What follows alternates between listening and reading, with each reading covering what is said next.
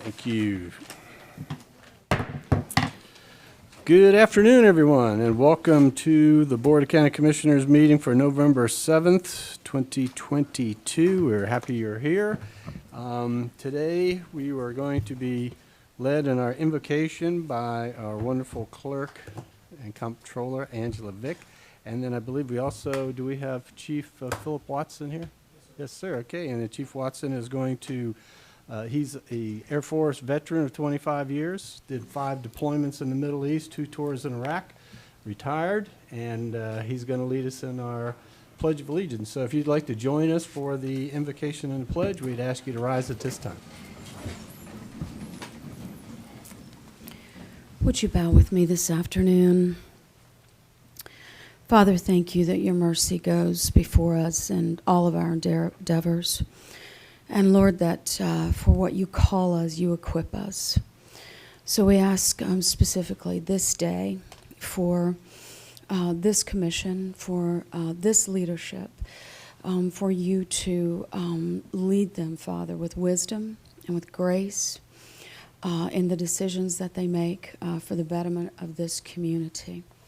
Father, we asked especially for your watch care over our first responders, for the men and women that place themselves between us and danger every day that they don those uniforms. Father, for those that guard our soil here and afar, Father, that you would watch over them in a special way, and that you would strengthen those the families that support them from afar as well, Lord. It's a stress on all of them. Thank you for allowing us to live in a country where we can do what we do today, where we can gather and in freedom, and we can make decisions and do it in the shadow of your mercy. We ask these things in the name of Jesus, the risen Savior. Amen. Amen. Chief, great. Pledge allegiance to the flag of the United States of America and to the republic for which it stands, one nation, under God, indivisible, with liberty and justice for all. Thank you. Thank you both very much.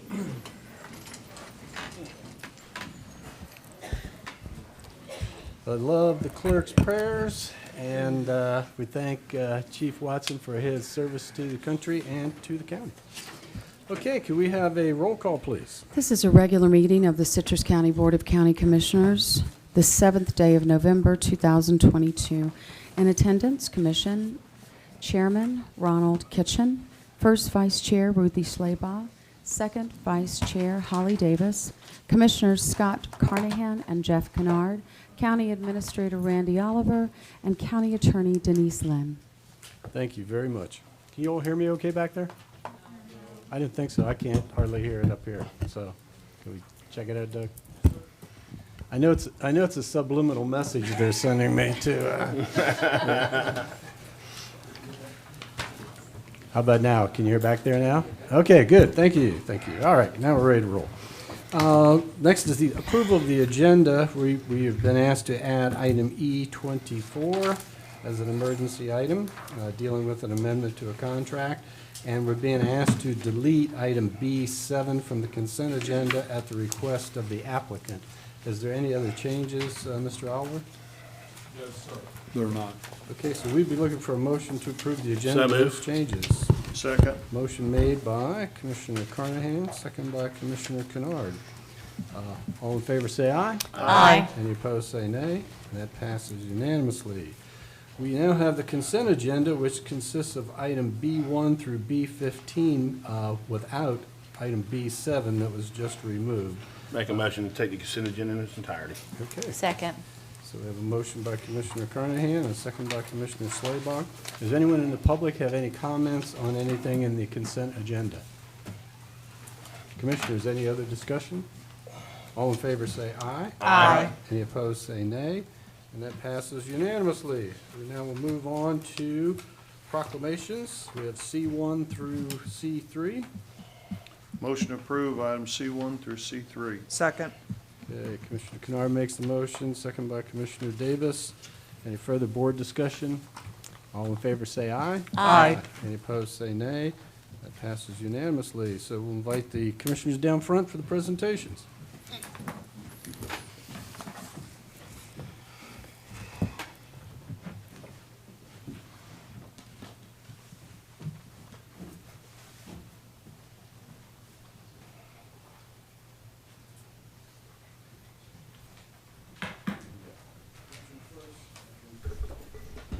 Is it just you, Phil? Just you? All right. I was going to wear shorts today. I was going to do the old weatherman and everything. But I knew we were going to do these. It'll be ready. Okay, sir. The Board of County Commissioners of Citrus County, Florida proclamation 2022 Veterans Appreciation Week and Veterans Day. Whereas this year's theme for Veterans Appreciation Week is honoring Iraq and Afghanistan veterans. Whereas it is fitting that we, as Americans, join in honoring the men and women who served and sacrificed in Iraq and Afghanistan. Whereas approximately 3 million veterans served in the wars in Iraq and Afghanistan, either in direct combat deployment or support roles. Whereas in honoring those who serve may also honor the, the loved ones who have supported these patrols abroad, and we as a community have felt the loss of our sons in both conflicts. Our grateful nation salutes the men and women of the women of Iraq and Afghanistan campaigns. This year's Veterans Appreciation Week has been set aside to honor Iraq and the Afghanistan veterans. Now, therefore, the Board of County Commissioners does hereby proclaim the week of 7 November through 13 November 2022 as Veterans Appreciation Week in Citrus County, Florida, and that November 11th be designated as Veterans Day in Citrus County, signed by all 5 county commissioners.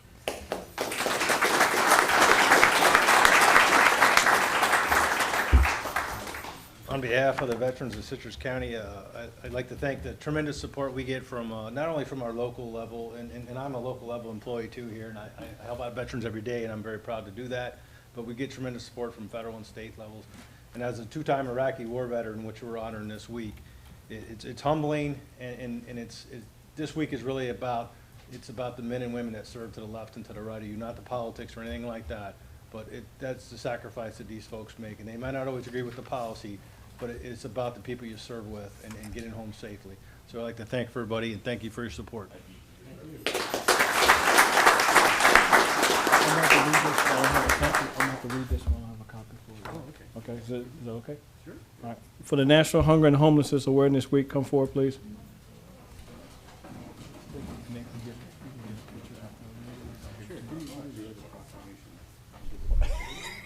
Okay. I see. Yeah, we got.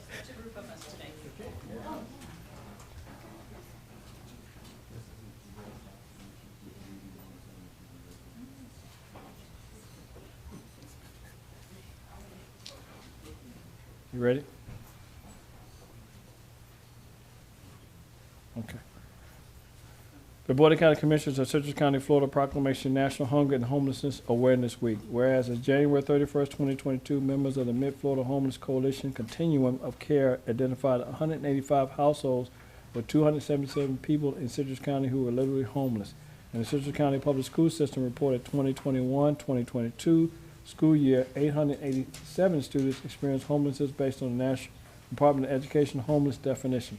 And whereas the purpose of the proclamation is to educate the public about many reasons people are hungry and homeless, including the shortage of affordable housing in Citrus County for very low income residents, and to encourage support for homeless assistance service providers, food pantries, as well as community service opportunities for students and school services organizations.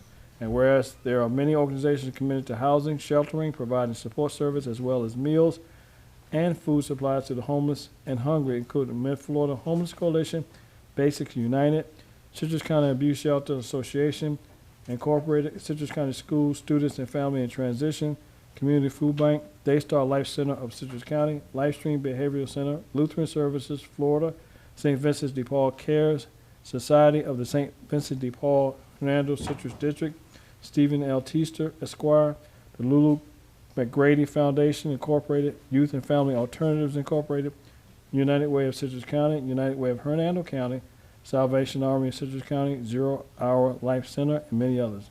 And now, therefore, the Board of County Commissioners of Citrus County does hereby proclaim November 12th to 20th, 2022 as National Hunger and Homelessness Awareness in Citrus County, Florida, and we call this observance to the attention of our citizens, signed by all 5 county commissioners.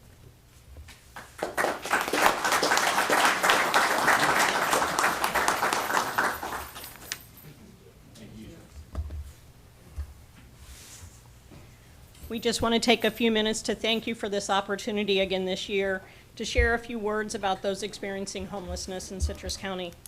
While organizations throughout the county, which you heard there's many, work together to keep people from becoming homeless and continuing to try to move them into housing, conditions are against us. In September 2021, there were 122 homeless households. And now in September 2022, we have 240. The numbers are going in the wrong direction. And actually, out of those households in September 2022, 24 of them became homeless in that particular month. So as we go throughout the year, we're just seeing an incline. Landlords are selling their rentals and leases are not being renewed. Rents continue to climb and residents of Citrus County cannot afford them and are finding themselves without housing. The number of first-time homeless continues to rise. Senior citizens and others on fixed incomes suffer the most. For now, we still have funds to rehouse those experiencing homelessness, but finding rents that are affordable has been nearly impossible. While the top goal continues to be ending homelessness for our veterans, we've also seen a rise in the number of veterans becoming homeless. Of the 240 households, 11 of those are veterans. And while it doesn't sound like a large number, the fact that we can't get them back into housing means that it's a very trying situation. With Florida Housing Finance Corporation identifying the need of 557 individual and 300 family housing units in Citrus County, we continue to encourage you to support those who are willing to build housing that is affordable to those in Citrus County. Whether this housing is workforce housing or on a limited income, it's all needed. We also would like to just take a moment to thank Randy Oliver for his service in Citrus County. We wish you the best, and you're going to be sorely missed. So thank you all.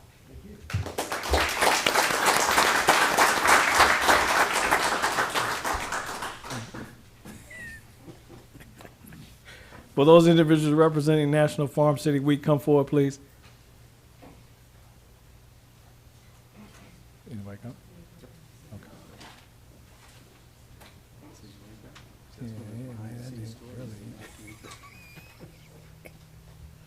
Yes, absolutely.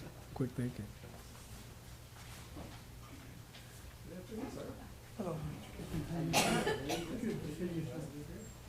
Okay. The Board of County Commissioners of Citrus County, Florida proclamation National Farm City Week. Whereas American farmers and ranchers help feed the world by producing and bounty nutritious food. To do this, they rely upon essential partnership with urban and suburban communities to supply, sell, and deliver a finished product across the country, around the globe, and as they contribute to the health and well-being of our country and to the strength of our economy. And whereas during National Farm City Week, we recognize the importance of the cooperative network, agriculture employs more than 2 million workers, including farmers, ranchers, shippers, processors, marketers, retailers, truck drivers, inspectors, and others who annually contribute an annual impact of $127 billion to Florida's economy. As they perform their daily work, farmers and ranchers preserve freshwater recharge areas, wildlife habitats, and green space. Consumers help farm families maintain their superior natural resource conservation practices by purchasing Florida agricultural products. And whereas Farm City Week activities celebrate the mutual beneficial relationship that support quality of life we all enjoy. This week, as we gather with family and friends around the Thanksgiving table, we count these relationships among our many blessings. We commend the many Floridians whose hard work and ingenuity provide us with food abundance and reflect the true spirit of our state and nation. Now, therefore, the Board of County Commissioners does hereby proclaim November 16th to the 23rd, 2022 as National Farm City Week in Citrus County, and encourages citizens in rural and urban areas to acknowledge all those who work together, produce, and supply our community and nation with abundance of agricultural products, signed by all 5 county commissioners.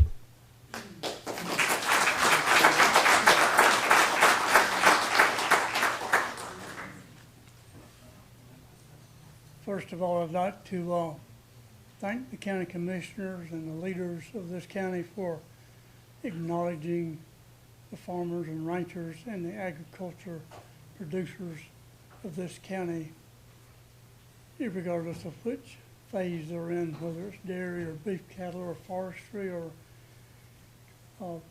the chicken farms. And anyway, we thank you so much for acknowledging that, and I think today as we all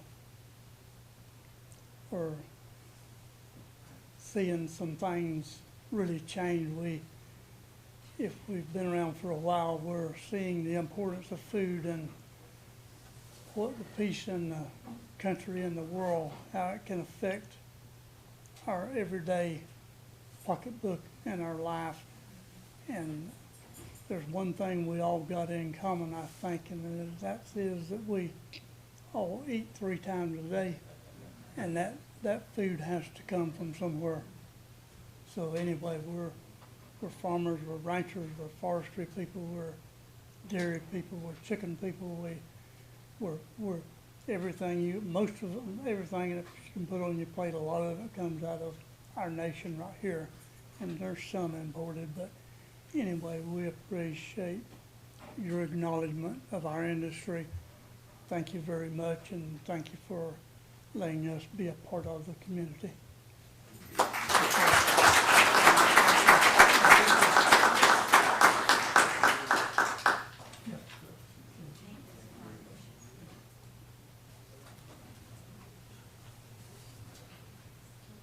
Okay, this is the time during our meetings when we get to shamelessly embarrass people.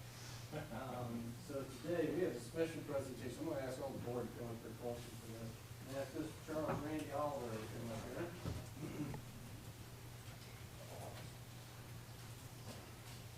We're presenting Randy today with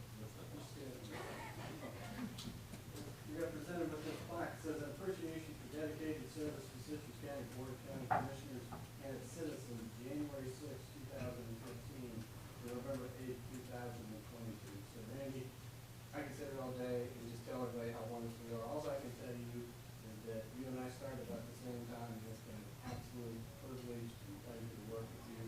And many people will never know what you've meant to Citrus County and the things that you've done behind the scenes that will go unknown, but people will be benefiting it from years and years.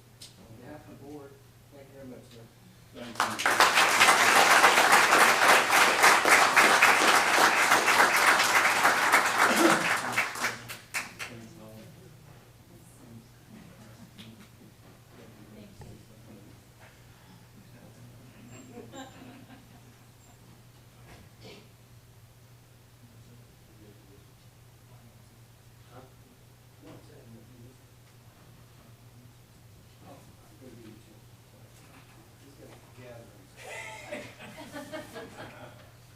This next one, another person I have nothing but regard for. I didn't really know him until 8 years ago when we were sworn into office together. Today, he and I and Randy have our last meeting today. So I came in with a distinguished group of people and leaving with a distinguished group of people. So again, this is for Commissioner Scott Carnahan, Commissioner District 4. Appreciation for dedicated service to Citrus County Board of County Commissioners and its citizens, November 18th, 2014. I believe it was 8 years. November 21st, so if you didn't like it, 2022. So Scott, on behalf of your colleagues.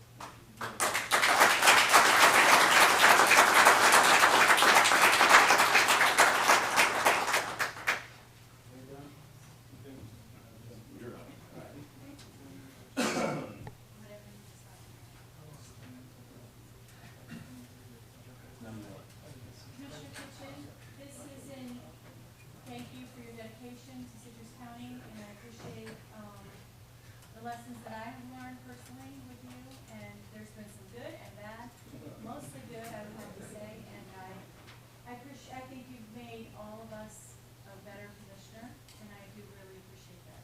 I'm gonna shake your hand, because my stomach's a little upset, but I wanted to present this to you. Thank you.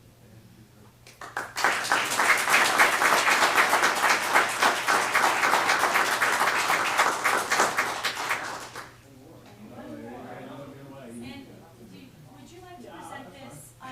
You've been with him 8 years, and I think that would be a nice. Well, again, I mean, we did come in with some great people in 2014, and we got some heavy lifting to do.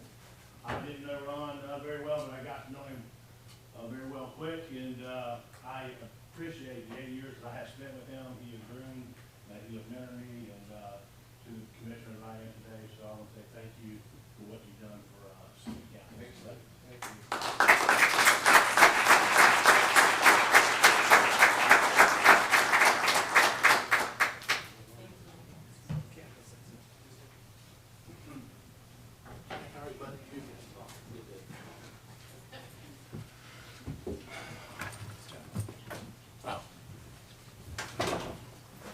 Okay, thank you all very much. I do want to give folks a chance now to get even with us. So, Mr. Oliver, you have any comments that you would like to make on your retirement from Citrus County?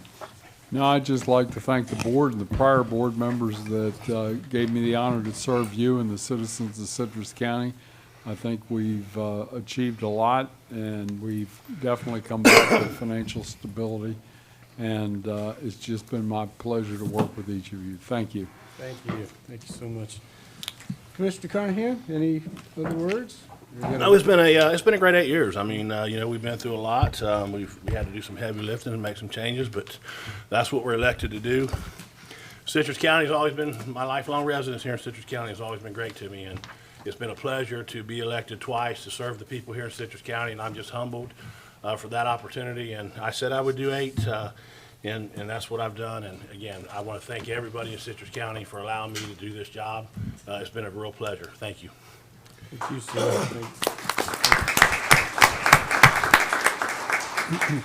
And I will say, too, I think probably of all the things in my life, being elected to this position, I was elected mayor and so on, but being elected to Citrus County with the number of people that participate in those elections was a very humbling experience, and it left me realizing what an awesome responsibility this is. So when people tell you that they put their trust in you, that means something. So, and I took that to heart. And as some folks have said, we don't always agree on everything. We're not supposed to. We're just supposed to vote our heart and our conscience. And so again, as many people that wanted me to run again, I had to listen to my number one constituent and supporter who said, "You promised only 2 terms." That was my wife. So that's why I'm looking forward to retirement. But just let folks know, we're here in Citrus County. This is our home, just like Commissioner Carnahan said earlier. We don't plan on going anywhere. So I may just be watching these on TV instead of out in the audience. So with that said, we will move along to open to the public. And I see somebody on the front row if they're ready to go. So I guess we can give you 5 minutes if you're speaking on behalf of our organization. Well, I just wanted to, I would be very remiss if I let the opportunity pass to also offer my comments to you, Commissioner Carnahan and Randy Oliver. It has been truly a delight and an honor to serve with you and to firsthand witness over the last 8 years the astounding progress that this county has made in regaining the financial stability that we needed.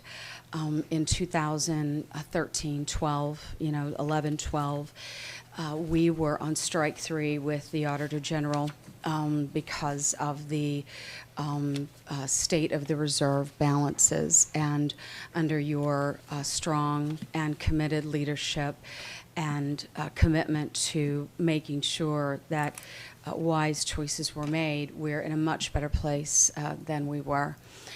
Your vision and foresight to fully utilize the Metacrest building, which much better serves the Central Ridge area of our county, where the growth is exploding, and it's a wonderful facility. And your vision to use that to make sure that that was used to its fullest capacity has also made a difference in the long-term debt that this county has currently seen declining over the last several years. So I thank you. It's a good day we've got some great people that are going to fill your shoes, but they are very big shoes to fill. I appreciate you. I've enjoyed so very much working with you, and I know that you're kind of riding off into the sunset, but you know, I wish you the very, very best. I thank you for the relationship and the work that we've been able to do, Randy. I'm going to miss you guys so much, and I appreciate you. My entire office owes you a debt of gratitude for the amazing facilities that we have to do the work that we do, the space needs that you prioritized. Commissioner Carnahan is why we have the beautiful annex that we have and the Metacrest building. So thank you so very, very much, and I wish you the very best in everything that you move forward with. Thank you. Thank you. ma'am. Is there anyone else that would like to speak? Be easy on us, Joe. Yeah, I've been waiting a long time to get up. No, I'm just kidding. I'm Joe Meek, the mayor of Crystal River, and I just wanted to take this opportunity to thank Commissioner Carnahan, Chairman Kitchen, and Mr. Oliver for all that you've done for your service to Citrus County and the community. I know it's a lot, and so from Crystal River standpoint, there hasn't been a thing that we have asked of you all that you guys haven't done and just gone above and beyond, from Riverwalk funding to Save Crystal River to Kings Bay annexation, and so thank you very much. We are grateful, and we are excited for you all, and want to say congratulations. Mr. Oliver had the privilege of being on the board originally when the county hired him to come look at the finances, and then as county administrator, and I wish you all the best and thank you for what you've done for Citrus County. And to Commissioner Carnahan and Kitchen, I know you all very well personally and your families, and you guys have wonderful families that set a role model for me and my family to follow. So God bless you. Thank you for what you've done. Thank you, Joe. Thank you, Mr. Mayor. Anyone else like to speak at this time?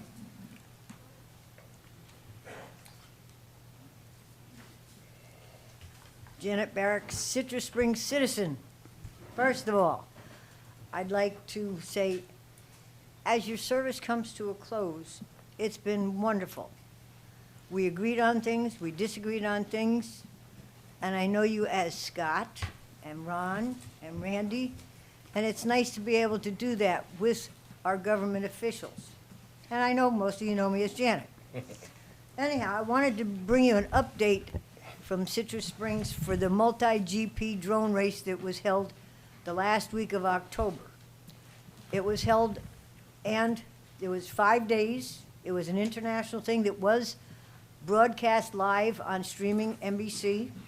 There were over 100 drone pilots that came and stayed for a minimum of 5 days in our hotels. On the property or on the site, the AMVETS did the concessions. That was the Citrus County AMVETS Post 89, and they raised over $2,000 for citizens of Citrus County, because the AMVETS money stays in Citrus County. There are plans in the works now for the 3rd annual. We don't have dates yet, but we're working on the 3rd annual International Multi-GP Drone Race. It is an up-and-coming thing that a lot of people don't understand. When I say it's international, there were people from South Korea. There were pilots, like a 19-year-old, a 22-year-old. Then there was a 9-year-old from Germany. He was there the entire week, and he came in second. And it was kind of neat to see, spoke English, cutest little kid. He was with his dad. We had people from Pennsylvania, Arizona, California, Utah, Montana, Colorado, Ohio, Michigan, New York, Massachusetts, New Jersey. Those are just some of the license plates that on a daily basis, you would see. So the other thing is Habitat for Humanity has 2 houses that people are living in. One is a veteran. So when we say we support our veterans in Citrus County, we do, and we try and give back. So it's wonderful that the 3 of you have had 8 years together, and I'm sorry that some of you are going, Not so sorry that some of you are going, but everybody has their ups and downs. Congratulations to all of you on your retirements. Thank you, I think. Yeah, right. Next speaker, please. Hi, I'm Carmen Kubitschek from Inverness Village 4.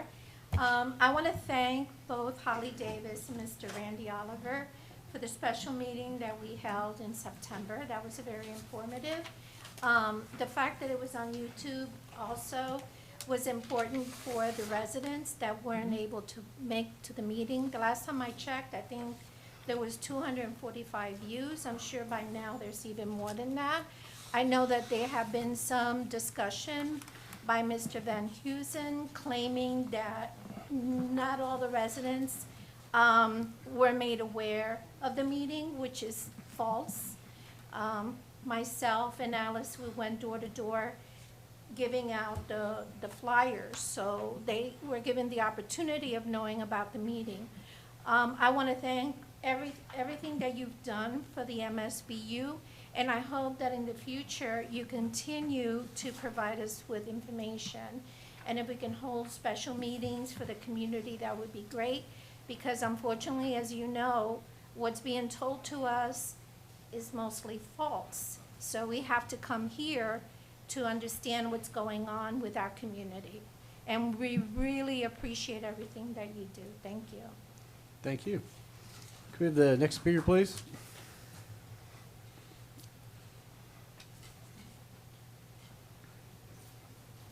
All the mayors are out today. All the mayors are. Hi, guys. Mr. Chairman, I know Could that you, all the for the comments- record, could you give us your name? For the record, my name is Rodney McCray. I reside at 10670 West Hallsville Road in Homosassa. I know that all comments are supposed to be directed to the chair, but I would ask that you give me a little leeway and speak to a couple of commissioners, and you're one of them.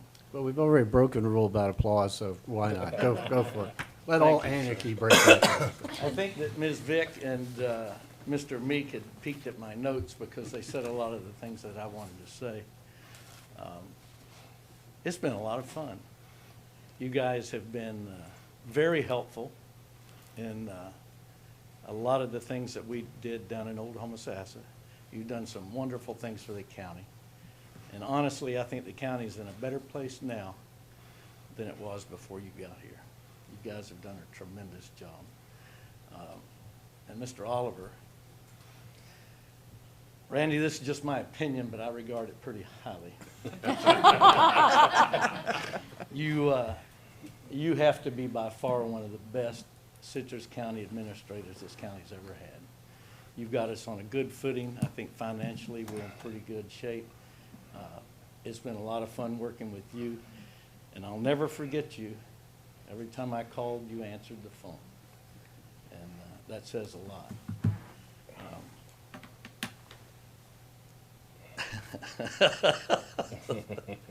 But seriously, guys, and all the rest of you too. Commissioner Jeff, geez, man, you've been a tremendous amount of help. You as well, and you as well. And I look forward to working with all of you. And if I may approach the diocese, I'd like to shake your hand, sir. Oh, what the heck? Well, you know, even if you won't allow me, I'll come do it, and then you can have me escorted out. I was gonna say, who's gonna stop you, right? Ron, thank you for everything. It's been fun. Thank you. Thank you.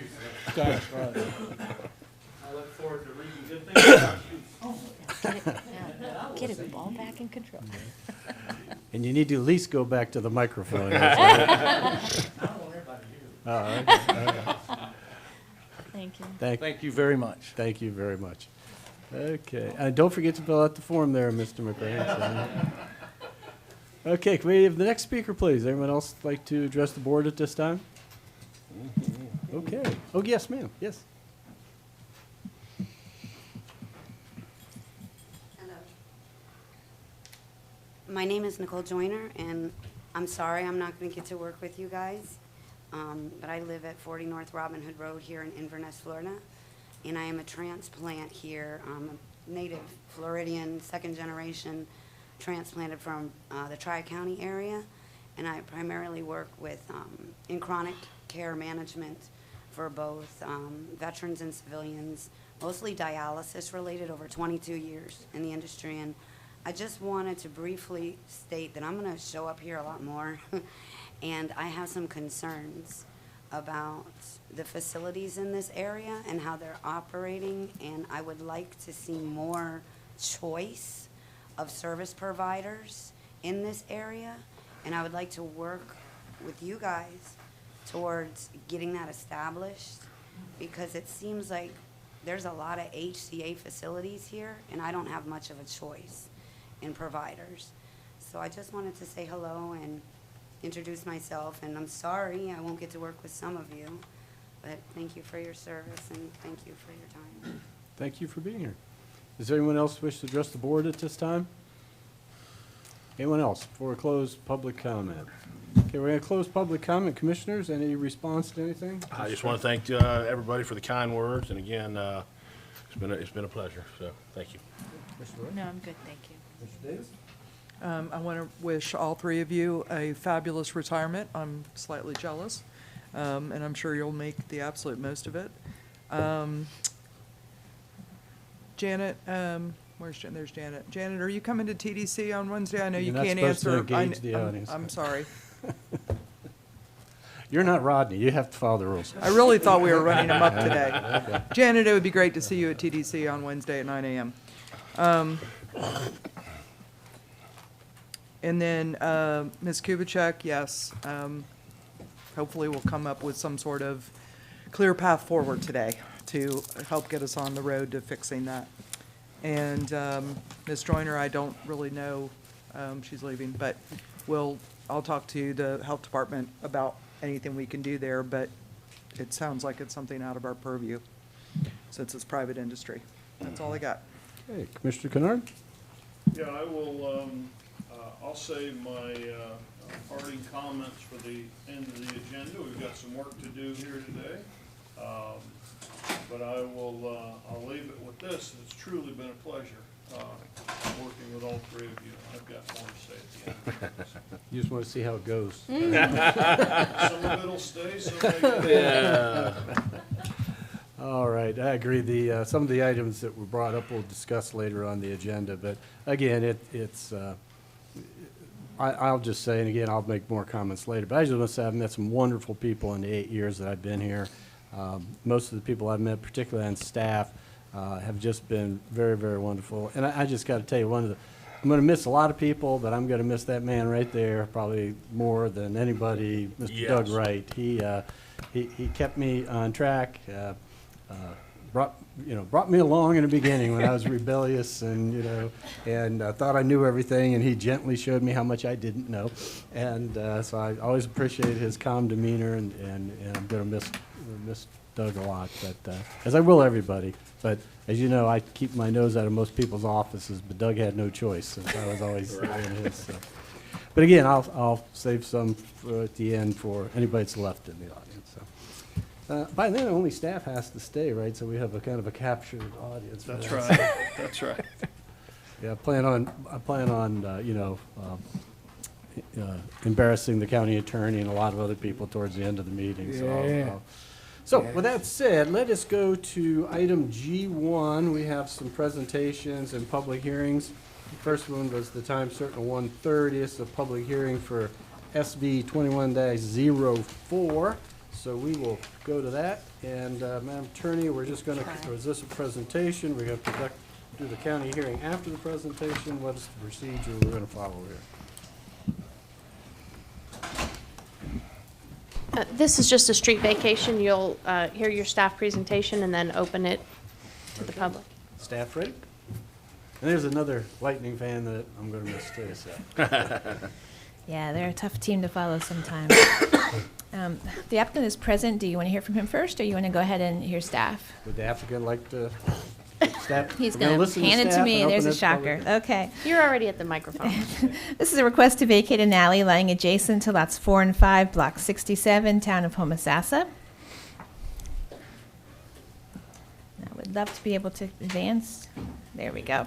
All right, so this is the locator map. It is on 2 houses lying on Magnolia Avenue. You can see the alley lying behind them. And I wanted to include this slide because the red lines are actually where the fence lines are. We have a couple people to the rear that are actually kind of claiming the alley as part of their own land. If this application is approved, they will get half of the alley as part of that. This is what the alley looks like. You can't really see much. Like I said, it's a fenced-in area. It's certainly not clear in the world that it is an alley. And this is an area with the existing house, and you can see the rear alley in this particular map. So staff has reviewed this and recommended approval. There is a resolution in your backup. And all utility companies had no concerns. Okay. Applicant wish to make comments? Just briefly, Mr. Chairman, for the record, Clark Stillwell, 320 South Highway 41, the Brandon Bank Building here in Inverness. The application meets the 3 or 4 part test of your comprehensive planning and land development code. All access rights are assured to all abutters. And as you saw from the photograph, this is a heavily wooded area that has no intention now or anywhere in the near future ever being used for access. And it'll clean up some title issues for all the abutters. Thank you. Thank you. Okay, we will now open this to a public hearing. Is there anyone here that wishes to speak either in favor or against this application? Anyone here to speak in favor or against? Third and final time. Anyone here to speak in favor or against SV 21-04? Okay, we'll close the public hearing. Chair. Board? Yes, sir. Move approval of SV-21-04MB. Second. A and B. Okay, so Commissioner Carnahan makes the motion, second by Commissioner Davis. Is there any other commission discussion? Okay, all in favor say aye. Aye. Aye. Any opposed say nay. And that passes unanimously. Thank you. Okay, we'll go to H2, 135. This is a presentation by Core Civic. Can you all still hear me back there? Yeah, it needs to be a little higher. Whoever's in charge of the volume, Doug, can you ask them to tweak it up a little? Tweak it up.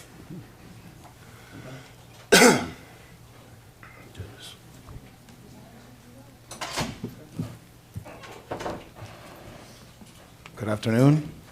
Orlando Rodriguez, warden at the Citrus County Detention Facility. Appreciate the opportunity that the board has afforded us to make a presentation in relation to the current staffing levels at the facility. But first, I want to provide a background about Core Civic. I know the commissioners are well aware of what we do, but some members of the public may not be well aware of it. Core Civic, formerly known as CCA, Corrections Corporation of America, is the largest owner of correctional, detention, and residential entry facilities in the United States. Core Civic has been a flexible and dependable partner for government for over 35 years. We have deep roots in Citrus County, having operated the detention facility since 1995. Our facility meets the American Correctional Association accreditation standards with a 99.4% approval of all the standards in the last audit 2 years ago. And also the Florida Model Jail Standards, for which we achieved 100% in our recent audit last year. The facility is monitored by a number of outside auditors as well. We strive to be a good corporate citizen by conducting community outreach meetings, supporting local charities, and volunteering.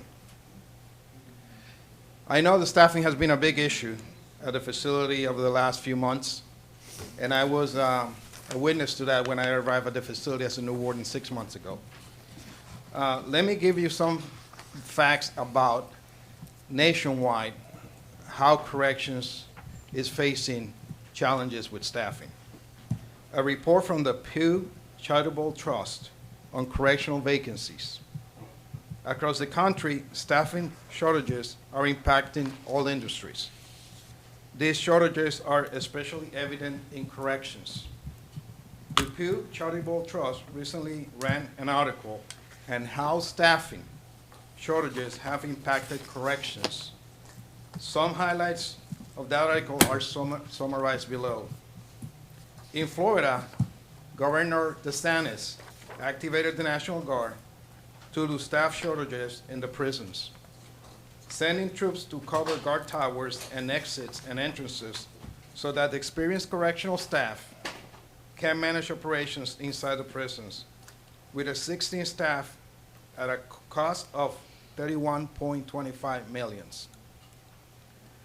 To recruit and retain officers, right now, the state of Florida raised salaries from $41,600 and added a $1,000 hiring bonus for on high vacancy facilities.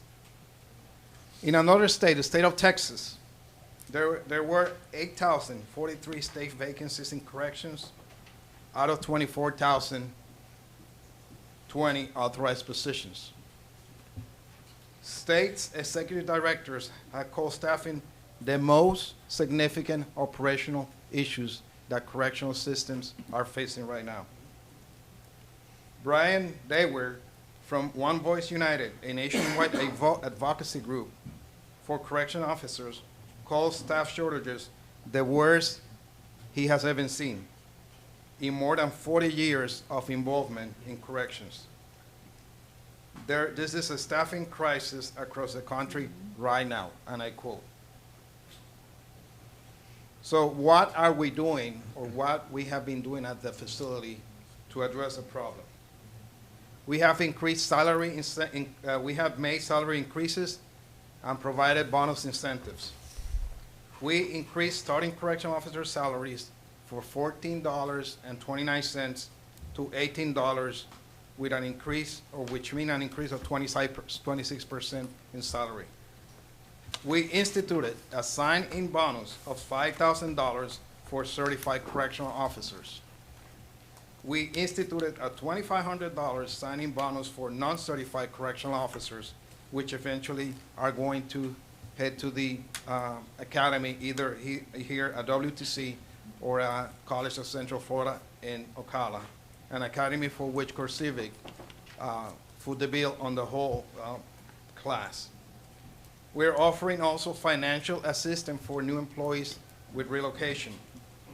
And we implemented a bi-weekly payment of $900 for qualified staff from other CoreCivic facilities that are willing to transfer to Citrus County. All of these increases have been funded by CoreCivic. We have also increased our recruitment efforts in all fronts. Multiple grassroots recruiting efforts, including Citrus Manatee Festival, WTC Technical College, and more. We are also participating in military recruitment events, which include recruit military, advertising on higher purpose, job fit outreach to local veteran administration chapters. What have we achieved since we implemented this initiative? Today, we have achieved significant progress at the facility. Currently, the Citrus County Detention Facility is staffed at 85.2% of its full staffing complement. This is compares to January of this year, when the facility was struggling and was staffed at 71.6%. This morning, I greeted a new class of 18 new staff members. Of those, 15 are correctional officers that are joining the ranks. Also, this morning, 17 new correctional officers started the academy at the College of Central Florida. Significant investment in salary increases, bonus incentives, and the utilization of staff from other CoreCivic facilities to meet the staffing complement have improved staffing at the facility. Even with that, fines continue to be assessed despite the improvements. We're working with the county, but the county is assessing fines based on vacant posts and not staffing levels. Vacant posts occur due to operational anomalies such as emergency medical hospital trips, suicide watches, a big issue here in the county, and unexpected doctor's appointments, where staff are pulled from existing posts to address this emerging need. As an example, despite staffing levels being above 80%, During the month of August, it was noted staffing was at 64.23% and the fine was levied. The 64.23% is not actual staffing vacancies, but vacant posts as described above. During the month of August, there were 6 suicide watch events, which required an officer being posted one officer on one detainee or inmate at all times during the time this watch lasts. Can be hours, can be days. 20 dialysis transports, and over 12 hospital stays for the population. These events require staff to be repositioned to address the need.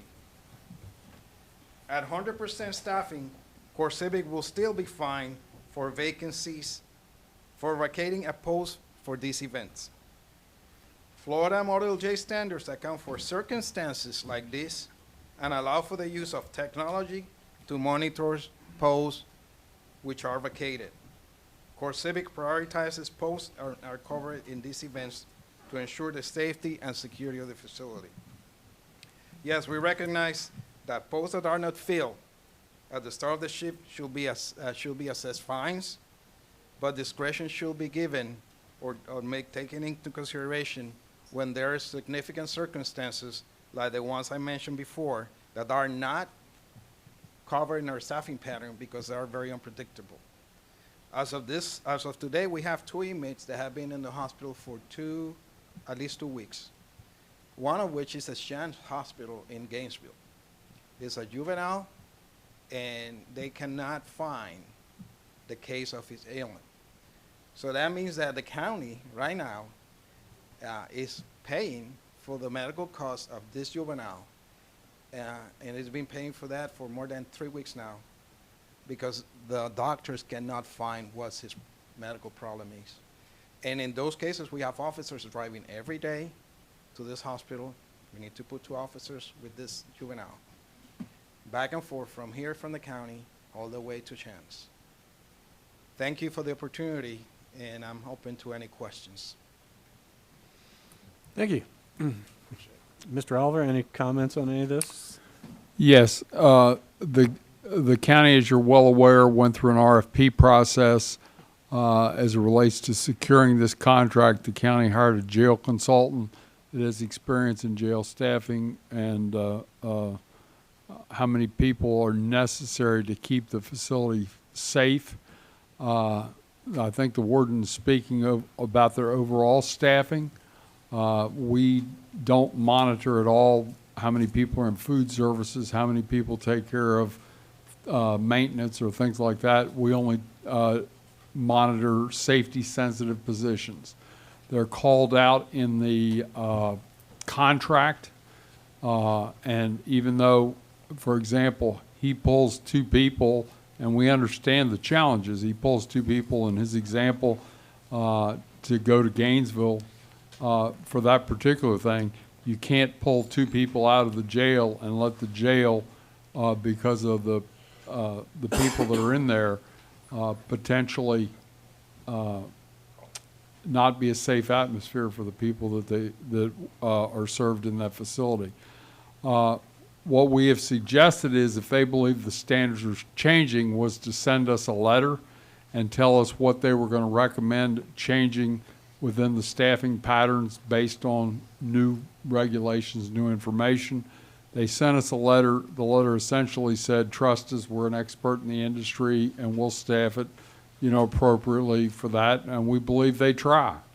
Okay, but it does not comply with the contract. We recommend, if the board wants to change or potentially change the contract, that CoreCivic should send a letter to the county and say, of these safety-sensitive positions that are there, these are the ones that we propose not be staffed in certain events or whatever, and then we send it out to the jail consultant to review and concur or disagree with, because this is not an area of something that we have extensive expertise in it.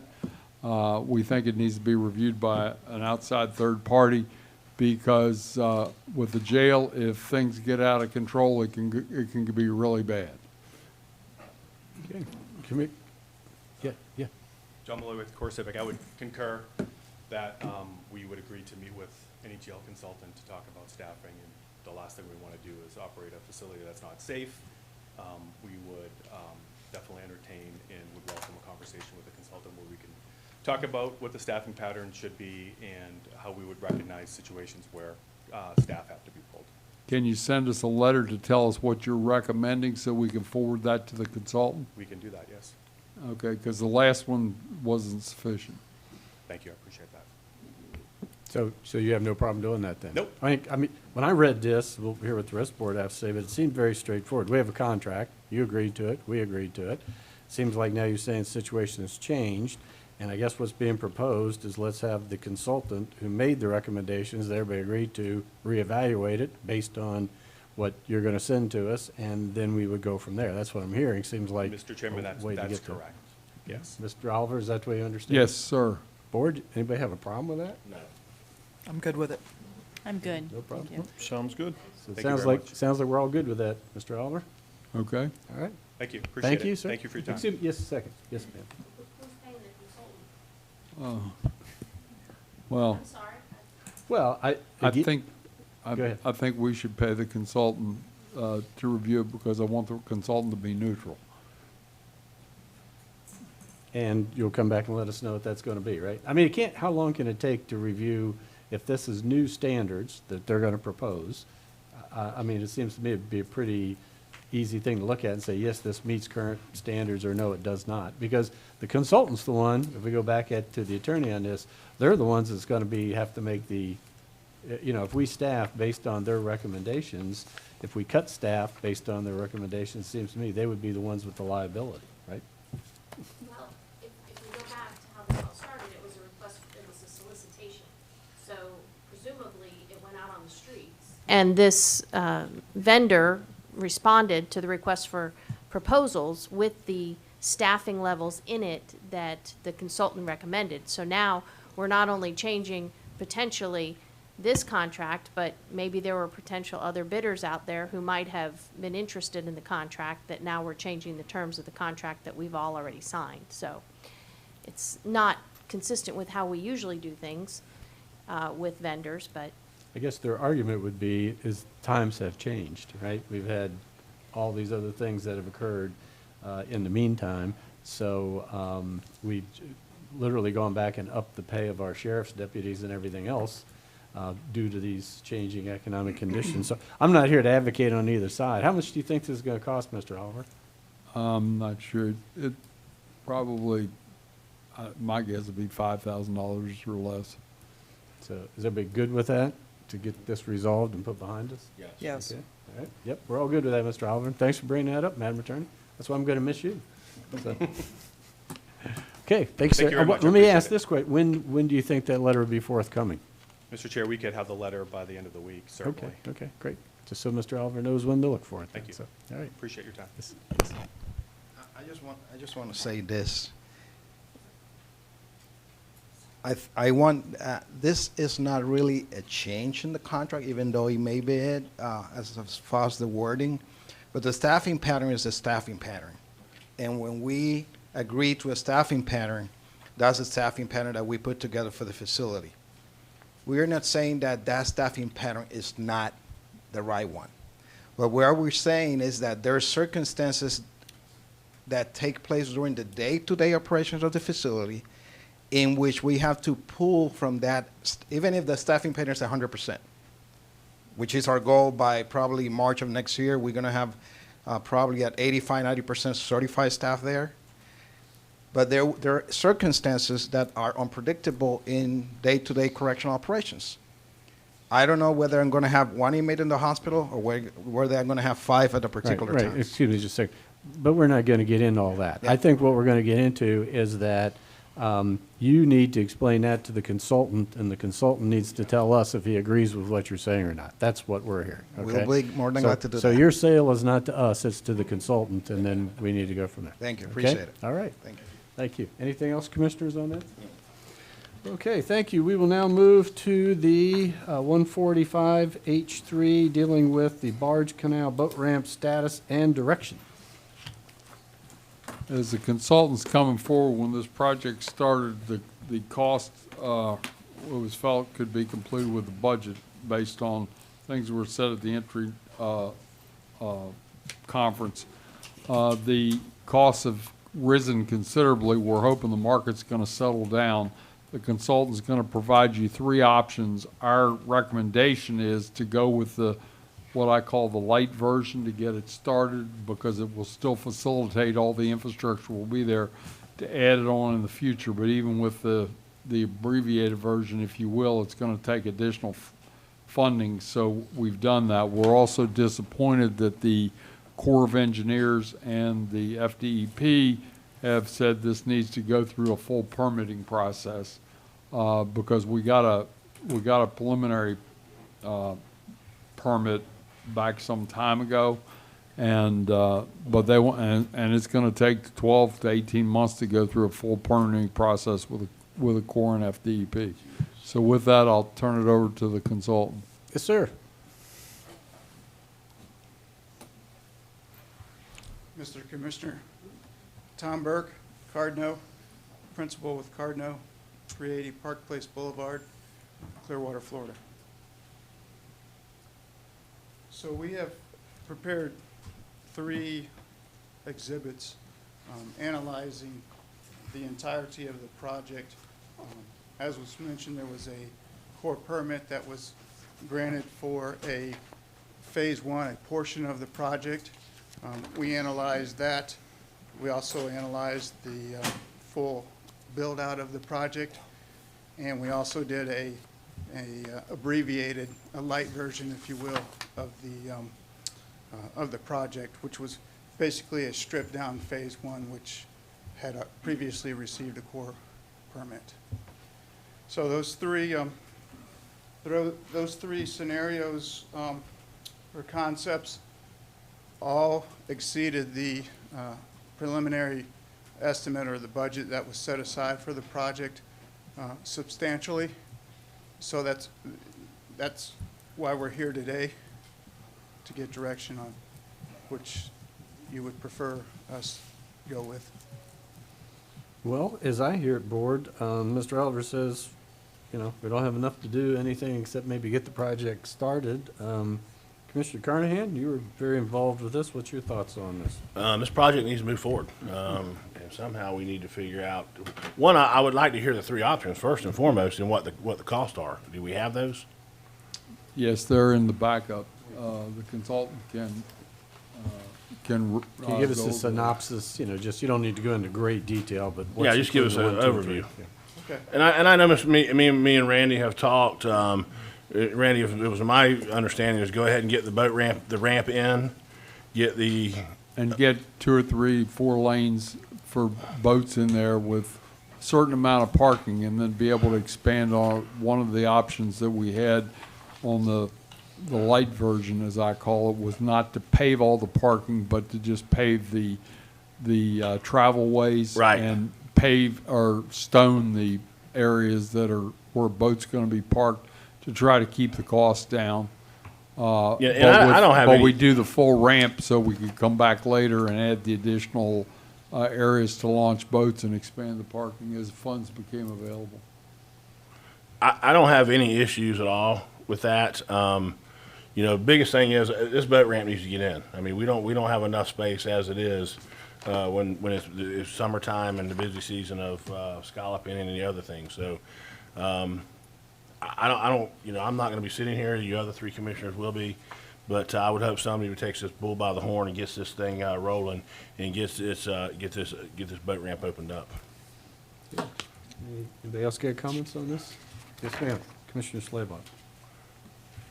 If I'm understanding this, the original proposal for the full build-out was the $4 million? Mm-hmm. And now a full build-out is $15 million? That's what the consultant says it's going to be. Okay. And So that obviously includes we don't- restroom facilities and everything. We're proposing with the light version, as I call it, to make provisions for those restroom facilities, but not add those till later. Okay. And that would be the 9.4 million. Okay. Thank you. So the light version is 9.4 million, is that correct? I'll defer to the consultant because I didn't look it up. The least expensive to get started version, let's call it that. That's correct. Okay, and that's 9.4. Yes, sir. And the funding source you have on here, Randy, you talk about the 4 million up here, and then you talk about potential shortfall funding sources. That doesn't look like that gets us to 9.4 million. Are you saying this wouldn't be needed until 18 months from now? Well, it's not gonna be needed till 18 months from now. But if we're gonna keep going with this, we need to, make a commitment. As I say, hopefully prices will settle back down. Contractors are still pretty busy with infrastructure projects because of the federal money that's been infused into the economy. And what I would suggest to be done is even when it's bid with the light version, if you will, they can do add alternates so that if the bids come in less than they think it's going to be, we can add things back. Sir. Yes, yes. Mr. Chairman, I was wondering what a light version of this, how much income that could bring into our county. If we get this going and started and do the light version, how much do we think we would generate in revenue? I can't exactly tell you that. I don't know. We had estimated that 400,000 would be the gross on the launch fees. So far, it's been less than that, but we have to go through December 31st yet. So to date, we haven't quite gotten to 200,000. So I can't. I don't have a projection on what those fees may be. My understanding in this was, this was never intended to so-called generate income. It was more to whatever we charge for ramp fees was why we charge for ramp fees, and this would just be added into that. The question would be is that really comes down to this. It seems to me that we thought the $4 million we needed we were gonna have. So, but we don't have the other 5.4 million. That's the issue. So what I believe you're asking the board today is if you want to move forward with this, we can do that. Prices may come down, but you have to make the commitment in the future to keep moving forward. Is that correct? That's why you've given us some future sources of income? Yeah, these would be future source of income. You don't actually have to obligate the income today, but you're making the decision, as which way you want to lean, if I will, in future years' budgets. Because a lot of this is going to depend on core permits and things like that. Okay, and then down here? Yes. Yes, Commissioner Davis. This is very much a, what I call swamp math question, meaning just in very round guessing numbers, educated guess numbers. What is so one of them is, we're looking at the two short options. One is pavement and the other is lime rock is the primary difference between those two, correct? The 9.4 and the 11 options? That is a substantial difference between the two. Uh-huh. The more expensive option also includes additional boat launch lanes as well. Okay.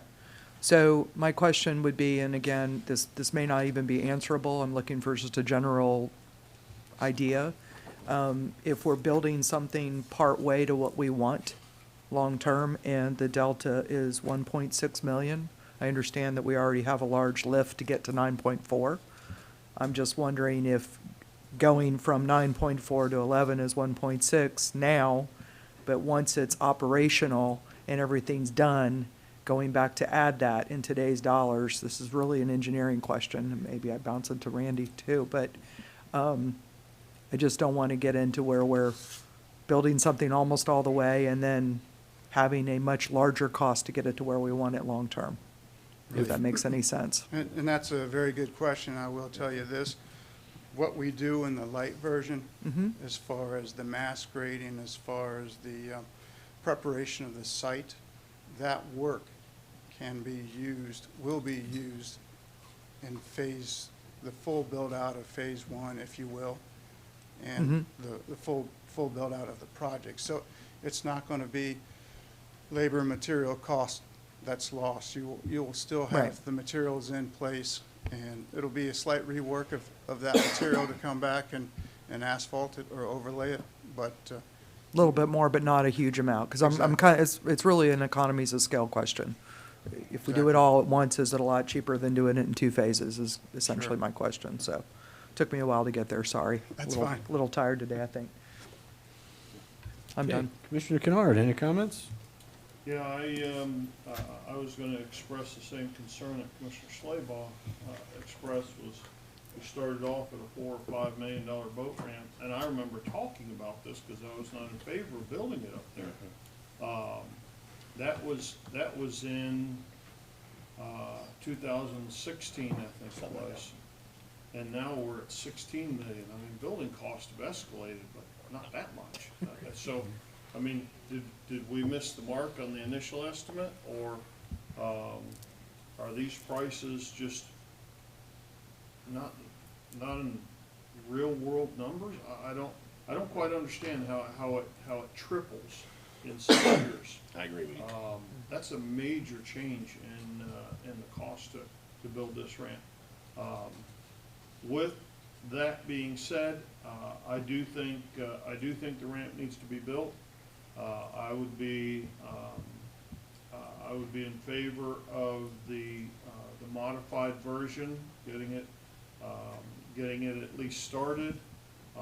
I would not be in favor of taking the revenue from the launch fees that we're currently collecting at 4 ramps and using it up there, okay? Those monies, we told the public that those were being collected for boat ramp improvements or launch facility improvements, and building a new boat ramp with it was not what was promised. I do think that that revenue from this new ramp up there should stay with that ramp, and could be used to fund future build out up there. So that's the way that I would like to see this go. If there's any further cost engineering that can be done on this, that would be good to see those numbers come down.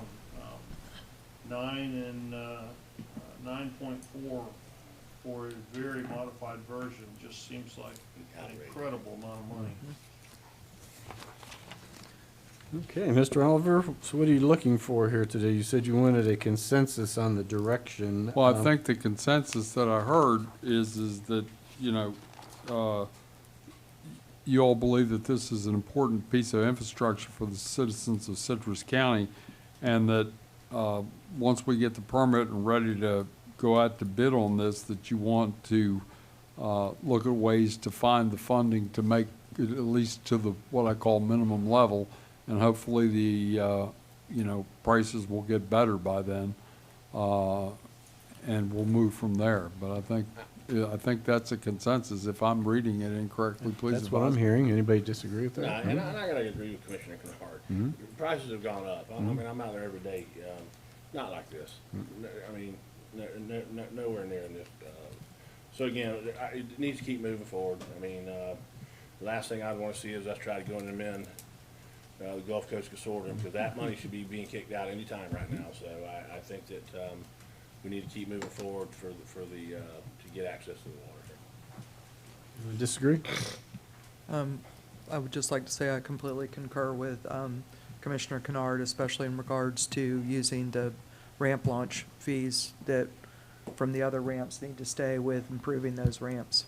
The one difficulty with that I'll point out, and won't be an issue I'll be dealing with, but is if somebody gets an annual pass, how do you prorate it back to this boat ramp? You can't.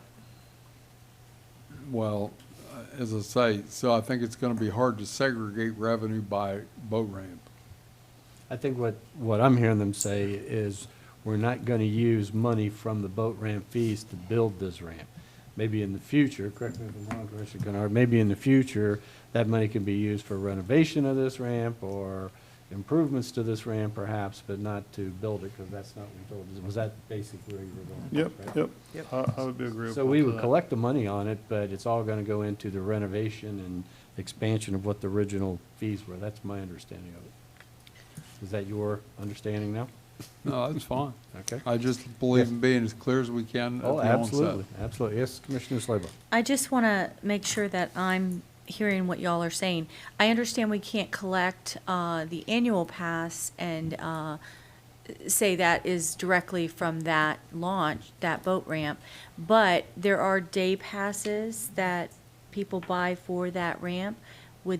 Are you saying you would like that to? No, why can't we collect annual passes? You're just. No, No, we we can can, but we collect can't- annual passes, it's just that it's difficult, it's not impossible, but it's difficult to take an annual pass and say, well, you use this boat ramp 5 times, this boat ramp 10 times, this boat ramp 20 times, and to proportion the revenue based on the percent of time they use ramps. Now, I will say this, and Commissioner Kennard would know better, typically people tend to patronize the same ramp, I believe, Oh, sure.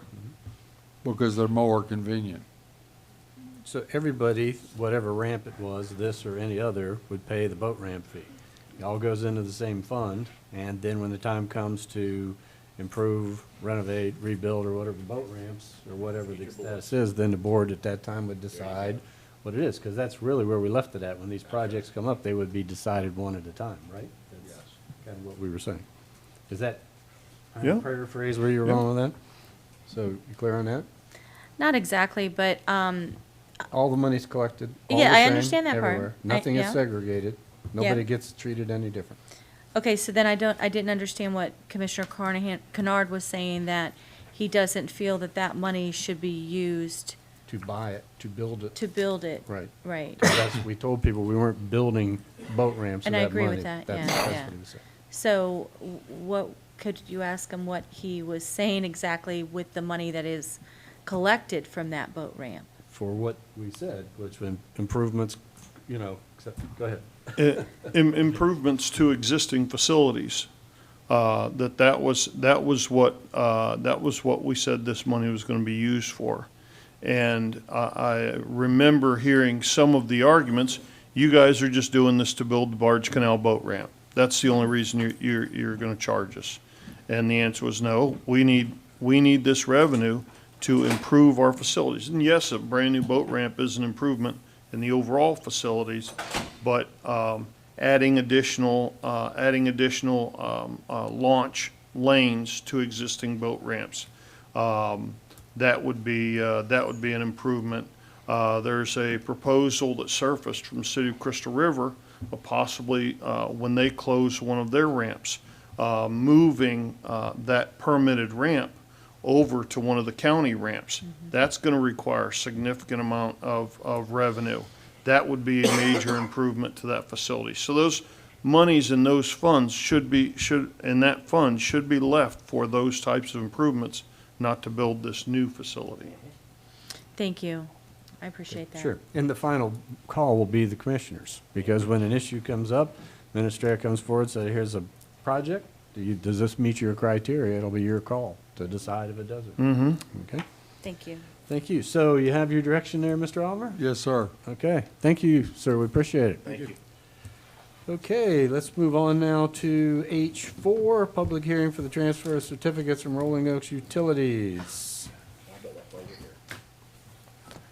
Where are we going with who's? We're gonna do the public hearing. We're gonna hear from who are we hearing from staff, applicants? Yes, let involved? me just do Okay. a recap of this.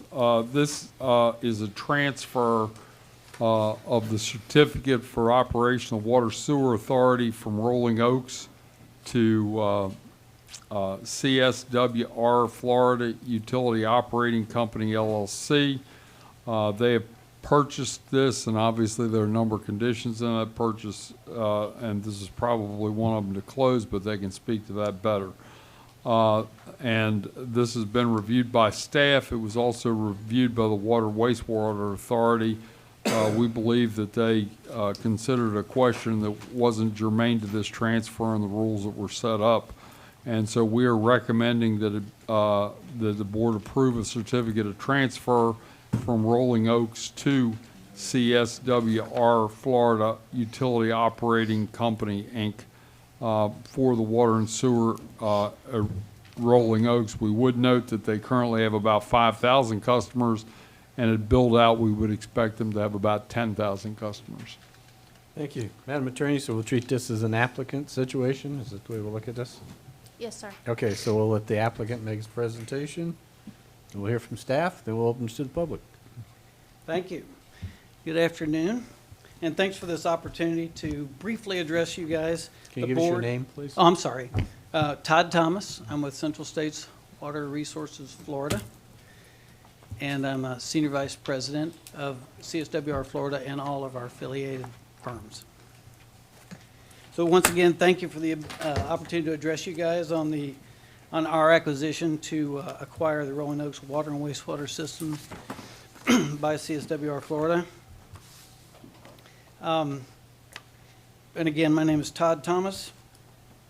You know, when we started Central States with the purpose of bringing the ability to invest, provide professional operations, and best-in-class customer service to small utilities.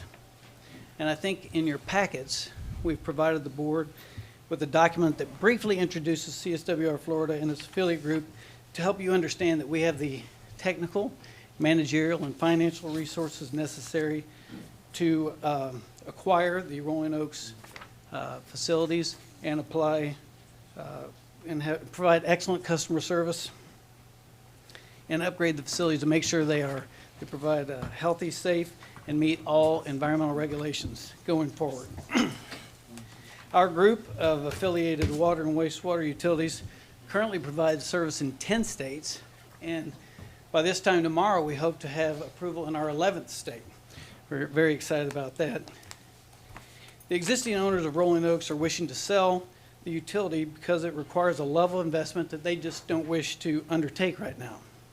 We can provide that capital for the necessary upgrades. We can operate the plants professionally, and we can provide a level of customer service really beyond what the Rolling Oaks customers receive today. We pride ourselves in providing that customer support and meeting environmental compliance. With Central States as the owner of Rolling Oaks, we'll provide 24-hour customer service with the ability for the customers to contact a U.S.-based call center 24 hours a day, 365 days a year. If customers experience issues with their service, we'll dispatch personnel to help them regardless of the time of day. And customers will have expanded pay options, including payment by check, credit card, bank draft, auto pay, and even cash from places like Walmart, Dollar General, CVS, Walgreens, Family Dollar, and others. The existing employees of the Rolling Oaks utility will all be retained, and they'll receive as good or better pay and benefits. We like to be active and support the local community, and we look forward to serving the customers of Rolling Oaks. Our CSWR's capabilities have been reviewed time and time again by regulators in the states where we currently serve. Since the founding of our company, more than 110 acquisition cases have been heard, and in each and every one of those, the regulators have determined that we do, in fact, have the technical, managerial, and financial resources necessary to successfully own water and wastewater utilities. And in Florida, the Public Service Commission has approved 4 acquisition applications confirming our qualifications in each and every one of those cases. So our affiliate group, we at Central States, we're the single largest owner-operator of individual wastewater plants in the nation. So we're not the biggest company, but we actually operate more wastewater treatment facilities than any other company in the nation. And we're one of the top 5 largest owner-operators of small water and wastewater utilities in the country as well. In terms of numbers, I think Mr. Oliver mentioned we have over 500 plants right now in the states that we serve. And on a daily basis, we deliver more than 14.6 million gallons of treated water to consumers and process approximately 20 million gallons a day of wastewater. Since we began operations, we have invested more than $260 million to acquire, improve, operate the wastewater and water systems, and we're prepared to invest whatever is necessary to acquire and improve the Rolling Oak systems as well. So, my purpose in bringing these facts to your attention is to assure you that if you approve our proposed acquisition of Rolling Oaks Utilities, you can be assured that we will bring to the customers served by that company the same level of expertise and quality customer service we bring to our customers in other states where we currently serve and in the other systems in Florida that we currently serve. And I sincerely hope that you give us that opportunity to demonstrate that to you, and I'm be happy to answer any questions. Okay. Do you have anybody else from your firm to be of this? Okay. No, sir, not from my Okay. Does staff have a presentation to go along with this? No, You sir. just said you recommended. We the- we recommended, they're, at least equally or better qualified than the current incumbent. Okay, so staff's recommendation is to approve the resolution. Okay, so we've had, Good afternoon, Mr. Chairman. The application was filed by Central States, and I represent Rolling Oaks Utility, in essence, the co-applicant. Okay. So if you'll indulge me Sure. again, Clark Stillwell, 320 South Highway 41, the Brandon Bank Building in Inverness, Florida. To give you the scope of who I represent Beverly Hills Development Corporation, which is owned by, in essence, the Collins Family Trust, and ROU, Rolling Oaks Utilities, similarly owned by the Collins Family Trust. The King Trust parcels, which are abutting the 1981 DRI, similarly owned by the Collins Family Trust. And Tuscany Ranch Investors, which is an owner of acreage along 491, which is within the scope of the tariff that Rolling Oaks Utility owns. So you understand what or who Rolling Oaks Utility serves. They serve units 1 through 5 of Beverly Hills, which were developed in the 70s. They serve unit 6, which is the 1976 DRI, which is 600 units. They serve the development rights as authorized in the 1981 Beverly Hills DRI. Those development rights include the right to 333,650 additional new units, 333,555 square feet of commercial development along County Road 491, which includes approximately 150,000 square feet of office development, and 1,400 units of multifamily units also within the 81 DRI. The abutting King Trust is low-density residential, and it's authorized on the 700 acres to do 2 units per acre. So there is the existing service area, and then there is the new service area, which will be serviced by the licensed transferees. So that's the scope, the big picture of where and who they serve. What hasn't been said, what really needs to be said, is the conditions on the recommended preliminary order at the utility board basically maintain the status quo. And I emphasize that because basically that means the rates will not change. And that's the unknown, if you will, of the future is always a concern. And the way that would work, if you retain jurisdiction over these utilities in the county, would be it goes through the public hearing process. Now, we filed an objection to the order of the utility board. We basically said there was no competent substantial evidence to support their decision. There were 4 witnesses. all four witnesses really didn't address the criteria set forth in the code. The second issue was, and the one that drew our attention, was there was a request for a study that the county look at the idea, if you will, of county providing wastewater services, bulk wastewater services to the utility area. And what we've said in our objection is basically we have a tariff, we have a contract right. The Florida Constitution impairs the infringement of that contract right. And only if it's a mutual decision could that be modified. I did provide the county attorney's office a copy of the 2013 study we did about that. Basically, based on that study and Mr. Patton's testimony at the utility board, they can produce wastewater, that is ROU can produce wastewater at 50% on a dollar for what was quoted by the county back in 2013. So we believe this is in the best interest of the utility customers. We believe it's in the best interest of the utility customers that are to be served in the future.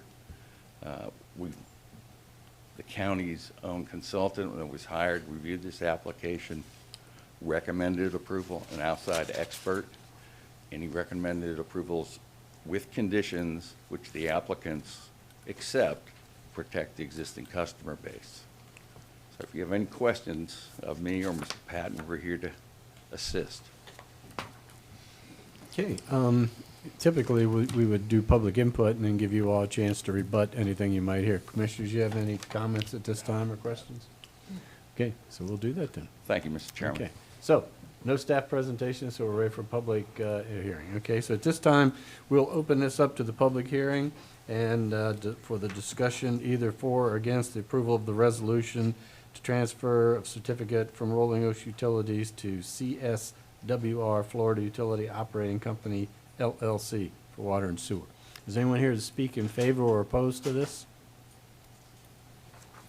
Is there anyone to speak in favor or opposed? Third and final time, anyone to speak in favor or opposed to this resolution? Okay, we will close the public hearing. Board, what's your pleasure with this Chair, item? move for approval of H4, transfer certificate from Rolling Oaks to CSWR Florida Utilities Operating Company. Okay, is your mic on or is there just volume not up? It's all, sorry. Okay. Move for approval, though, of H4. Okay. Is there a second? Second. Okay, so Commissioner Carnahan makes the motion, a second by Commissioner Kennard. We've taken public input. Commissioners, any further discussion? Okay, seeing none. All in favor say aye. Aye. Any opposed say nay, and that passes unanimously. Thank you. Okay, it's now 2:30 something according to my watch, and our next one is scheduled at 3 o'clock. So we're going to jump back over to E1 bids. Mr. Chair, Yes. motion to approve item E1, A through N. Second. Okay, so Commissioner Kennard makes the motion to approve basically all the bids through E1N, and that was seconded by Commissioner Davis. Is there any public comment on that motion? Commissioners, is there any further discussion? Okay, all in favor say aye. Aye. Any opposed say nay, and that passes unanimously. Mr. Oliver, can we move on to E2, please? A, approved budget transfers for Citrus Springs MSBU, Public Works, Growth Management, Aquatic Services, Fleet Management, Utilities, Community Centers, Visitor Convention Bureau, American Rescue Plan, Communications, Animal Services, and Board of County Commissioners for fiscal year 21-22.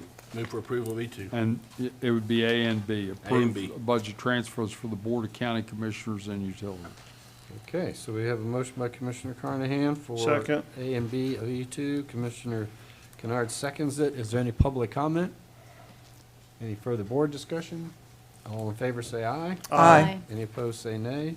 That passes unanimously. E3, please. Yes, adopt and authorize the chairman to execute a resolution amending, adopting the State Housing Initiative Partnership, Community Development Grant, Disaster Recovery, various grant budgets, aquatic plant control, law enforcement contract, Sheriff's Office, Metacrest wastewater treatment facility denitrification budgets for fiscal year 22-23. Motion to approve E3. Second? Commissioner Davis makes the motion, second by Commissioner Kennard. Is there any public comment? Any further board discussion? All in favor, say aye. Aye. Any opposed, say nay. And that passes unanimously. E4, please. Yes, E4 is, PaveRight has asked for an additional extension to this particular project, and with some conditions, we're recommending it be extended. They're about 40-some% complete. I didn't get an up-to-date number this morning. However, we're recommending a 60-day extension. We think without some extensive effort that they're going to be not going to be able to meet that requirement, but we're requesting, due to the number of time extensions and outstanding projects that are held by this contractor, FY22 resurfacing and Turner Camp SCOP that are not yet completed. We're recommending giving this extension, but precluding the contractor from bidding on or being awarded any contracts until the outstanding contracts are completed. B, authorize the extension of the contract as requested, direct staff to amend the notice to proceed and the existing agreement accordingly, with the understanding no further extensions will be granted. D, if a 60-day extension is approved by the board, and authorize the chairman to execute amendment number 3 to the agreement once completed by the county and received from PaveRight with any and all requested changes and completed and approved by the county attorney's office. We would note that we did bid the 23 resurfacing, and another contractor was the low bid on that, but they do have a source of aggregate. So with that, we would ask for approval of E4. I would, just a correction too, both of my agenda items say A, B, and D. I don't see a C. Oh, Should you're D- correct, it should is A, D- B, and D. I don't know Or is what it A, B, and C? There is no D. It's Or is A, it- B, and C. It's listed A, B, and D. So for Should the be A, rec- B, and C, but A, B, and D is correct. So we'll just say for the record, where they're gonna vote on A, B, and D, there is no C. That's correct. Okay, just so the clerk is clear on Mr. that. Chair, So, yes. move for approval of E4, A, B, and D, and I hope this next board holds these guys accountable. I mean, I Second. understand aggregate's tough, but we've got to get roads paid for residents. Okay, so Commissioner Carham makes the motion, Commissioner Davis makes the second. Is there any public comment? Okay, Commissioners, any other further discussion? I would absolutely agree. I'm not gonna be here, but I just reluctantly voted for the extension the last time. And the fact the citizens are screaming that the road, we're hearing roads, roads, roads. We have the money, we hire the contractor and the work doesn't get done. So we need to take some action to make sure it does. So I think with this is a good way to proceed. So with that said, any other board comments? Okay, all in favor say aye. Aye. Any opposed say nay, and that passes unanimously. And Madam Clerk, you did get, it's A, B, and D, right? Okay. I don't want somebody to come back later and say, you didn't vote on C, there was no C. Okay, E5, please. Yes, approved payment of $5,000 to Janice Warren, Citrus County Tax Collector, for property information reports, also known as owner's encumbrance reports, on 20 tax deeds. Move approval of these 5. Second. Okay, Commissioner Carmen makes a motion, second by Commissioner Davis. Is there any public comment? Yeah, okay. Is there any further board discussion? All in favor say aye. Aye. Any opposed say nay, and that passes unanimously. E6, please. Approve and authorize the TANA compactor rental extension of 3 months beginning November 22 through January 23 in the amount of $90,000 until the new leased equipment can be delivered. Be approved and authorize chairman to sign the related change order. Motion to approve E6, A, and B. Second? Commissioner Davis makes the motion, second by Commissioner Kennard. Is there any public comment? Board, anything else? All in favor say aye. Aye. Any opposed say nay, and that passes unanimously. E7, please. Approve and authorize the chairman to execute the interim maintenance agreement with Habitat for Humanity of Citrus County, Inc. and approve placing Citrus Springs Unit 2 Phase 1 on a 3-year developer's maintenance agreement. Motion to approve E7. Second? Commissioner Davis makes the motion, second by Commissioner Kennard. Is there any public comment? Any further board discussion? All in favor say aye. Aye. Any opposed say nay. And that passes unanimously. E9, please. Approve and authorize, Yep, this No, I is think- E8. This is E8. I'm sorry, we did E7. This is E8, yes. Approve and authorize the chairman to execute the resignation account waiver of release between Gerald H. Cunningham and Citrus County as full and final settlement inclusive of all attorney fees and costs in the amount of $10,000. Motion to approve E8. Second? Commissioner Davis makes the motion, second by Commissioner Kennard. Is there any public comment? Board, anything else? All in favor say aye. Aye. Any opposed say nay. And that passes unanimously. E9, please. Yes, approve and authorize the chairman to execute a new waste disposal agreement account between Citrus County and Inter-County Recycling with a security deposit in the amount of $1,000. B, approve termination of waste disposal account with Inter-County Recycling approved on 2/22/2011 and transfer cash deposit to the new agreement. We would ask for approval of A and B on E9. Mr. Chairman, I move to approve E9, A, and B. Okay, Second. Commissioner Slaybaugh makes the motion, second by Commissioner Davis. Is there any public comment? Board, anything else? All in favor say aye. Aye. Any opposed say nay. And that passes unanimously. E10, please. Yes, concur with the recommended action of the non-performance assessment of $112,500 against Core Civics September invoice. Motion to approve item E10. Okay, Commissioner Kennard makes the motion. Second by Commissioner Carnahan. Is there any public comment? Any further board discussion? All in favor say aye. Aye. Any opposed say nay. And that passes unanimously. E11, please. Yes, with Aaron being now the O&B director, we're asking that Aaron Cluis Briggs, who works in her office, be appointed the jail contract monitor effective November 14th. Aaron Dorn will still be overseeing this, and Ms. Cluis has worked heavily in this the last couple of months. This was required to be concurred upon by the sheriff's office, which they have done, and that's included in the backup. We would seek your approval. Move Mr. approval. E11. Second? You're taking a breath, Commissioner Slaybaugh. Sorry. Okay, so Commissioner Carnahan makes the motion, second by Commissioner Kennard. Is there any public comment? Commissioners, anything else? All in favor say aye. Aye. Any opposed say nay.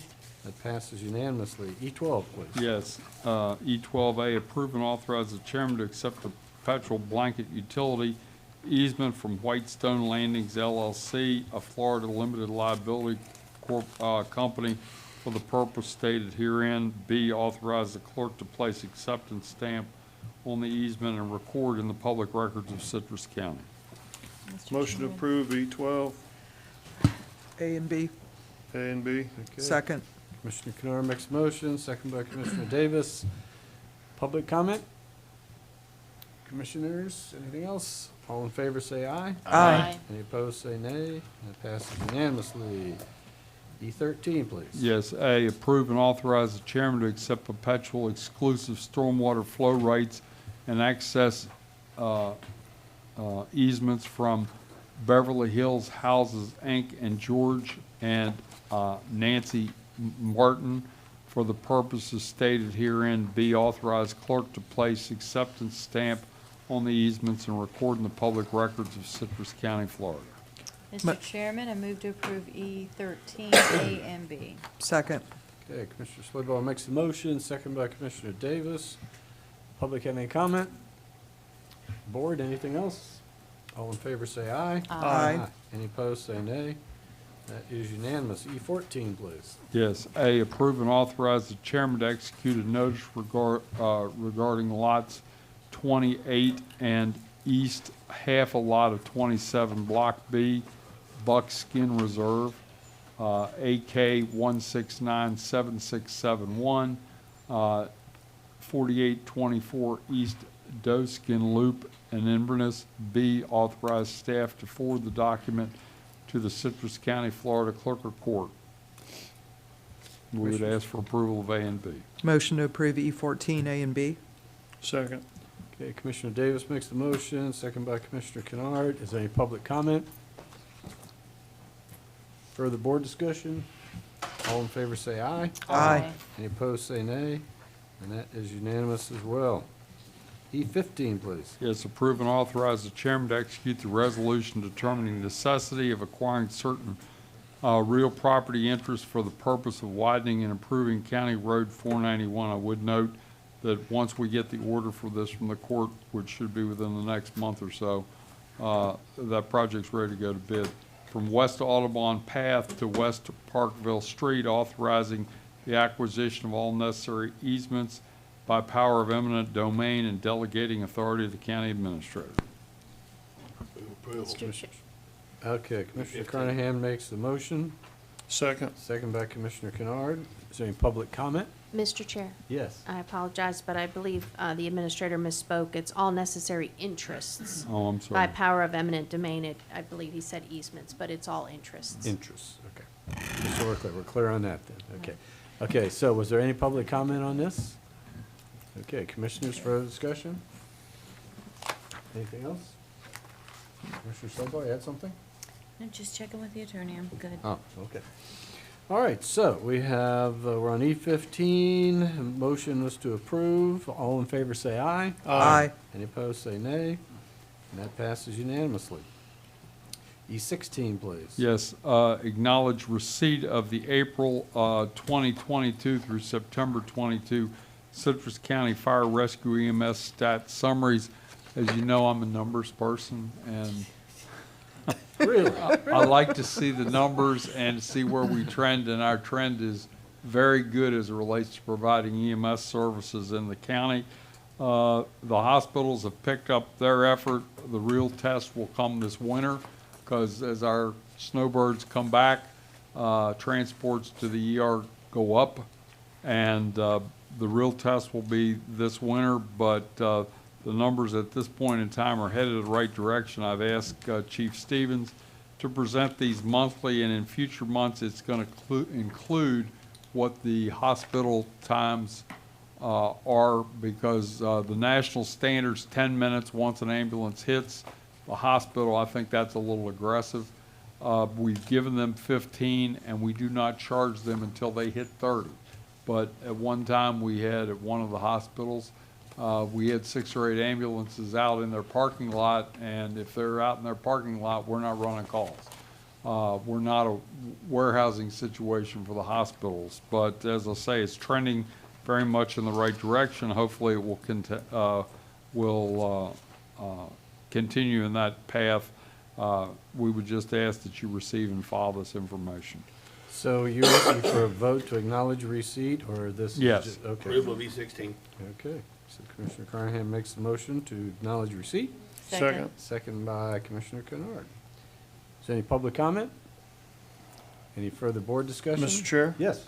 I'd just be curious to know as to whether or not the hospitals have paid their fine for keeping the ambulances waiting. We're still working on that, but we believe they are going to. All right, very good. That's promising. Anything else, board? Yes, sir.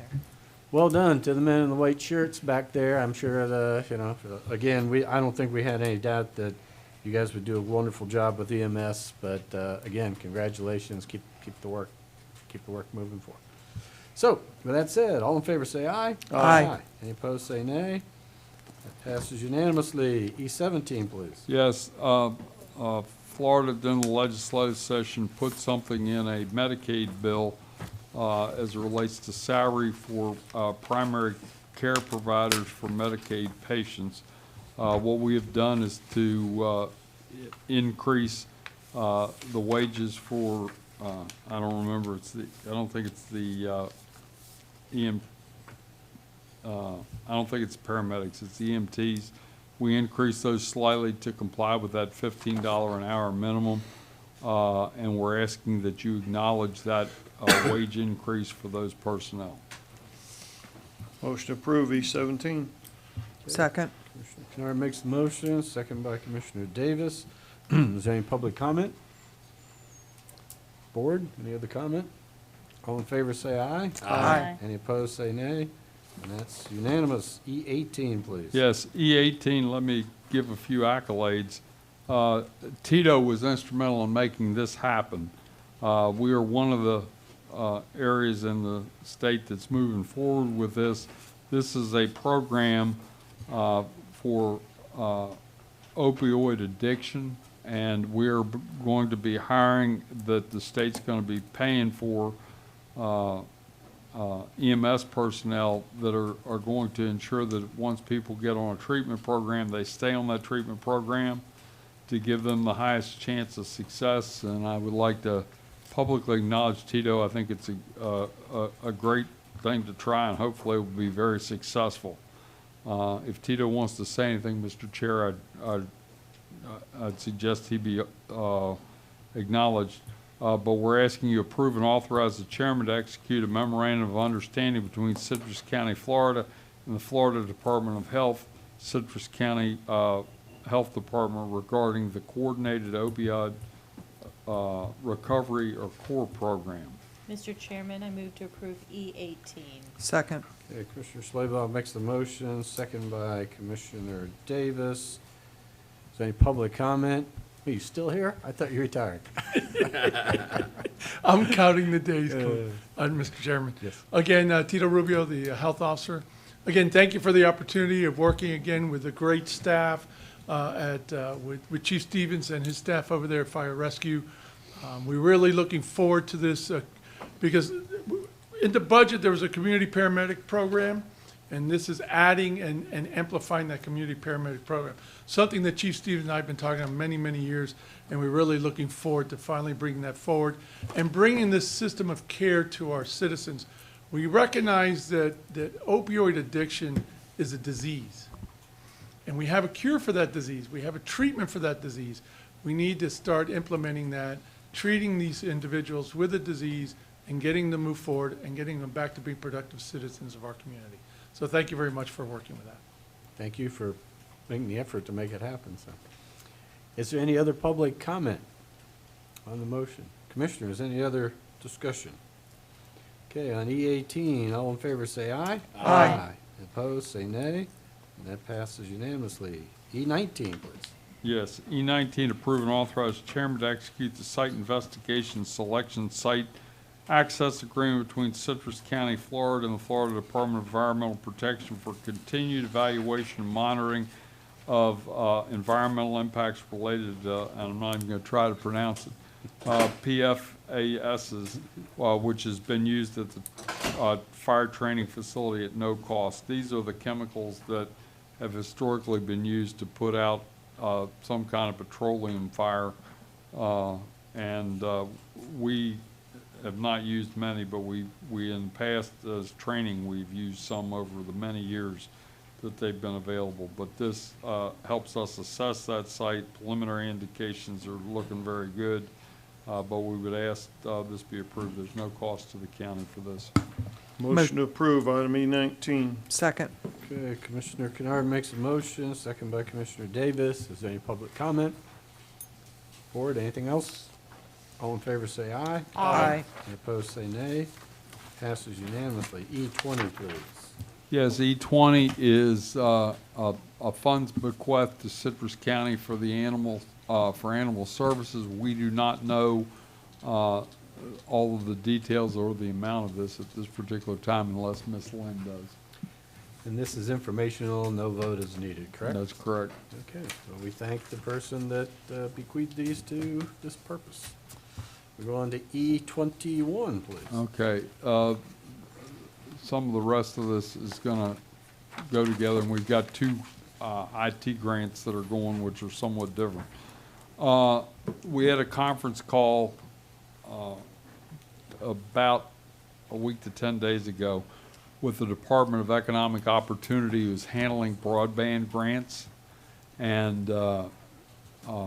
they have encouraged the county to partner with the private sector and let the private sector apply for the grants.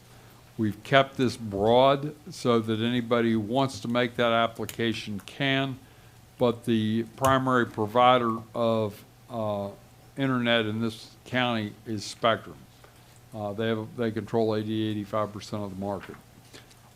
There are also some provisions that there are challenges that can be done if somebody infringes on somebody else. So we are asking that you authorize letters to be signed in support of these grants. Spectrum has told us that they are going to apply for one of these grants. Maximum grant's $5 million. There's about 200 million, I think, statewide that's to be allocated. 5 million is the maximum ask you can get, but you can have more than one project per county. So we don't know how this is going to fare out. But by them applying for the grants, we deal with a number of potential issues that we had being a county in dealing with it. But they have committed a substantial sum that's well in excess of the match amount. And if they are successful getting this grant, it will provide service to all of the unserved and underserved areas of the county for internet, except for what's called the RDOF areas. The RDOF areas were ones that the federal government auctioned out, and they're required to complete build out in those areas within 6 years. That was about 2 years ago. So those areas should ultimately get built out.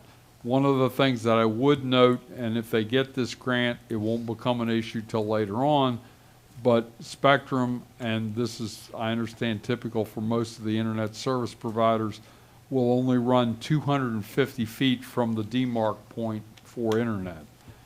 So if you have a house that sits back 600 or 800 feet, they're going to charge you, and the charge is somewhat substantial. They're going to charge you for that additional distance because it takes some additional engineering. They're telling us that they're going to be putting in 1 meg up and down, or 1 gig, I'm sorry, 1 gig up and down speeds, which is phenomenal. Their pricing, however, they've said will be staggered based on what your needs are and what you're willing to pay for.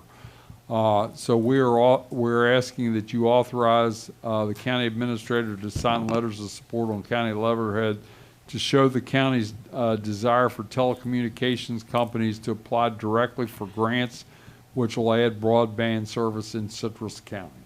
Motion to approve E21. Second. Okay, Commissioner Davis makes a motion, second by Commissioner Kennard. Is there any public comment? Board, anything else?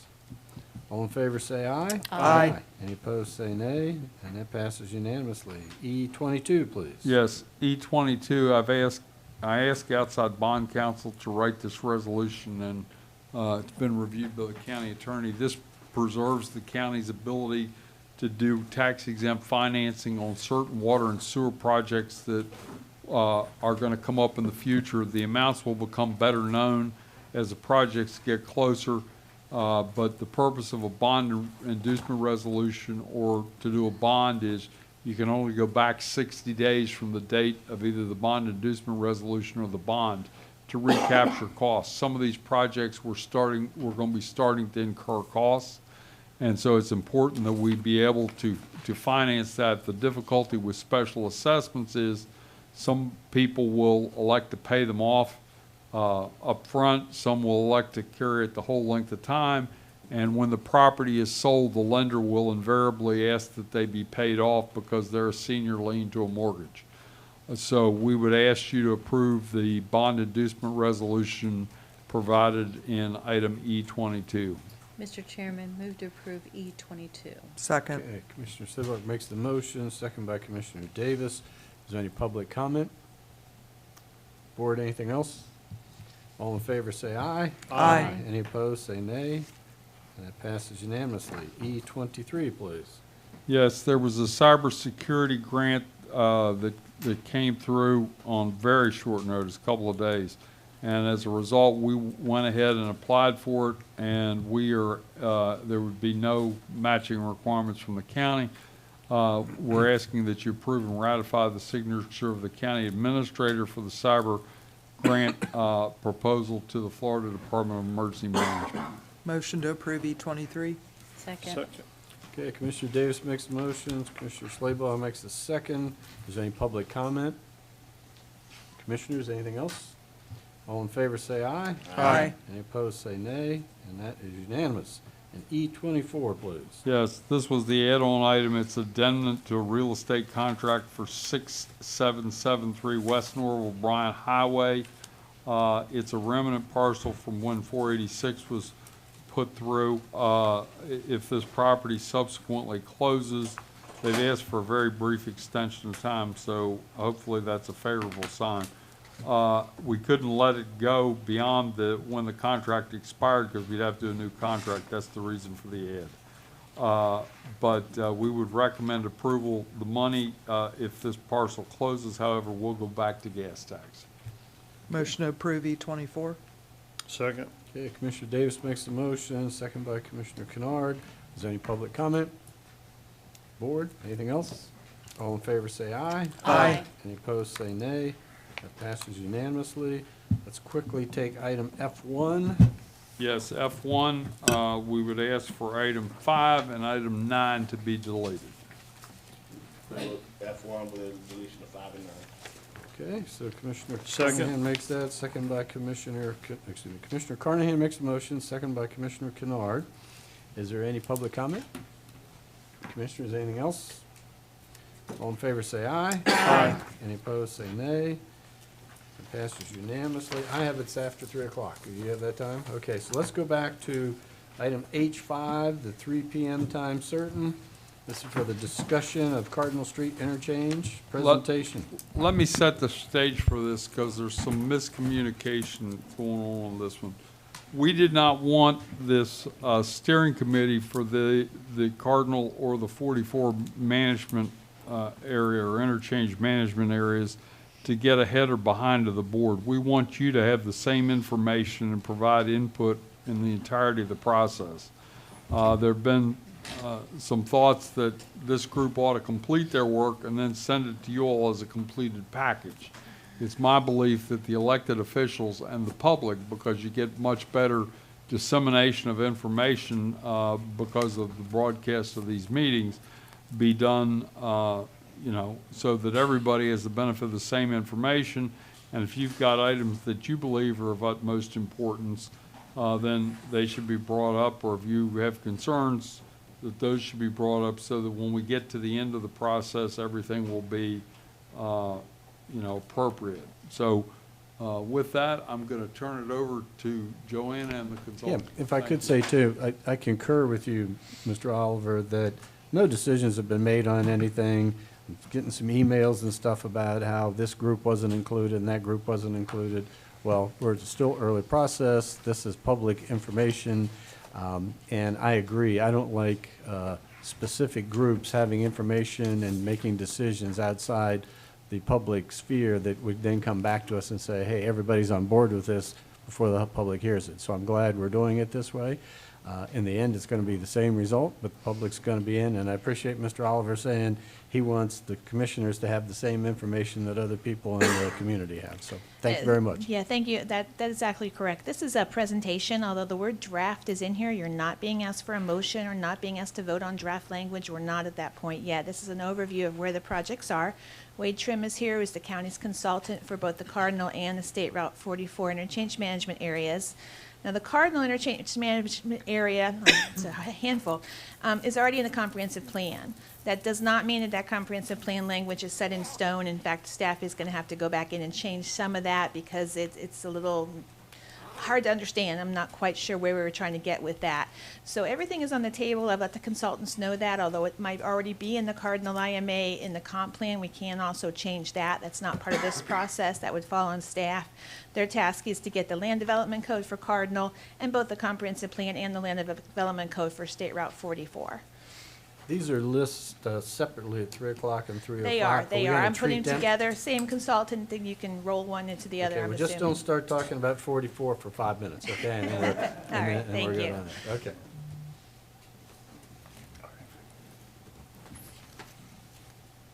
Good afternoon, Commissioners. My name is Amanda Warner. I'm a planner with Wade Trim. As Joanna just said, we are in the process of working on the Cardinal Street IMA Land Development Code updates. So again, this is a draft where it is now, and we will be carrying on the process for a little longer. So I want to start talking about how did we get here. So in 2019, the Tampa Bay Regional Planning Council did a study about the new Suncoast Parkway extension up into Citrus County. And that study that the Tampa Bay Regional Planning Council put together identified several different growth scenarios. Of those, one was selected by Citrus County, and that was the focus growth scenario. And the focus growth scenario identified potential for further intensification of uses within the interchange management areas. Now, those interchange management areas, or IMAs, I'm going to be throwing around that acronym. Those were originally conceived back in 2012, so the IMAs had actually been around for a little while. But the Tampa Bay Regional Planning Council and the county's selected focus growth scenario identified intensifications of uses to professional, office, commercial, and then some light industrial in the IMAs. And that was really coming from an economic perspective of economic development with the added benefit of the Suncoast Parkway in terms of bringing jobs and job growth. So in 2020, the county began holding public meetings identifying growth management policy preferences pertaining to that focused growth scenario. And then in 2021, the county amended the comprehensive plan to add the Cardinal Mixed Use, or the CMU, future land use category. So as Joanna just mentioned, the future land use category is already in the comprehensive plan as the CMU, the Cardinal Mixed Use. And then in 2022, earlier this year, we were contracted to help develop the Land Development Code updates to implement the CMU. So that's where we are in the process. We're currently working on a draft of that Land Development Code update. So for the Cardinal IMA, the boundaries or the map area is shown in red, outlined on the screen. There are two different areas in terms of sub-areas. The area shown in teal is referred to as an economic development target area.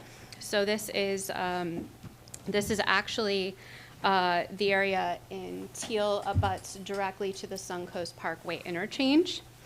And then the area that's not colored, which is the balance of the area outlined in red, that is what's called the mixed-use sub-area. So just to clarify off the bat, the EDTA is targeted just for economic development activities and for non-residential uses. So that focus of that area is non-residential economic development supporting uses. Now the balance of the area out to the red boundary, mixed use with some incorporation of residential into that area. So public engagement to date, I'm going to present the current schedule of where we are in the process and then talk a little bit about the public engagement that we've completed to date. So in January 2022, so earlier this year, we had a kickoff meeting and driving tour of the IMA. And then in February 22, we kicked off a project website and held a stakeholder focus group meeting on February 9th and a public workshop on February 23rd. After that, moving into March and pretty much over the summer, we've been working on an administrative outline and the draft Land Development Code updates. And then here we are, highlighted in orange, September through November. We have the administrative draft put together, and we held a workshop with the Planning and Development Commission on September 15th, and now we're presenting it to you today on November 7th. After today, we'll go back and take any input that we received today, along with any input that's been submitted to the county, and we'll combine that into a new draft, which we're going to call the public review draft. So that's going to incorporate any feedback that we've heard to date on that draft document. That will be released for public comment and posted on the project website sometime in December. And then a public open house and stakeholder meeting will be held. And that meeting will be to present the public review draft and then again collect any input. So we're trying to reach out and ask for as much comment as we can on these drafts before they get finalized. After December, once we have that second public open house and stakeholder meeting, January through February, we will have workshops again with the Planning and Development Commission and the Board of County Commissioners. So that'll be early in 2023. And then once we get through that, through workshopping those, we'll come back in March or April for the final adoption of the land development code. So that's where we are in the overall arc of the project. Yes, sir. Can we have questions? Yes, of course. Yes. I think that there's a little bit of pushback is, if you could go back to the last slide, that there was a stakeholder meeting, focus group, February 9th, and then a public workshop. And then you had administrative, which I understand, and this is just drafts. This is just the draft, I yes. think that the pushback from the Citrus County Building Alliance is that they felt that there would be another meeting before this, before you went before the PDC. For the workshop. Actually, our plan originally in the process was to take it to the PDC to workshop it and to the board to workshop it, and then come back to them and present it, incorporating any comments we received during that process for another draft. And that's the next step, really, is to have that additional public open house / workshop, and then a stakeholder meeting to get input from them. What we wanted to do is we wanted to have an administrative draft where county staff and us, the consultants, put the draft together. We workshopped it with the PDC, got their input, workshopped it with you in a public setting, so that they could hear the draft, and then come back and do that targeted focus group again, incorporating all of the comments that we receive. And then that will become the next draft that will be publicly presented, and that will go through another workshop cycle. So that will go back to the PDC for public workshop, or not, I shouldn't say public, PDC meeting workshop, which is open to the public, and then also a BCC workshop as well. Okay. So there's really another full round of drafting before we get to the final. And I appreciate it. I just wanted the public that's listening in to Sure. really know that the county wasn't cutting out the stakeholders, because, Yeah. like I said, there was a pushback, and you briefly touched on it, Chairman, but I just think that's important. Sometimes people watching don't catch those Sure. little things, and it looks like the government is, not Sure, listening to the understood. citizens. So Un- I wanted you to just say your piece. Thank Sure. you. Thank you. Appreciate it. Yeah, thank you. Could I just Yeah. add a little bit? Yeah. I'm Brad Cruz, Waitrim Vice President. So I just want to just kind of add on a little bit to what Amanda said. We are always open for input and communication with anybody. So please, and as Amanda goes through this, please send us emails, call us, get with staff. We're always open for that. But the very important part, as you said, as the county administrator said, as Amanda said, we still have a lot more meetings ahead of us with not only staff and with the public, but also with the Planning and Development Commission, as well as you all. So there's a lot more input to go. This is really the starting point now, where we get out of now, okay, what do we think we need and want? Now, look, now how do we do it? So yes, there's a lot more input to go before we get to the end of this. So I just want to just reinforce that for you as well. Thank you. And Yes, the way ma'am. the way I understand it, the elected officials are the ones that are drafting it, not the stakeholder groups. Then you'll take it out to the stakeholder groups to get their response to what the elected officials have drafted. Exactly. Okay? We don't want to put something out in the public realm that you Right. all aren't comfortable with. Exactly. Yes, sir. And I don't want to have anything out in the public realm that I haven't seen, and people call me and say, what are you doing this for? Okay? Absolutely. So again, just so we're all clear, everybody understands what the procedure is. Thank you. Right. Thank you. Thank you. So do you have more? Next slide. Oh, yep. I think it just needs to, there we go. Yep, okay. All right, so as I mentioned, we kicked off earlier this year with a project website, a stakeholder meeting, and a public open house / workshop. So the project website, just to give you a little bit of background on that, if you go to the project website, you'll find a home screen that has access to information about the process and where we are to date. There's an ongoing survey that's collected there. It's a brief survey, asks about prioritization of interests, and also asks how people feel generally, just from a feeling or a sense of the project. The last time we checked, it was about balanced unhappy versus happy regarding the project, and then you see there's a small pie wedge of folks that are neutral feeling about the project. What type of development? We asked this question broadly, and we got quite a few answers. Some of the answers were maintain the current character. Some of the answers were no development. And then we had a lot of responses regarding looking for amenities or looking for housing or job-creating businesses. So we got a wide variety of responses. I think one of the major takeaways from the input that we've received today is trying to balance the current rural character of the Cardinal Street IMA, maintaining that sense of rural character, but then also providing some more opportunities for the residents that live there in a balanced way. So that's the main takeaway from what we've heard so far in terms of the input collected there. That website will be largely updated again as we go into the public review draft phase. So the public review draft, when it is ready, will be posted there along with more opportunities to comment on that, as well as the schedule for the next open house and stakeholder meeting. Going back to the stakeholder meeting that we held in February. Excuse me, I may have Yes, missed it. yeah. How do people access the website?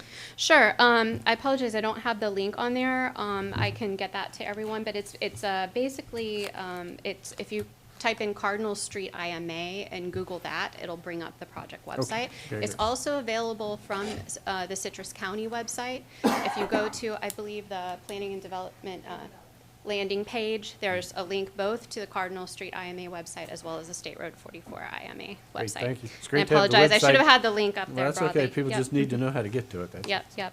Mhm.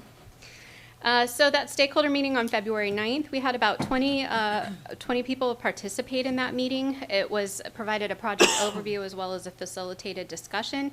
And we focused discussion on really 4 areas. So we asked about the assets and challenges in the Cardinal IMA, expectations and concerns, the development pattern design, and economic opportunities therein. As I mentioned, one of the main assets in the area is the quiet rural character of the neighborhood. There's lots of large tracts of lands. We heard a lot from folks saying it's a nice place to retire.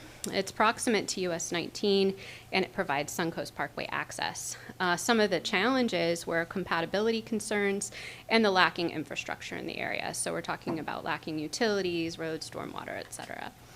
The expectations and concerns. Expectations, it would be a gateway to the county in terms of its design. Mixed use, reduced sprawl, employment opportunities, better access management, central utilities and drainage. Those are some of the expectations or opportunities. In terms of concerns, there was concern about protection of existing property rights, worried about the design and the architecture, setbacks and buffers, flood mitigation, and the existing road not being suitable. We did hear a lot about the road, speeding, traffic, that sort of thing on Cardinal Street, and also lack of lighting as well. The development pattern and design, we heard a lot of desire for walkable development, housing, that housing would be affordable, everyday services, compatible uses and integration, and looking for really a classic design with large green spaces and human scale, easy to use, navigatable neighborhood. And then the economic opportunities, yes to shops, corporate offices, vehicle fueling, those Suncoast Parkway related amenities, and then no to adult businesses, heavy industrial noise, smell nuisances, and truck stops. One of the things that we heard a desire for were medical retirement services. There was a lot of demand for that we heard. We heard someone mentioned, I've heard both pros and cons about RV parks from the comments that were received, distribution centers, and then colleges, trade schools as a possible use in the area. All right, so public open house number 1. Oh, there we go. So again, we're having a second public open house in December, but the first public open house was held February 23rd at the Homosassa Public Library. There were 40 participants. And then that structure was more of informational handouts, comment forms, and activity stations. We had 3 stations set up. One was for assets challenges, one's for expectations and concerns, and then one was for development pattern and design. We heard many of the same things that we heard at the stakeholder meeting, quiet rural character. I thought it was interesting, several people remarked about dark skies and preserving the dark sky quality of the Cardinal Street area. Again, nice place to retire, wildlife, farmland as being assets. And then concerns or challenges were traffic safety, lack of infrastructure, flooding, stormwater, and evacuation routes. And then the expectations and concerns, pedestrian safety, connectivity, improved utilities and infrastructure, jobs and a variety of housing, places for food, fuel, and lodging, phase development, and wildlife conservation and buffers. Many of the concerns were related to public safety and traffic, the lighting out there, and we also heard some concerns about property values. There were mixed perceptions about apartments. Impact to a rural lifestyle was a concern, as well as environmental impacts. And then the development pattern and design was development that mitigates, walkable development, affordable workforce housing, everyday services, and then rural design, low-profile development, and parking in front of buildings. So these were just kind of the things that popped out the most that we heard over and over again from the responses that we received. Okay, so our next step after we held the stakeholder engagement in the public open house, RMA, Redevelopment Management Associates, who is working with us on this project, prepared a market analysis and really looked at the market that was contributing to the Cardinal Street IMA. All right, great. So the main market analysis conclusions for the market analysis report for the Cardinal Street IMA were a suitability for intermediate-sized business parks catering to the needs of the region, so healthcare and business service professions. It's also suited to carefully planned commerce park with campus environment, light industrial and/or commercial uses, healthcare sector as an opportunity with that mixed-use lifestyle, a light industrial market, technology and co-working, and then a commercial market with retail and automotive near the interchange. So again, these amenities that are Suncoast Parkway related, gas stations, convenience, followed by restaurants. And then also discussion of design guidelines, complete streets, and the critical need to preserve the community and the character out there. So those were just the big market analysis conclusions. All right, so after we completed that first round of input and involvement and the market analysis were completed, we moved on to drafting the land development code updates at the administrative draft level. So key sections of the administrative draft, we went in initially and looked at portions of Chapter 7, which already existed related to the IMA. And we relocated portions of Chapter 7, which was called Interchange Management Areas, to Chapters 2 and Chapter 3 of the LDC, the Land Development Code. Chapter 2, the Land Use Districts, we added the Cardinal Mixed Use District, the CMU District. And then we established the EDTA and mixed use sub-area uses and the area requirements. So these are your basic impervious surface ratio, floor area ratio, density, and open space criteria. And then in Chapter 3, we provided use standards, so provides the purpose and intent of the Cardinal Mixed Use District, the process for implementation and applicability of the CMU, and refers to the permitted and prohibited uses in Chapter 2. It also established detailed development standards. So the highlights of those sections are that the implementation of the CMU would be by a comprehensive plan amendment and planned unit development. Vested lots, meaning vested lots in place prior to the comprehensive plan amendment, are not required to conform to the CMU. It codifies the minimum development size or acres and lot aggregation approach, and provides separate site development and building architectural standards for the EDTA versus mixed-use area. As I mentioned earlier, the EDTA is focused on non-residential uses, so those would be those parkway-supported uses, looking at economic development and job growth, whereas the mixed-use area is focused on transitioning more towards residential to blend in with the neighborhood surrounding. The EDTA has an impervious surface ratio currently in the draft of 70% or per the planned unit development, and a floor area ratio of 1.0. And the maximum height is 40 feet or 2 stories as currently drafted. The mixed use area has an impervious surface ratio of 60% or per the planned unit development, and then a floor area ratio of 0.5, excuse me.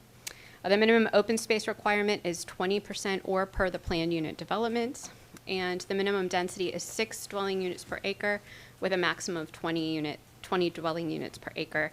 And that density was pulled from the comprehensive plan amendment that was already established in the comprehensive plan. It allows for both horizontal mixed use with a maximum height of 40 feet, 2 stories, or vertical mixed use with a maximum height of 50 feet, 3 stories. And then for compatibility purpose, we are currently in the draft requiring that the uppermost story be stepped back 10 feet to reduce that visual impact. All right, so the organization of the development standards, once you get into the development standards section, we have site development standards, building and architectural standards, parking, transit, and bicycle pedestrian access standards, open space requirement, a provision for utilities, and then environmental and historic cultural resources. So with this, we also developed some concept drawings. Again, these are just in the conceptual draft stage and are for discussion only at this point. But with the EDTA, we are showing 2 potential configurations. One is with a single access point off of Cardinal and all internal campus for non-residential economic development target area uses. And then the second example is with many different access points. So not only an access point from Cardinal, but also from adjacent local roads as well. We've also presented some potential elevation or side view of what that might, each of those site plans might look like from someone standing on the street. And then a massing diagram as well of how those buildings might be laid out if the development standards are applied. And again, these are just 2 different concepts. The development could go in a different configuration, but generally, if it's a general application example. And then for the mixed use sub area, the same thing. We have 2 different examples just for different configurations, and then some side view examples of how that might appear. One is going up to 2 stories in a horizontal mixed use pattern, and the other is going up to 3 stories with that 10-foot setback on the top story, and then some massing examples as well for that. All right, so to take you back to September 15th, when we presented this exact draft to the Planning and Development Commission, we wanted to give you a summary of what we heard at that meeting. So there were a lot of questions about the ability to aggregate and some discussion about whether we were talking about parcel size or project size. And what we are really talking about is project size. So we think that we could go back in and revise the draft further to really clarify that we're talking about project size. So this would be one big project submittal in terms of a development application. And that would be that aggregation based on the 8 acres and the 18 acres from the comprehensive plan. I apologize, I'll go back and say that. So the EDTA requires a minimum aggregation of 8 acres to implement the CMU, and the mixed use area requires a minimum of 18 acres to implement the CMU. So we're really talking about overall project size, not parcel size. Additionally, we received some questions about whether aggregation could occur across local roads, and yes, the answer is yes, how the draft is currently presented. So if somebody had wanted to take a parcel on one side of a local road and parcel on the other side and create a project out of it, that is currently allowed. And this really allows for out parcels as well when we look at the overall project size approach. Going to the next bullet, sub-area uses, we had some questions about non-residential versus mixed use and where that was allowed. And just to reiterate, the EDTA area is reserved only for non-residential uses. The mixed use allows and requires some degree of residential use to be mixed use. We also received some questions about other types of uses. Since then, some clarification regarding logistics and warehousing versus self-storage and mini warehousing. Right now, we're leaning toward logistics and warehousing and excluding self-storage, mini warehousing, just to keep with the parkway-oriented uses that are described in the comprehensive plan. The potential for gateway use, we heard a suggestion from some participants in the stakeholder meeting that this would make an ideal location for a welcome center in the Cardinal Street IMA. And then we had some questions about the setbacks by street classification, whether to take the setback from the center line or the property line or both. And we believe that we need to go back to the drawing board and look at that and add some clarifying language about that in the draft. So that is something we're going to look at. The architectural standards, there were questions about flexibility in terms of the architectural standards and whether or not architectural standards were necessary. One of the things we've heard is whether 3 stories should be allowed in the EDTA. Right now, the EDTA, as it's presented in the draft, only allows up to 2 stories. So there's consideration for potentially allowing up to 3 stories. So that's something we will also be going back and looking at and considering. And then open space, whether retention is included or excluded from the 20% calculation of minimum required open space. Right now, how the draft is written, it's excluded from the open space requirement, but that is also open up for discussion as well in the redrafting. And with that, I believe that summarizes what we heard at the Planning and Development Commission. And we'll take any questions. Any questions? You've been talking solely about Cardinal Street. Is your next presentation going to be as long? It's shorter. Okay. Well, because like you're saying, this was already in the comprehensive plan, right? So A lot we're of it. tweaking on that. A lot of it, So yes. that was my other question, because if this one is mostly adopted, we haven't even gotten to the other one yet. So I was just curious from a timing standpoint, that's all. Commissioners, any questions on what you've heard?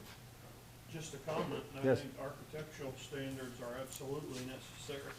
Yeah. So that would be my only comment on that. Anyone else, anything? Okay, thank please you. continue. Thank you.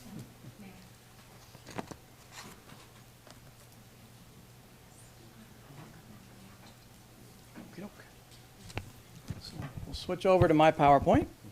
Amanda does that. Again, I'm Brad Cornelius, Vice President and Senior Planner with Wade Trim. You all may know I used to be the Planning Director in Sumter County for a while, but I've been at Wade Trim now for 10 years since I left Sumter County. So I have the State Road 44, and Commissioner Chair, why my presentation is shorter, Amanda had the hard details. Comp plan on big picture, so, and I don't have to repeat things that she's already said as well. So, as you said, what we have before you now is State Road 44, the interchange management area. This one has not gone through the comprehensive plan process yet. That's our first step here, working with the county, is to go through that process. I won't go through how did we get here, because we got here the same way Amanda got here with Cardinal. It's through the process, so I won't repeat what she said.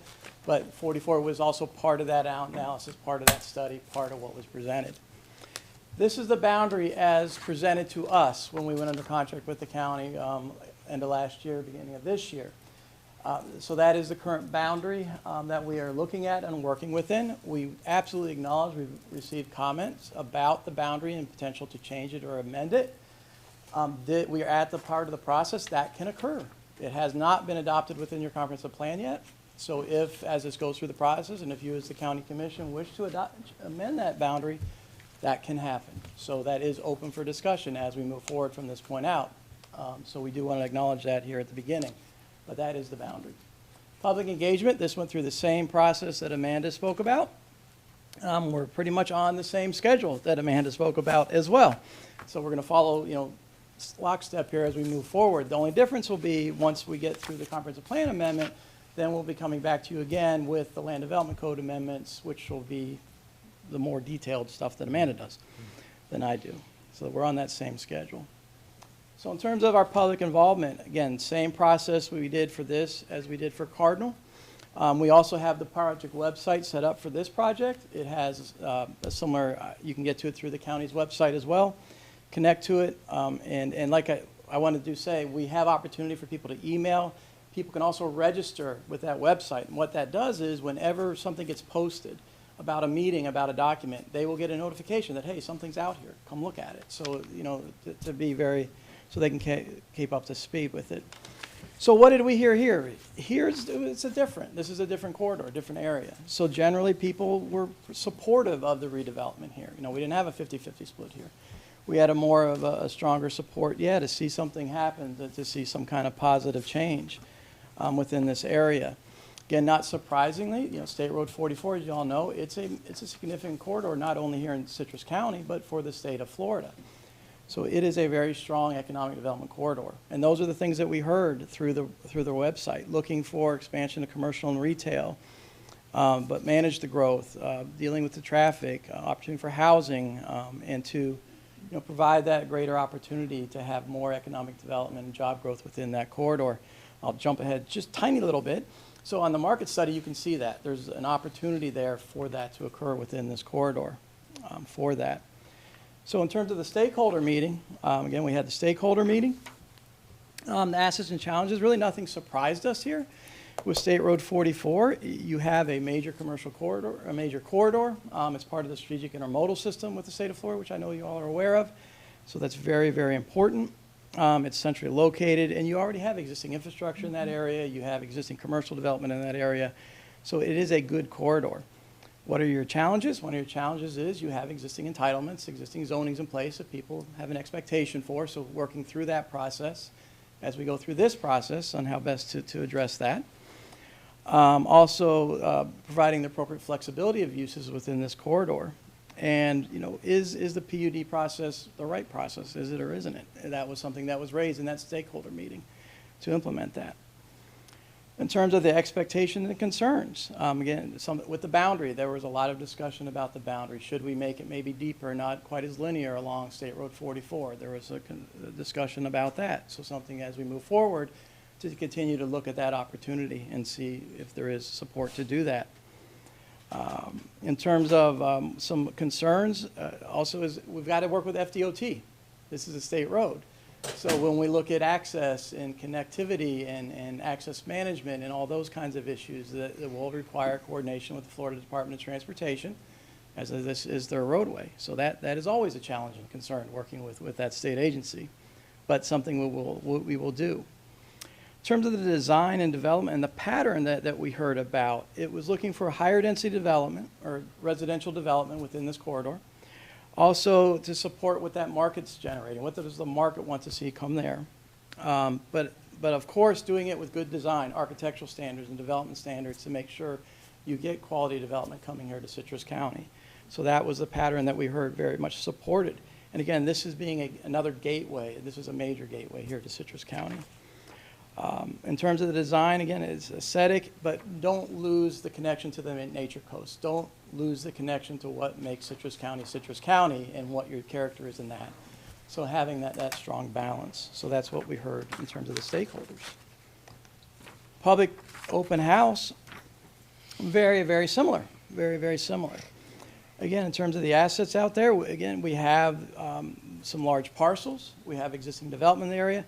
But what we also heard in the public open house, we also heard about the concern about the environment and the natural pieces that are out there and being sure that that's accounted for if development moves forward. And also challenges are here is let's look for something other than just gas stations. Let's try to expand that base of uses and those base of commercial enterprises or opportunities for economic development within that corridor, not just keep doing what's been going on there for years. And also the concern about what will happen with traffic, looking at the traffic and that coordination, make sure that that is properly addressed as this goes through the process. The expectation concerns, again, we want to see something positive. We want to see good development. That's the expectation. The residents that came to our public open house, they want to see good development occur there. And I don't think anybody argues with that. They want to see job opportunities and workforce expansion. So again, we have a lot of support, I believe, for that here within this corridor. And again, I won't say it, I'll say it one last time, traffic concerns and access management. Big thing here on State Road 44, something as we move forward, we need to be sure that we address that as this occurs. So that's what we heard through the public open house. The market analysis. Again, we have the market analysis, and Amanda didn't say, but we do have Lynn with RMA. She's here with us this afternoon. She can answer any questions or any more specifics you would like about her market analysis. She did a very, very nice job, I believe, in looking at this for you all. Her market analysis pretty much aligns with what we heard. You can see there's a good commercial market, and it's very diverse with financial, health, insurance, entertainment, recreation, and it's coming. It wants to come here, so we need to be sure that we're ready for it and able to address it and make sure it is good, positive growth for the county. Absolutely working with your strategic plan, making sure it implements and does what you all want it to do for the growth of the county over time. Make sure that the gateway, you have appropriate enhancements to make it attractive, make it somewhere where people want to come, where people want to be within your county. Identify civic areas, or probably some areas for the public gathering and things like that within the areas. And also, the market study shows there's a good opportunity for some type of mixed-use development within this area as well. So again, there's a lot of opportunity here in State Road 44. All right, so what we did is now we started to put together the administrative draft of the comprehensive plan amendment. Again, this is much broader. It's not nearly to the detail that Amanda has to do on the land development code. So we tried our best to encompass or address those pieces that we did here. So what are the objectives of this? Is to promote compact and non-linear pattern of development. Quite honestly, that gets to the boundary question as well. Promoting mixed-use residential and non-residential land uses, promoting economic development. Similar kind of implementation that this would still require if someone wants to implement the opportunities under this land use. They would do their own land use amendment to actually provide that specific process and go through that process themselves. Similar to, as Amanda said, we're investing existing lots that are there. We're not saying you have to do this. We're saying if you're there, you're there. This also provides permitted and prohibited uses, and it does provide just general guidelines for development, not specific, but general guidelines for development. All right, next please. So in terms of the uses, I will not go through this whole list, but what I will say it is the list of what we have already talked about. It's the industrial, the green technology, the medical research, commercial, the hotel, institutional. So those are the kinds of uses that are permitted, that we see permitted within this land use and under the comprehensive plan. In terms of what we also did, and this was important, talking with the staff, is what are the prohibited uses that are there too? Because some of the uses may not work well with the larger picture. And those are these things like the cement, asphalt batch plants, junkyards, mining, truck and vehicle repair, outdoor storage, or low-density residential. So in this case, we do have permitted and prohibited uses identified under your comprehensive plan. In terms of the general guidelines that we have, so there isn't a parcel size established yet for the State Road 44 corridor. So what we did is we did a parcel analysis. We looked at the parcelization in that area to come up with what we felt was a reasonable parcel size that could accommodate potential aggregation in the future, or that there's already many parcels in that area that already meet that minimum size or larger. The number that we came out with was a parcel of 5 acres. We felt that was a reasonable size to provide for a large enough site to be able to meet what is desired in this corridor, but also enable people to aggregate if needed to get to that acreage without too much difficulty. And that's how we got to that 5 acre size. Lynn with RMA, she's actually done some more analysis about the parcel size there, and if you have questions about that, Lynn can give you some more information. So in terms of the mix of uses, how we've addressed it here in what you have before you this afternoon, we only have one area. Unlike Cardinal that has the 2 areas, this is just one area because State Road 44 is State Road 44. So how this is established is any non-residential use can be a standalone use. It does not have to mix with a residential use. It can be a standalone use. An industrial user on that corridor or green technology may not want to have residential with it, and that's okay. So a non-residential use does not have to have a mixed use. But if you're a residential developer and you want to build residential, you have to bring a non-residential use with you, whether it's commercial, office, whatever that is. So we do ask, in the way the policy is structured currently, again, this can change as we go through this process, is non-residential, you can go alone as a use without residential. Residential, you need to bring a non-residential with you. You have a mixed use part with you. Because one of the things that we try to do within this is we don't want to see this just strip out with apartments or residential uses. We want this to be a mixed use if residential is going to be with it as part of that project. So that's why we have that in there. In terms of the density, again, this can be discussed. Nothing set in stone for this at all. The densities that we're proposing for the State Road 44, we actually set a minimum density of 12 dwelling units per acre. Why we have that set at that number is at 12 units per acre, this would not support a single-family, traditional single-family subdivision. You know, that's not going to meet that density. But you could have attached units. You could have townhomes, attached townhomes. You could have that kind of product, still a single-family fee simple product, but it's attached units. So again, it's looking at that development pattern. Do we want to see, you know, homes sitting on individual properties, single-family detached homes, or in this corridor, which can be fairly intensive, more the attached kind of product. So that's why we set it at 12 as the minimum. The maximum we set in this corridor is at 20 dwelling units per acre. That would be the maximum. But to get to the maximum, you have to do something a little bit more than just you get the 20 dwelling units per acre.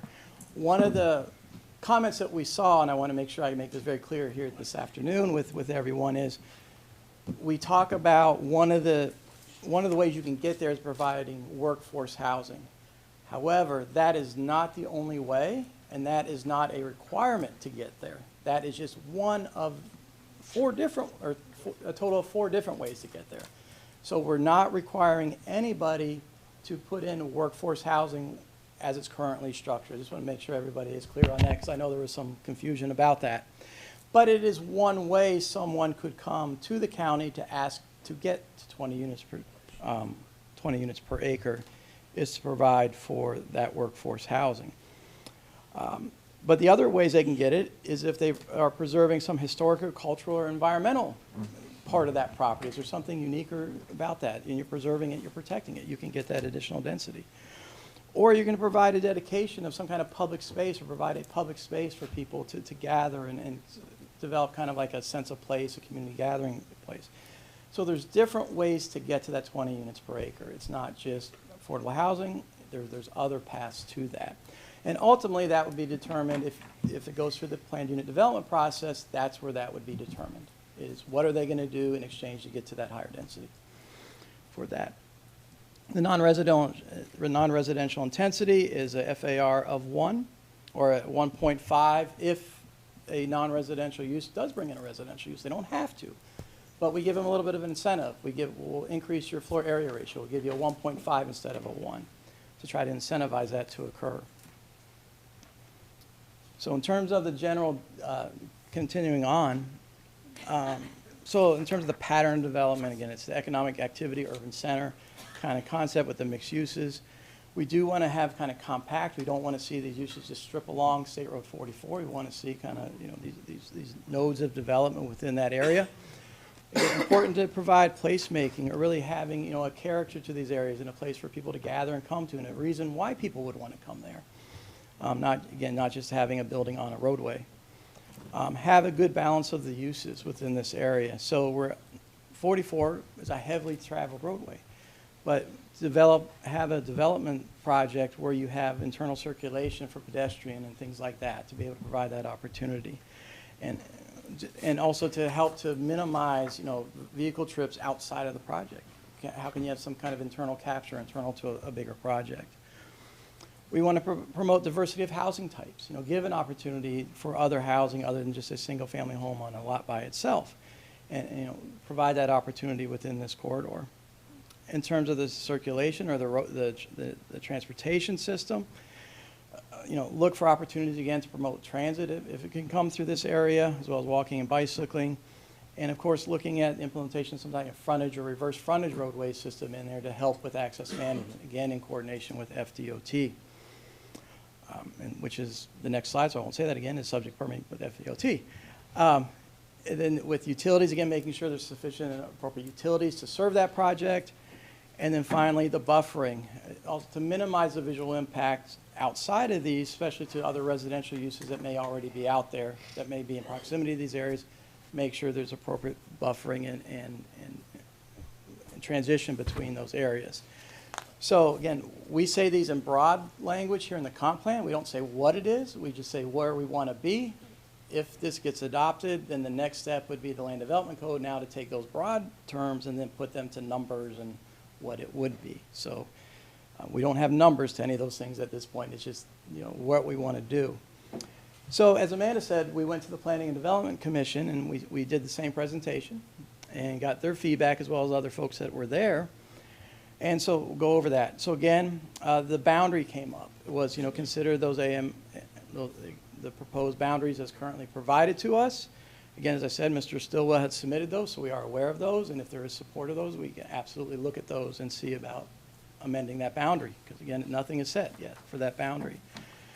There was concern about acknowledging existing planned unit developments that are already there, people that already have PUDs. I think that's a very important point, so we will definitely look at that to be sure we do account for those.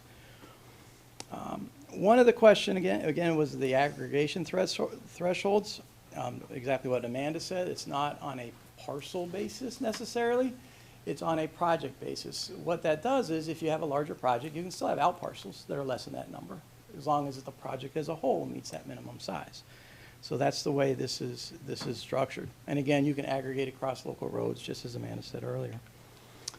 There was a discussion about logistics and warehousing uses within the corridor, but not self-storage or mini warehousing. We want to see those kind of larger, kind of more impactful in terms of to the economic network of moving of goods and services here around the state of Florida.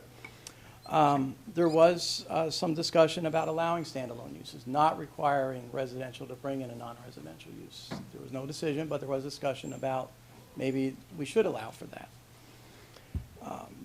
There was also a question about the minimum density, which gets to that previous point there is, well, is 12 still too high? Should we reduce it down to allow more standard single-family type of development within this area? There was an idea, a concept, which we can look at, which would be more in the land development code side, but looking at a sliding scale of the impervious ratios or open space based on parcel sizes and based on kind of development patterns. If, a smaller property would have a reduced ISR requirement, impervious requirement, while larger could have a larger number, just based on, but it's something to look at, to make a sliding scale. Again, to help promote and development within these properties. Discussion about traffic and access and coordination with FDOT. And this is actually very important. The last part on here, I do agree that the comment came in about the way currently it's structured, the amendment, or the comprehensive plan amendment. I do agree it's not structured well. We took the model of what you already had done. We're not going to keep that. We're going to revise it to be more in line with how it should be, based on the comments that we all had received in terms of the objective will be cut way down to just the paragraph, and all those pieces in there that give information will be put into policies or may get deferred to the land development code. So we do recognize that. So that is what we heard. That is my presentation. I'd be happy to answer questions you have. Board, any questions? Thank you. Yes, sir, Commissioner Kennard. Again, just one comment, and it sounds like came up in the PDC, I believe, that there was some discussion of allowing a residential-only project, which in that area, and that intersection, I wouldn't think that that would be something that we would want to see happen there. That's a commercial area, that's an area where the idea is to create or facilitate quality commercial light industrial development. I don't think that a residential-only project would necessarily facilitate that, if you would. Thank you, sir. Any other comments, questions? Anybody have? Yes.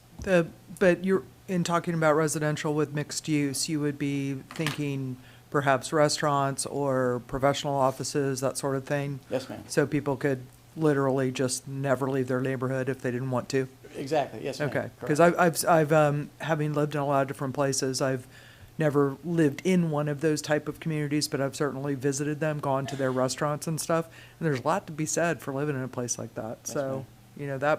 But you think that fits in that area? Yeah, that's the exact intent. If there's a residential development that wants to come in, right, to have those services as part of that project. Not only for maybe restaurants or retail for them, but offices for them to work in as well, if it's office uses. So, but that is exactly the idea, ma'am. Yes, sir. Excellent. And I just want to give my personal appreciation. I believe this is, I love the picture you painted, but I think this is the first external validation of Citrus County strategic plan by somebody presenting to us. So thank you for that. Thank you. Okay. No other comments? No other questions? So let's just wrap this up. So what, from here, you're expecting the public now to contact you, these other stakeholder groups? You've given out the website. There's a way for them to contact you. They can get on your email list to be notified of things coming up. So as we go down this process, you don't expect us receiving letters from people saying we were cut out of the process, right? You Well, I don't- won't promise you that, but we Uh-huh. will do our best. And honestly, our game plan is, people like the Citrus Building Industry, we will reach out directly to them, meet with them one-on-one, and have a full discussion. Great. You know, Okay. folks, so absolutely, no. My goal is, next time we see you, you won't get those letters. But- Well, I can't say we but I can't won't, ever because- guarantee that. I mean, we can advertise all day and people say, we didn't know anything about it, you know, Right, so, right. but the point is every effort's being made to get everybody in the Yes, loop sir. on it. And one of the Because as things you I know, the have- last thing we want to get to with the project of this scope is to go through all this, have it come for a final adoption, and have it blow up at the final adoption because people said, oh, we weren't involved, you know, so Right. that's the point of all this, right? And one of the things I've committed to everyone in the process so far is when we come forward with whatever comes out at the end for final consideration, we will we will address every comment we get about what happened to it, so Great. people know they were heard. Great, okay. Yes, sir. Thank you. So you're not looking for any action on this? This was just presentation and informational then? Yes, sir. Okay, good. Well, keep everybody in the loop, including us. We Yes, sir. appreciate it. Okay, thank you. Okay, we will now return to, let's see, we left off with F. We are now at G1. Mr. Oliver. Yes, we're asking for direction on proceeding with the design for the road and drainage improvements for Inverness Village 4, and if approved, designate a funding source. Sources available include Duke Capital Improvement Fund and General Fund reserves. Funds are recoverable if the project moves forward. As you know, this is a project out there that people have built on roads that were not accepted for maintenance by the county. They've had a number of problems traversing those roads, but I would note that there are 400 miles of private roads in this county, or not roads that are not maintained by the county. So you got to be careful as it relates to the precedent you set.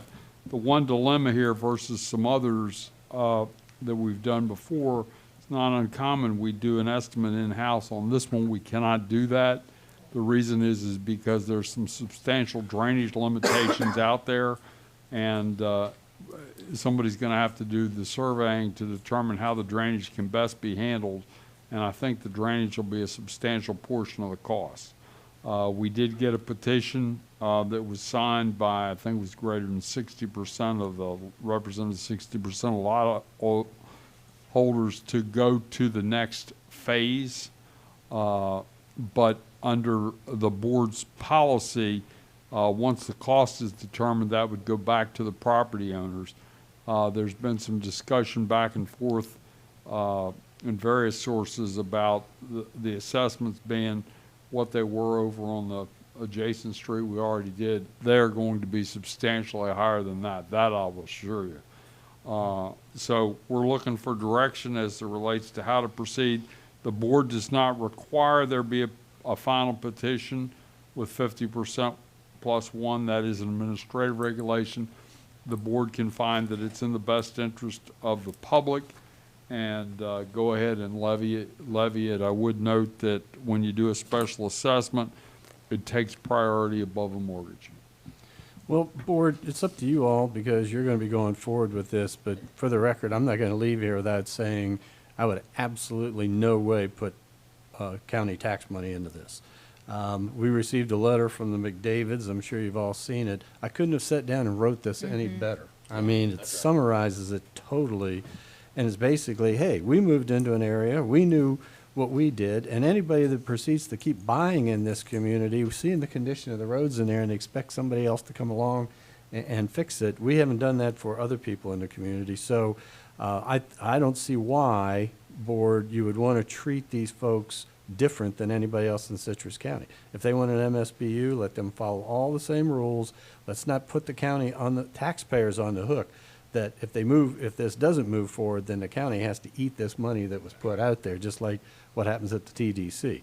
So that's my 2 cents for whatever it's worth. But if I was here in the future and this came up, there's no way I would pursue that. Yes, Commissioner Slabaugh. Just like. Thank you, sir. Mr. Chairman, I think you've said that brilliantly. I agree with what the McDavid said, though I do sympathize with Inverness for, what do you call it, Inverness Villages for. The problem I'm having is this money, this $400,000 or $500,000, $450,000, if we go forward and pay this, and then the residents decide you don't want it, the taxpayers lose that money.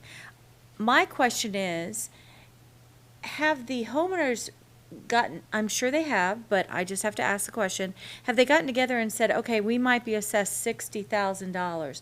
If we all bring our money together, what can we do with our money on our own and keep the roads private like they are? That would be something I would question, because I haven't found exactly how many homes would be assessed. I might have missed it, but that is a question I have. How many homes would be assessed at the 30 to 60,000?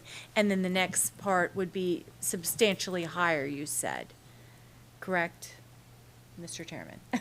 Well, yeah, Mr. Alvey, you want Let me add this. Swift Mud's position is nobody can touch those roads until an environmental resource permit is obtained. Okay, whether Swift Mud will change that if they want to form a property owners association or an HOA or whatever they want to form, that's unknown. Based on my conversations with them, that's unlikely. But that's the position Swift Mud's taken. Denise may know more. I don't think that's what the commissioner was saying, that they go do it on their own. I think what she's saying is pool their money together. I could be wrong, but yeah, right. She wasn't saying they would go out and do the roads themselves. She was saying pool their money together, and would that equal the $400 and something thousand or whatever? So that's what I had to add to that. Okay. Go ahead, yes. As far as the administrative regulation, I think Mr. Oliver maybe misspoke. I think he said that the administrative regulation doesn't require another vote, but I think what he was saying is state law doesn't require another vote. However, your administrative regulation that has been in effect for a very long time does require another vote of the homeowners.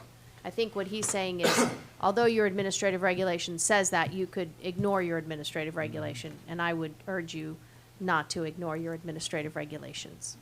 Okay, anything else, Commissioner Slabaugh? No, sir, thank you. Commissioner Davis? Excuse me. Inverness Villages 4 is in my district, so this is a subject that I've had multiple meetings on going back at least 18 months, as Madam Attorney and Mr. Oliver can attest. So I want to start off with giving kudos to the neighbors that I have talked to. They are accepting full responsibility for what ultimately has been proven possibly a regretful decision in real estate. However, we have, as far as I can tell, we have a 3-stage process here. The final stage is fixing this for the neighborhood, and they will pay through an MSBU. That's the final stage, okay? The first stage is that we have to get an engineering study done to determine how much that MSBU would be. Mr. Oliver is, as he stated earlier, numbers is his thing.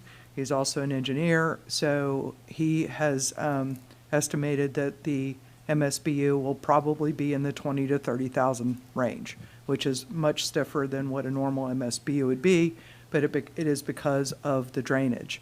I have not gotten pushback from the neighbors. I did go to Mr. Oliver at some point a few months ago, and I said, is there anything we could do to mitigate that without, and this is an incredibly key point, without putting this on the back of other taxpayers? I said, can we go from, past 10 years? Can we do 20 years? Can we do 30 years? And he said, really shouldn't do or can't do 30, but we could do 20, which makes that a little bit more palatable.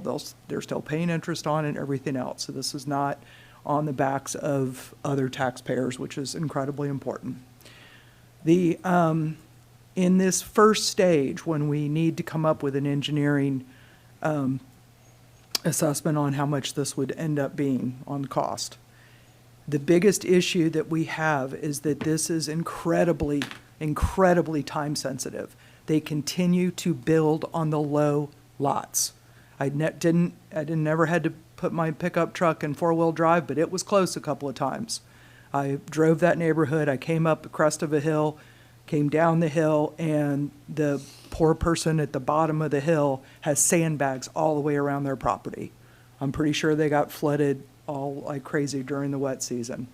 So this is an issue where it is not going to be fixed until we push forward. So that stage one is getting that engineering study done. Because the faster we do that and the faster we can put forward an MSBU for them to be fixed, the less it's going to cost. The more they build on the low lots, the more expensive this gets. Okay, so it's just super critical. The middle portion of that, so I remember I said there's a short-term, middle-term, and long-term strategy that's needed. That middle strategy is how to get them through the rainy season for the next 2 years. And in that, we have to work with SwiftMud to figure out some sort of legal way to get through the rainy season the next 2 years, because I believe Mr. Oliver said if we push forward on this right now, we could get that neighborhood fixed probably within 2 years. Again, they will pay 100% of it. Okay, so what I am hoping for today is that we will front the money for the engineering study, okay? But only if I hear from the two colleagues that are going forward with me that we will make an MSBU happen, period, full stop. That's what I came into work hoping for today. May I ask a question? Yes, sir. I am deep into this subject, Why so is it the yes. county's responsibility that the developer continues to build houses at the bottom? Why does the county obligation interfering in a developer and the people he's selling houses to? I mean, I'm having a whole problem getting my arms around that. If people go out there and say, oh yeah, here's the bottom of the hill and all the water runs here and I can get a good price building a house here, and they build it there, how's that the county's responsibility to watch out for that? And I asked this question when they first started building homes out there in the middle of a field with grass for streets. How are they building houses out there, and why would somebody build out there? So again, I'm just having a hard time. And you say 100% guaranteed. My understanding is if we lay out the $400,000 and they don't go forward with it, then that $400,000 is on the back of the taxpayer. So I don't understand.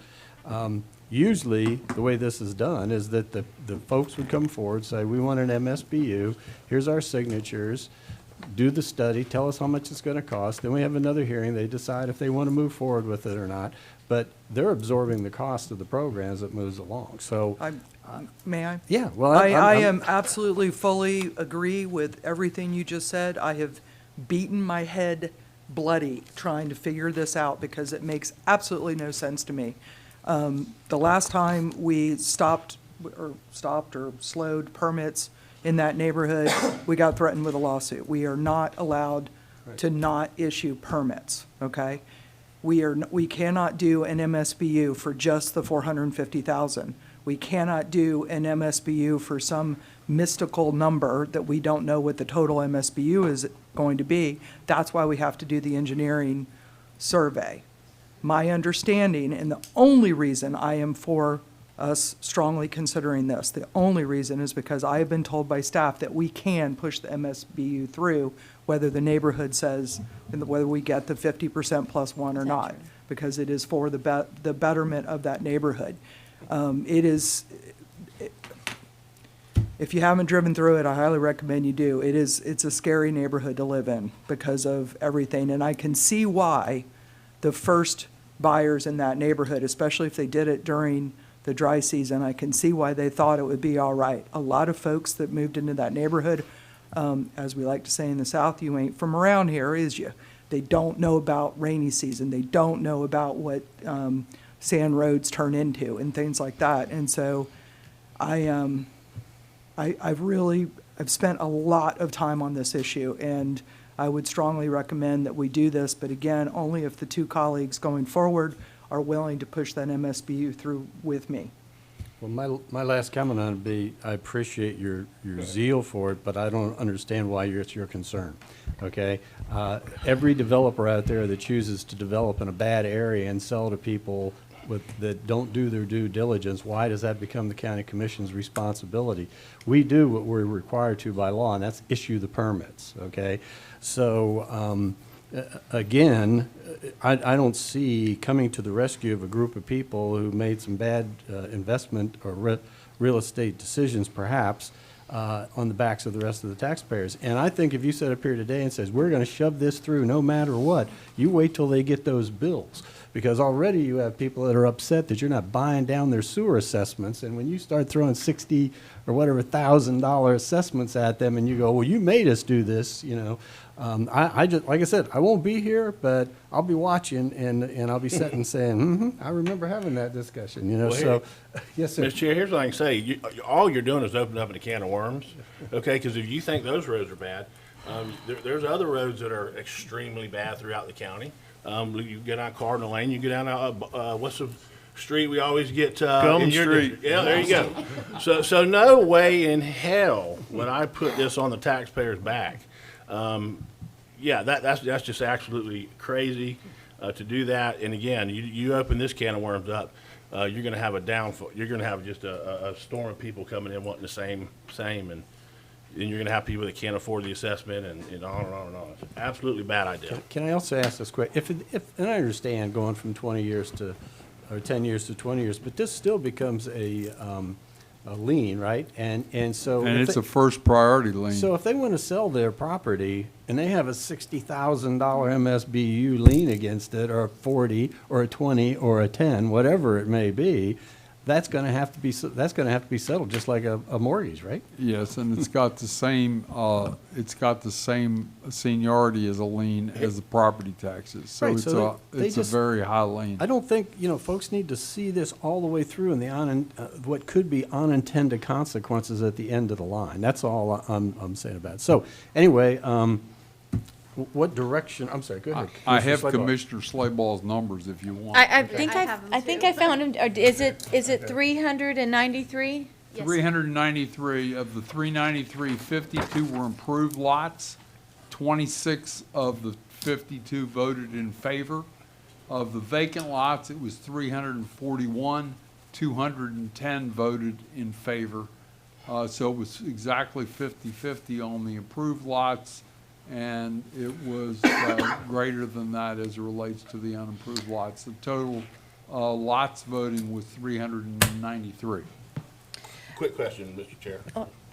Commissioner Slabaugh. Yes. Go ahead, you go. Okay, so the vacant lots, the 341 vacant lots, I am curious to know how many the developer owns. There you go. And I know that we can't stop him or her from pulling the permits, but there has to be something to protect the buyer, even though it's buyer beware. I mean, just to say we cannot stop the permits being pulled. But SwiftMud is saying you don't touch this until the, what was it called? The environmental resource permit is decided, or We have signs up that says this road is not county maintained. That should be a pretty strong indicator. In fairness, we put them up 12, 18 months ago. I don't remember when. and during the permit process, is there anything we can do? Well, at the permit process, I guess it's too late. Just a second, I want to make sure Commissioner Slabaugh. Thank you. And there will be three of us sitting dealing with this. This has been going on for over 20 years, and we're the lucky board to get this to this point. I am curious what my third colleague thinks about this. And before we go to him, I want to hear what the attorney has to say, and then Commissioner Carnahan, and then we'll go to your third colleague down there. So, Madam Attorney. I would just say, with regard to the permit, there is a disclaimer on the permit that relates to the fact that the permit can't be withheld because of other agencies' permits, so that's on there. But if we think about this, normally a homeowner or a potential buyer doesn't ever see the permit application or the permit. What I noticed about some of the addresses on some of the individuals, and mind you, I've been dealing with Inverness Villages for 7 years. I understand that it's come to a head now, but this neighborhood, in fact, I was the City of Inverness attorney. So back when I was, Frank DiGiovanni was the city manager, I was the city attorney back then, we had issues in Inverness Villages for, so, I mean, probably the 20-some years that I've been practicing as a lawyer, I've dealt with Inverness Villages for. So what's important is that the addresses of the people, they're not local people that are buying the houses. When you look at the deeds, when you look at the addresses that are on the deeds, a lot of them are out of state, so they're never going to see the permits being issued. Now, as far as SWIFMUD is concerned, we have been working with, I did want to correct one thing. I can't remember which one of you, but someone referred to the gentleman who owns a lot of lots in there as a developer. We need to be careful that we don't use the term developer, because that individual is not a developer, has never been a developer of Inverness Villages for, and I know he takes great offense to it, and we're repeatedly corrected for that. So please, we all acknowledge that Mr. Gentleman is not the developer. Okay. Having gotten that, Oh, go ahead. if I might, Mhm. having gotten that out, I will say that I've had numerous conversations with the attorney for SWIFMUD and the attorney for Inverness Villages, DT Villages, and I'm sorry, I don't know all of the corporate names, but I think SWIFMUD is waiting, or at least had been waiting, to see if the petition issue went forward and so forth. And it's only been of late that we've learned that the gentleman is not going to put up the money. So I have not had another conversation with the woman at SWIFMUD, the lawyer at SWIFMUD that I've been dealing with. Then there was another question about how many lots he owned. And at one point, it was asserted that he had over 60% with all of the various entities. There's like 7 corporations. But I don't know if that number is the same. Okay. Commissioners? Carnahan. The point is, the individual that owns a bunch of lots can derail this, it's just like that with the vote. Okay, so bottom line is, no, Can you repeat what you just said? We can't hear you. the bottom line is the individual that owns most of the lots out there gets to vote also.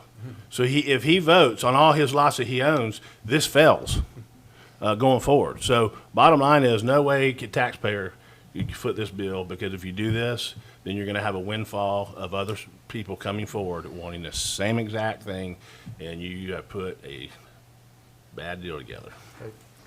Okay, yes. I'm sorry, this is really important.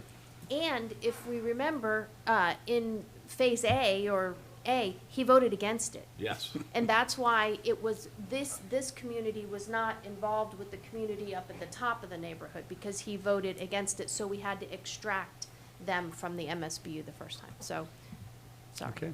Now I'm really good. Okay. I'm good. Commissioner I'm Kennard, good. you got anything to add? Yeah, just a couple things. I think the money for the study needs to be funded by the homeowners or property owners. Almost said developer again, but all the property owners or those that want to see it move forward. I will absolutely be on board with supporting an MSBU for the construction, the building the roads, that type of thing. But we cannot put, we can't put the $400,000 on the taxpayers. There's just too much risk there. We cannot advise people not to build out there. I mean, there's something called, I'm gonna butcher the word, tortious interference. Well, If we start, Right. if we start telling people when they come in to, you need to rethink your decision to buy out here, or you need to, I mean, that would be the county directly interfering with their business transactions out there. So other than saying this is not a county-maintained road, I can't imagine we can issue any further warnings against doing that. Well, I haven't heard anybody here yet to support the idea that the county should come up with the money to pay for the study, okay? I mean, I think we all, what I've heard, most of us are in agreement with you, Commissioner Kennard, it says, yeah, if the citizens want to do it, let them go forward in the process, but let them pay for what it's going to take to find out what it's going to take to do it, right? And that is an excellent point, because this will be blown out of the water that fast, so I agree with you. Yes, ma'am. Thank you. And I just wanted to just say this because I am very sympathetic. Commissioner Davis is sympathetic. But just doing rough math, 60% of the 341, the major shareholder would have to come up of a minimum with the assessment for the MSBU of $1.23 million. And I don't see that major shareholder supporting what you're trying to get. So we would be putting money out there and he could just quash it. And I'm sorry, I feel terrible, but I have a responsibility to the rest of the county and the tax dollars that we have to be the watchdog over. So I support an MSBU, but I don't know how you would get, I cannot support spending the $400,000 to $450,000 of the taxpayers' money, because I just think it's just going to be thrown away. Mr. Chair? Yes. Madam Attorney, was I not told repeatedly that we can push this through without having them do the MSBU paperwork? Yes. Okay. Yes, Randy has stated numerous times that regardless of what your administrative regulation says, state law allows you to push it through. Okay. Okay. So I'm because I keep getting pounded on that I'm trying to put this risk $400,000 to $450,000 of taxpayer money. I am not wanting to spend that from taxpayer money at all.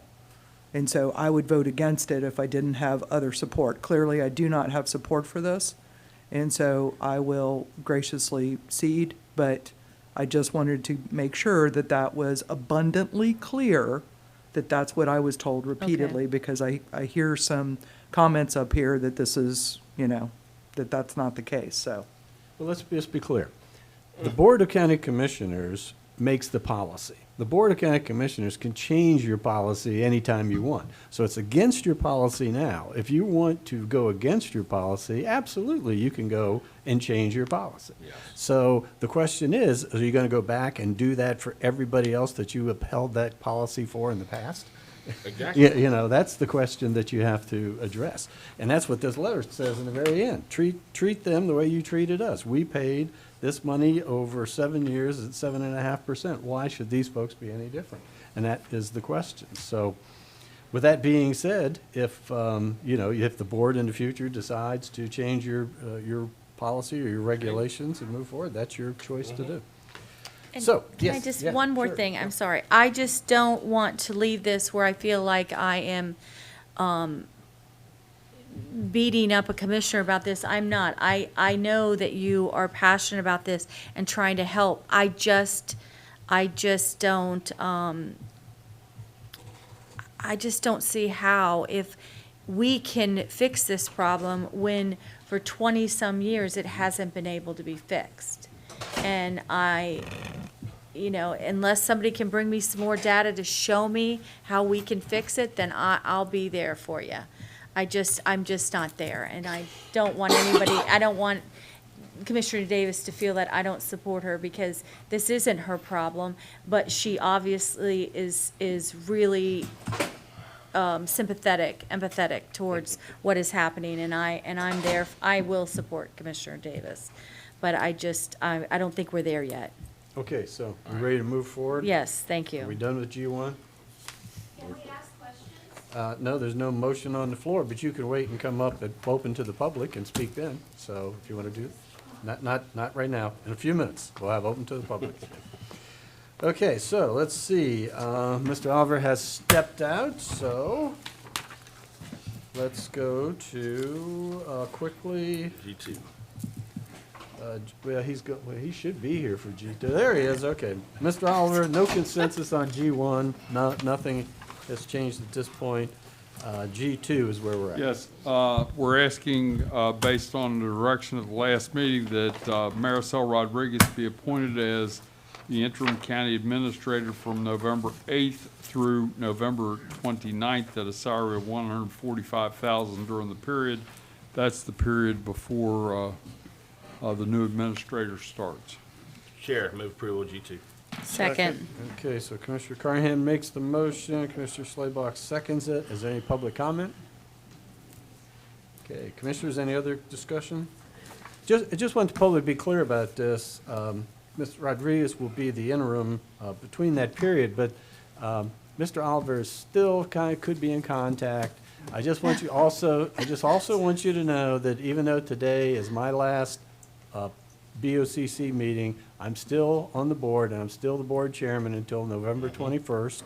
Okay, the same as with Commissioner Carnahan. Our new administrator will be here on the 29th, and in between, he's back and forth. So it's not like we're floating aimlessly and we're throwing this all on Ms. Rodriguez at the last second or whatever, and she's fully capable of that. So I just want to say that. So we have a motion and a second, no public comment. Commissioners, any other discussion? Government keeps moving on. That's right, all right. I have a question. Related to that? Related to this motion that we just made, about the county administrator? About the salary.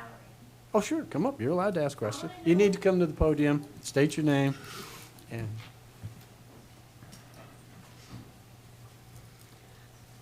I'm actually Dr. Carmen Kubitschek, and I live in Inverness 4. I just noticed that for 11 days, I guess, or I don't know how many days she's going to be interim, but she's making $125,000. Is that correct? I don't know what she's making now. Well, that's what's stated on your It says 145 for that interim period. interim, for that 11 days or whatever, many days. And you all are worried about $450,000? Totally different, totally different. Totally different. Taxpayer money? I'm not gonna step on your time. You say whatever you want, and we'll Okay. comment when you're done. I'm just okay? saying, you know, her salary is based on taxpayers, correct? Okay. That's all I want to know. Okay. Is there anyone else to speak to this motion? Yes? And if it's gonna be about the money and you wanna talk about Inverness 4, this is not on the motion, okay? Mary So, Weber Nellis, Inverness Village 4. If that's what you wanna talk- I agree totally. That salary is off the charts. Okay, For- fine, For thank how you. many days? Thank you. This The- woman's making over $100,000? okay. So, is there anyone else to speak on the motion? All right, and it's fun, okay, anybody else? So we're gonna close the public comment. I'm just gonna say, had the Inverness Inverness Village 4 issue came up after this, I don't know that anybody would be speaking about the salary. But anyway, do you want to comment on that? Yes, the 145 is an annualized salary. Exactly. She makes, I don't recall, a little over $100,000 now, so it'll be roughly $40,000 divided by 52 times 3 weeks. Exactly. Right, exactly, so, thank you. So, anything else on the, yes? I was just gonna say, she doesn't get $145,000 for 11 days, otherwise I would ask for that job. So, Okay, let's get back to business here. Okay, so we have a very important appointment. There has been public comment. Commissioners, any other discussion? Thank you for putting up already for scrutiny that, you know. Okay, so with that said, all in favor say aye. Aye. Any opposed say nay. That passes unanimously. Thank you, thank you, thank you. Okay, item G3, Mr. Oliver. Yes, G3, we're asking that the board to approve a resolution transform responsibility for the Water Wastewater Board back to the Florida Public Service Commission. The reason for this is the county has a number of small utilities, and then there's Rolling Oaks, which has now been acquired by a very sophisticated investor. And the challenges of that are going to be very great in the future. The county doesn't have the resources or the assets to properly govern a utility with 5,000 customers right now growing to 10,000 customers. And additionally, they're going to have to be making some vast improvements to that system. Specifically, they've been tasked by FDEP to tell them, and I think it's March 31st, to tell them by March 31st what they're going to do to bring their plan into compliance with the new nitrogen requirements that the state set forward. They have two options. One of the options is to build a new plant. They'd previously proposed that. At that point didn't, in our opinion, avail itself of all the various options. One of the other options that's going to have to be evaluated is possibly being a bulk sewer customer to Citrus County Utilities, which places the county in a very precarious position as relates to how this is handled, and because the county potentially could be a party at interest. We believe the PSC is better set up to do this on the big utilities. Will it be a little harder for the smaller utilities? Yes, perhaps so. But this is an all or nothing proposition. You can't give just Rolling Oaks back to the PSC and keep the others. Plus, the economics become much more cumbersome too, because the small utilities have minimal people. We recommend that. We think that the Rolling Oaks, they asked for a utility or a equity adjustment in the rate filing of the certificate, and we denied that now and in the future. What that is for is if it was valued at $5 million and they sold it for $30 million, they wanted an equity adjustment based on the $25 million that they paid for it in addition to the base price. We declined that. If that would have been granted to them, we did actually run the numbers on that just to know what it was. It would have represented slightly less than 100% increase in the rates. So your position or staff's position is to approve this resolution to transfer, right? That's what you're That's our recommendation. So that's what they're looking for. Board, what's your opinion? Mr. Chair? Yes. This, and I'm sure that some of us heard from other, the smaller utility operators. But this board has not, Randy has served as I guess the chair of that board for some time now. I remember us having a discussion asking to get that position filled multiple times, and it hasn't been done yet. I would like to see us, I don't know that there's an urgency to do this right now. I would like to see us punt this until we get Mr. Howard in here, and let's see ultimately if we can be successful at getting a new chair to that board. Try and put that piece back together again. If it's unsuccessful, then it's unsuccessful, and it goes to the state. But I would really like to see us maintain as much control of these things here locally as we can. Dealing with Tallahassee is rarely fun, and sounds like it will be much more expensive for the smaller utility companies to do that.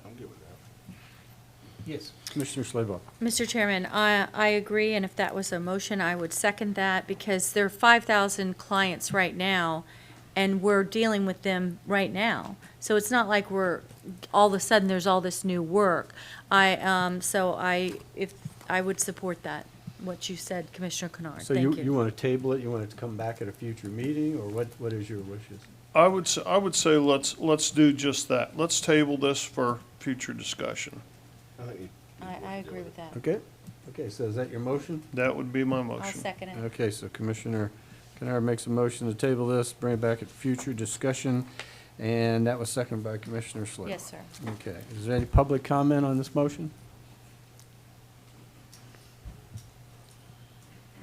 sitting a long time just to get up. Good afternoon, Commissioners. My name is John Thrumston. I represent Terrawood Utilities, 3332 South Fox Court, Inverness, Florida. And I agree with you, Commissioner Kennard. This is affecting 5,000 people just in the Rolling Oaks utility. That's not including my utility and several other people. You're looking at 8,000 to 10,000 people that are going to be infected by this. And you can't just, in a knee-jerk reaction, say we're going to send this back. What do? We don't even know what to do, what processes we take, what happens to the money.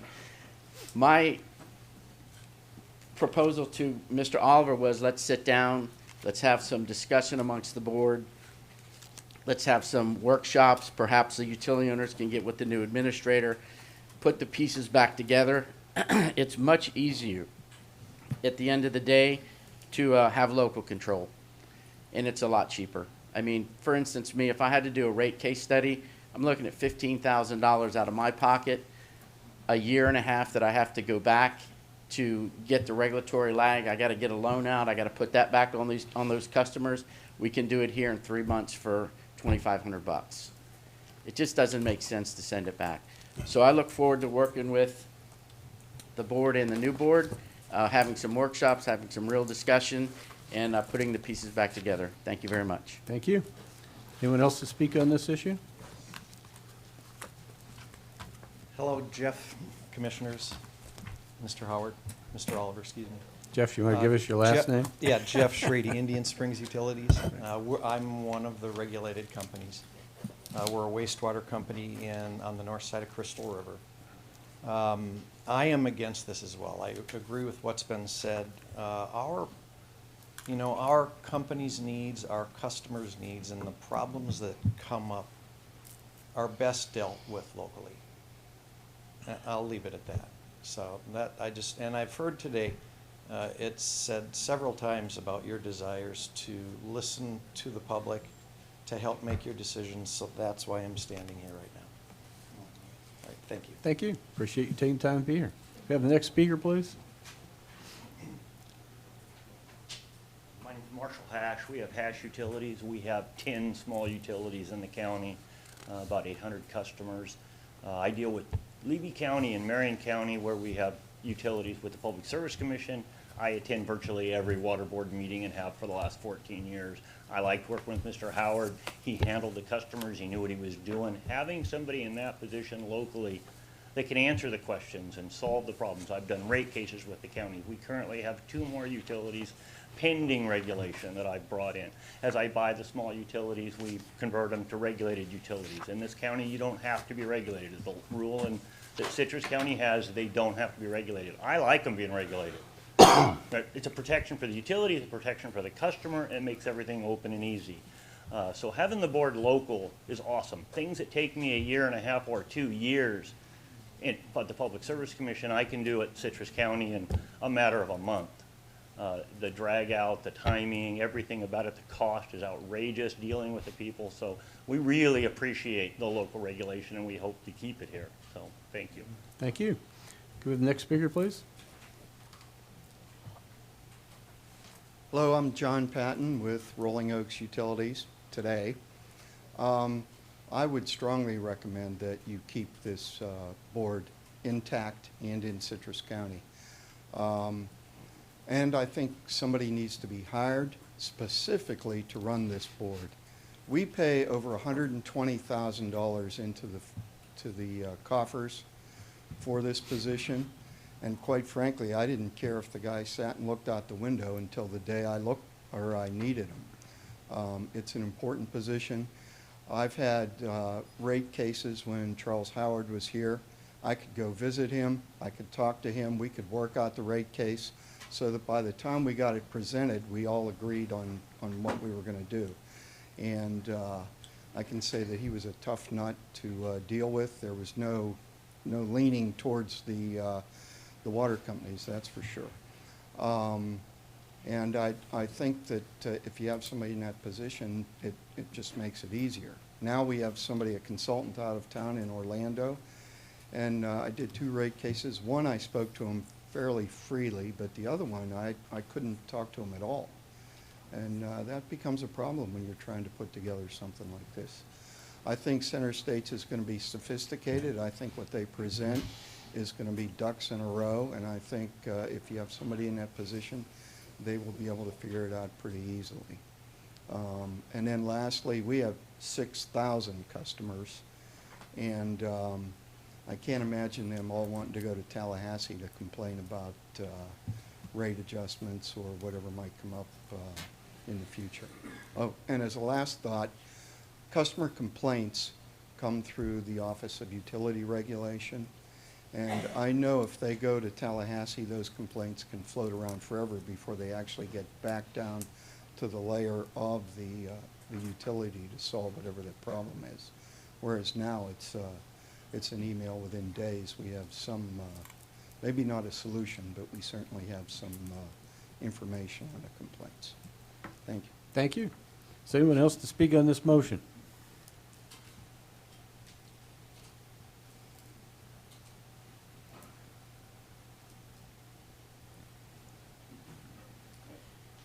Hi, my name is Bob Rudemiller.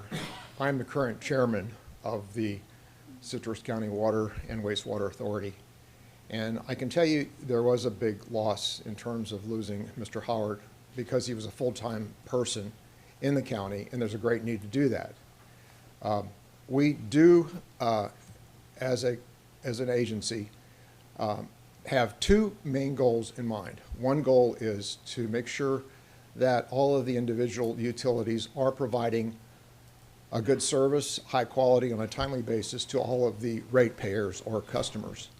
The second thing that we try to do is to make sure that there is a fair and equitable price that they pay for their water and wastewater, the ratepayers, but also we have to make sure that the companies that are providing that service are also healthy and not having extreme profits at the expense of the ratepayers. The current concern we have is the acquisition of Rolling Oaks, and that acquisition could potentially increase the rates of the existing customer base at Beverly Hills, plus all the new customers coming online, at least 100%. And that is our concern, because normally the annual increases are around 1% to 2% per year based upon the analysis and recommendations from Tallahassee. But we're faced with some really big challenges, extremely big challenges.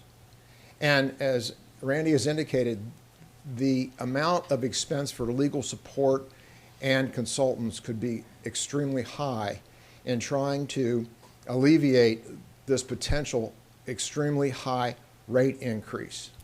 And that's our main concern as the authority. Thank you. Thank you. Does anyone here else wish to speak on this motion?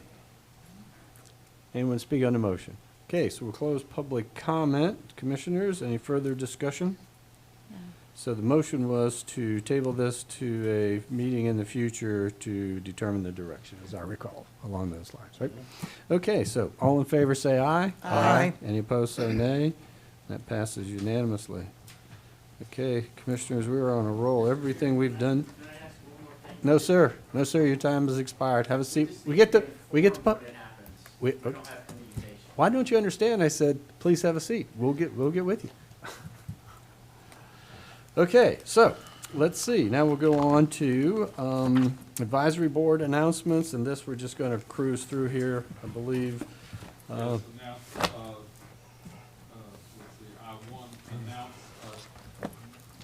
terms of membership available and the taking of applications on the Affordable Housing Advisory Committee. The new terms will be for 2 years, beginning February 1st, 2023 and ending January 31st, 2025. Applications and resumes are requested by November 30th. I-2, announce the terms of expiration for one regular member of the Citrus Springs Advisory Council. The term will expire 1/31/23. The new terms will be for 2 years and expire on 1/31/25. B, announce terms of membership available and taking of application of one regular position for Citrus Springs Advisory Council. The terms will begin on February 1st, 2023, or the next scheduled Citrus Citrus Springs Advisory Council meeting and expire on January 31st, 2025. I3A announced the terms of expiration of 3 regular positions on the Beverly Hills Advisory Council. The current terms expire on 1/31/23. The new terms will be for 2 years and expire 1/31/2025. B, announce terms of membership available and taking of applications of 3 regular member positions on the Beverly Hills Advisory Council. The terms will begin on 2/1/23 or the next scheduled meeting and expire on January 31st, 2025. I4 is for the Aviation Advisory Board. Announce the terms of expiration for 1 District 2 member position, 1 District 3 regular member position, and 1 at-large member on the Aviation Board. The current terms expire 1/31/23. The new terms will be for 2 years and expire 1/31/25. Aviation Advisory Board requests the BOCC announce the 3 positions of membership are available. On the Aviation Advisory Board, and applications will be received by the County Administrator's Office until December 8th of 2022. The terms of the regular member positions will be through January 31st, 2025. Once the board acknowledges the member vacancies, a press release will be issued. And number I5, nominate and appoint a citizen member to the Value Adjustment Board. The citizen member must own homesteaded property in Citrus County. And I believe we have 1 applicant for that position. Yes. So we'll be looking for a nomination and appointment of that applicant. Mr. Chair, Sir. I don't know if we all got an email from Mr. Gilbert, I did. but he has applied to both the Value Adjustment Board as well as the PDC, and the nomination, apparently the nomination date or the appointment date for the PDC is at a future date, and he can't serve on both of these boards. He has asked if we could forego this appointment right now until he sees if he gets on the PDC. If he gets on the PDC, he would withdraw his application for the Value Adjustment Board. Well, my answer was I did receive it, and I thought it was totally out of line. That's why I didn't even entertain it.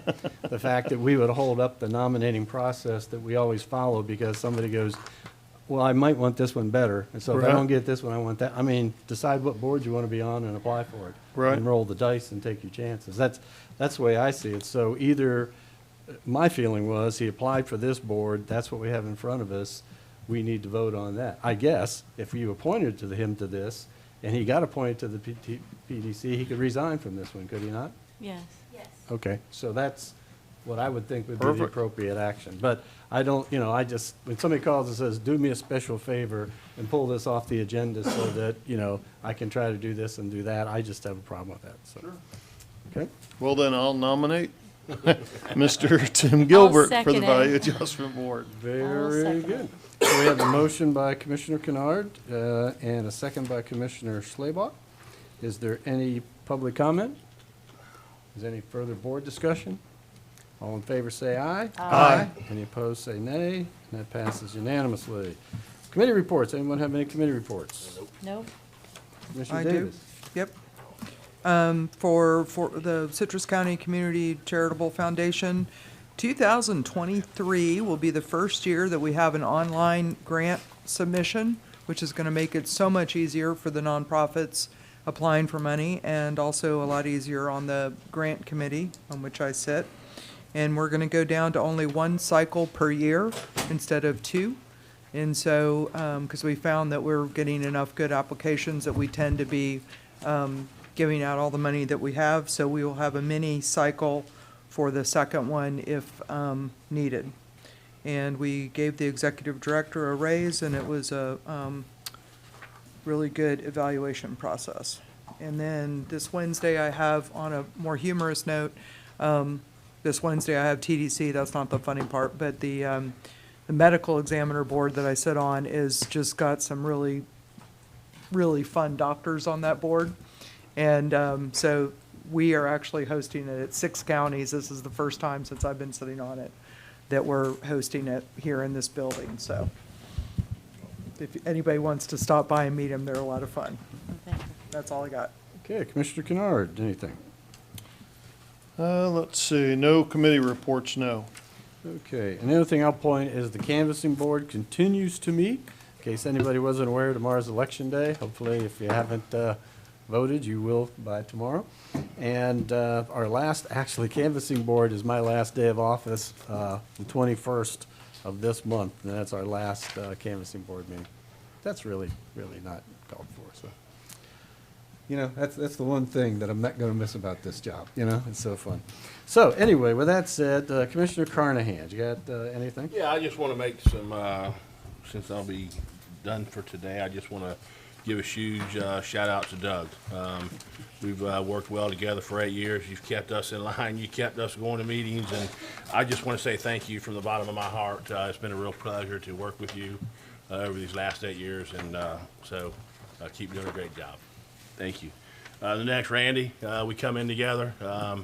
We're leaving together. I think we did some heavy lifting in these 8 years. I plan on to keep in touch with you. But again, thank you for your service and working with you also. Denise, same way, you come in together. Unfortunately, you're going to still be here. You're not going out with the, no. Thank goodness. But I just want to say thank you. You know, there's times we disagree, but at the end of the day, she does her job very well. She gives us the advice that she feels that we need. So I want to say thank you, and I really appreciate being here. And last, or not last, but also staff. I want to thank staff. You know, staff's out there running the county every single day, and I want to thank you for everything that you guys do, from the directors all the way down. Thank you for your time here at the county and your employment. We greatly appreciate it. Jeff, it's been a pleasure working with you. Yes, it is. And I want to thank you, Commissioner Davis, Commissioner Slabaugh. It's been fun for the last 2 years. I look forward to watching y'all move the county in the future. But again, thank you, Citrus County. Very good. Thank you, sir. Commissioner Kennard, anything? Yeah, I got a couple things to talk about. I got a call from Mayor Bill White up in Dunellen, and he is wanting to have a conversation about possibly applying for grant money regionally to construct an evacuation facility. Not specifically for residents west of Highway 19, but the coastal areas of our region. He said that his folks up there, while it is a challenge to get people to evacuate in the event of a storm, quite frankly, they really don't have any place to evacuate to. And he was reaching out to me to see if, as the District 1 Commissioner, if I would be interested in attending that meeting and whether or not Citrus County would have any interest in it. And I said, well, you know, let me bring it to the board. I said, well, we can't vote on it at this meeting, but I'll at least run it up the flagpole and see if there's any interest in us being engaged in that kind of a discussion at all. So that's out there. I don't know if the board has any interest in having any discussion about that. If you do, I'll certainly go and attend the meeting and listen in and bring it back here. Obviously, we can't commit us to anything until we know what it is that their plan is. But if there's no interest at all in pursuing something like that, then I probably will not make the meeting. So anyway, there's one other thing that I know is an email that that we all received from Brian Armstrong at Swift Mud,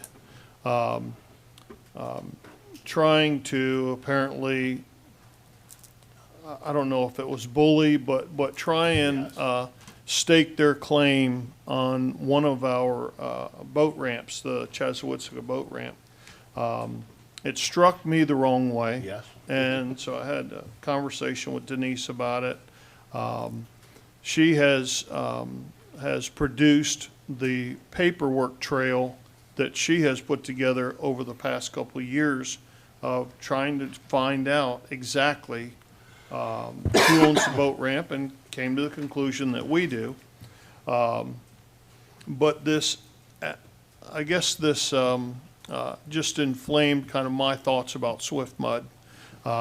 This organization, with their millage rate on Citrus County property owners, they pull about $2.7 million a year out of the county. And you would think for that kind of money that it should feel more like a partnership, and it doesn't. As you know, I went down and met with them several years ago to discuss what our options would be with Charles A. Black well field, and we got absolutely nowheres with that. Zero progress made on that, and that still aggravates the fire out of me that that we're the only county that does not own our facility. You know, Swift Mud got involved with some type of a small project in the seagrass restoration in Kings Bay. You know, they had some metal fence out there, and they planted some seagrass in the muck, and were surprised that it didn't grow, and so they pulled their project apart and took their marbles and went home. Rather than staying involved with a project that's successful and is showing that it's successful in cleaning up that muck, and then actually planting these grasses in a reasonable habitat for the grass to succeed. So that was frustrating. Several years ago, Commissioner Carnahan will remember this, that Swift Mud had made a decision to move their headquarters. I believe it was down to Pinellas or Hillsborough County. Somewhere, you know, that is where their focus is at. Naturally, a lot more people down there, a lot more water issues to deal with. Their focus is not Hernando and Citrus County. The reason I put all this out there, naturally, this letter regarding our boat ramp triggered it, but Levy County, just to the north of us, falls under the Suwannee River Water Management District.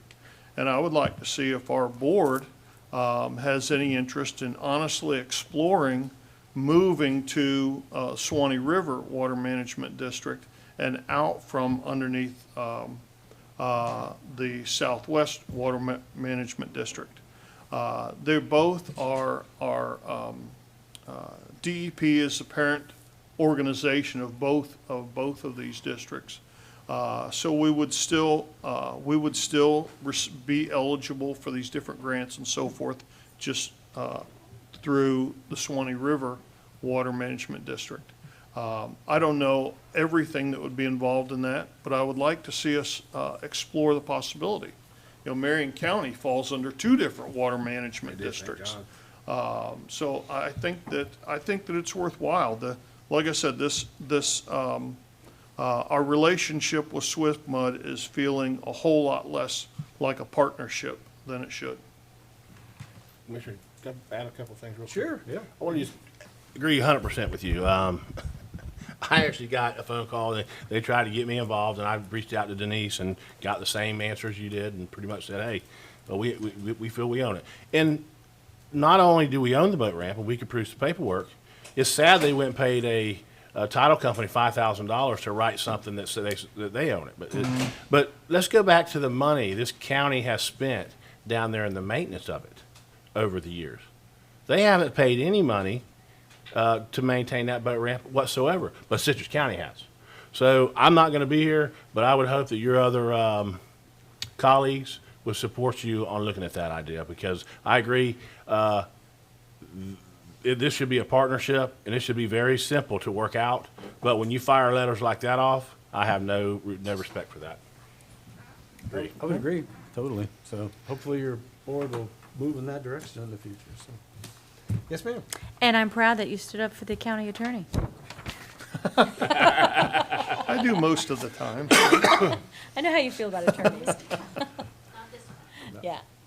Well, my policy is I figured that the county attorney works for us. Mhm. The Swift Mud attorney does not, so I'm gonna hear what our attorney has to say about it. And, I don't, and what really impressed me is when I heard that we even had a surveyor go out and look at it, and the surveyor goes, yeah, that's the county's, so.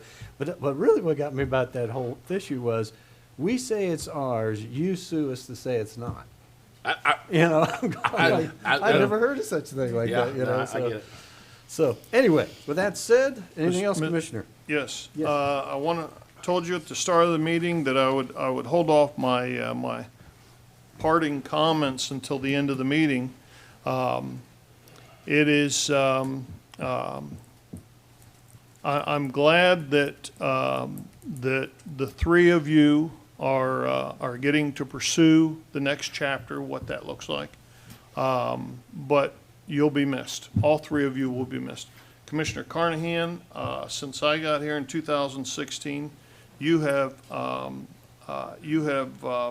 taken charge of the big issues, not back down from the big stuff.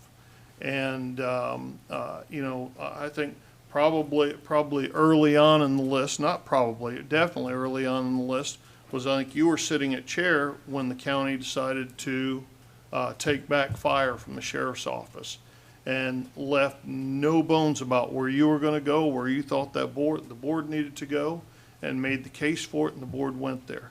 And there's been other big issues along the way that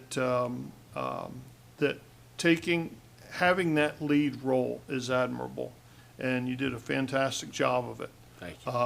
I'm looking forward to working with this next board. We too will have many big issues to tackle, and it's going to take the intestinal fortitude that you showed in the chair seat while you were there. So thank you. You will be missed. Commissioner Kitchen, Commissioner Slaybaugh stole my thunder when she said that you've made us better commissioners. You have. We may not necessarily always like how it comes across, but that's okay. Teaching each one of us how to stay out of the possible gray areas of running the meeting. There's a black and white way to run the meeting, to run government in an orderly manner, and you have certainly demonstrated that. And I really I appreciate you as a friend, and I appreciate the leadership that you've shown since November of 2016 when I got here. Thank you, sir.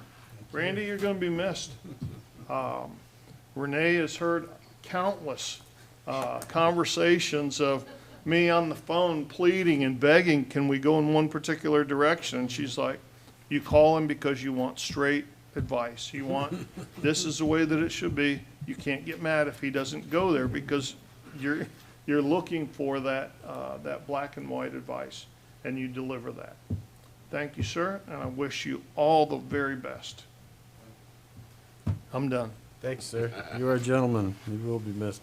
Okay, let's see, we move on to Commissioner Davis. You have anything for us? Yes, I attended 2 days at the Future of Florida Forum 2 weeks ago, and it was crazy amount of information, just absolutely crazy amount, talking about literally the future of Florida, where we're going, how we want to grow. This is hosted by the Florida Chamber. Everybody who knows me knows that I'm big about strategic planning and KPIs, which are key performance indicators, and there was a lot of really strategic thought on what is required for us to thrive, especially with 1,000 people a day moving to Florida. They identified one of our biggest opportunities would be additional manufacturing, obviously clean manufacturing in Florida, because environment was always forefront in everything that we discussed.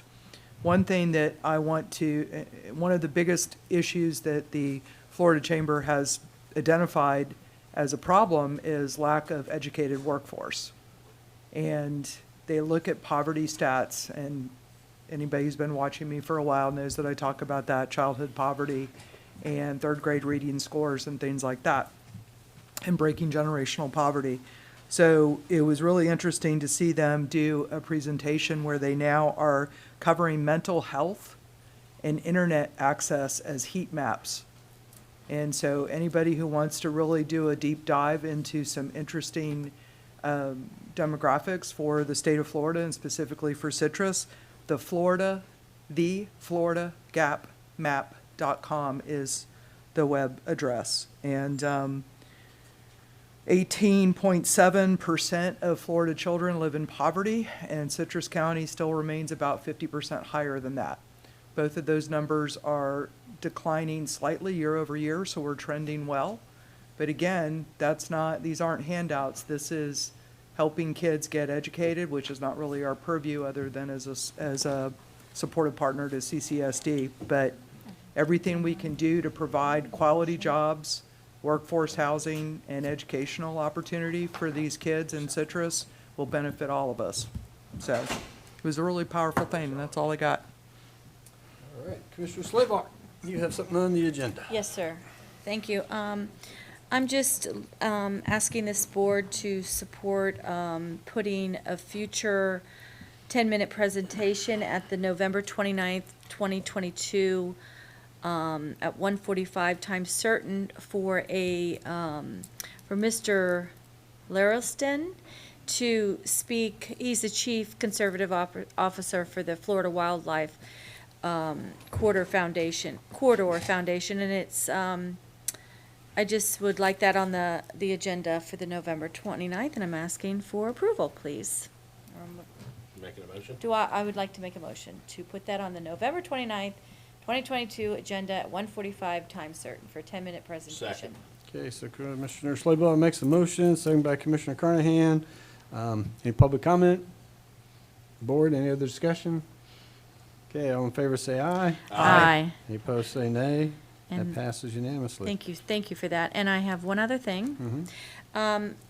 You know, I was going to save mine, but Commissioner Kennard stole my thunder to say I wanted to thank Randy Oliver. I do appreciate the 2 years in the council that you've helped me. I don't know that I will ever really grasp government accounting, but I am trying.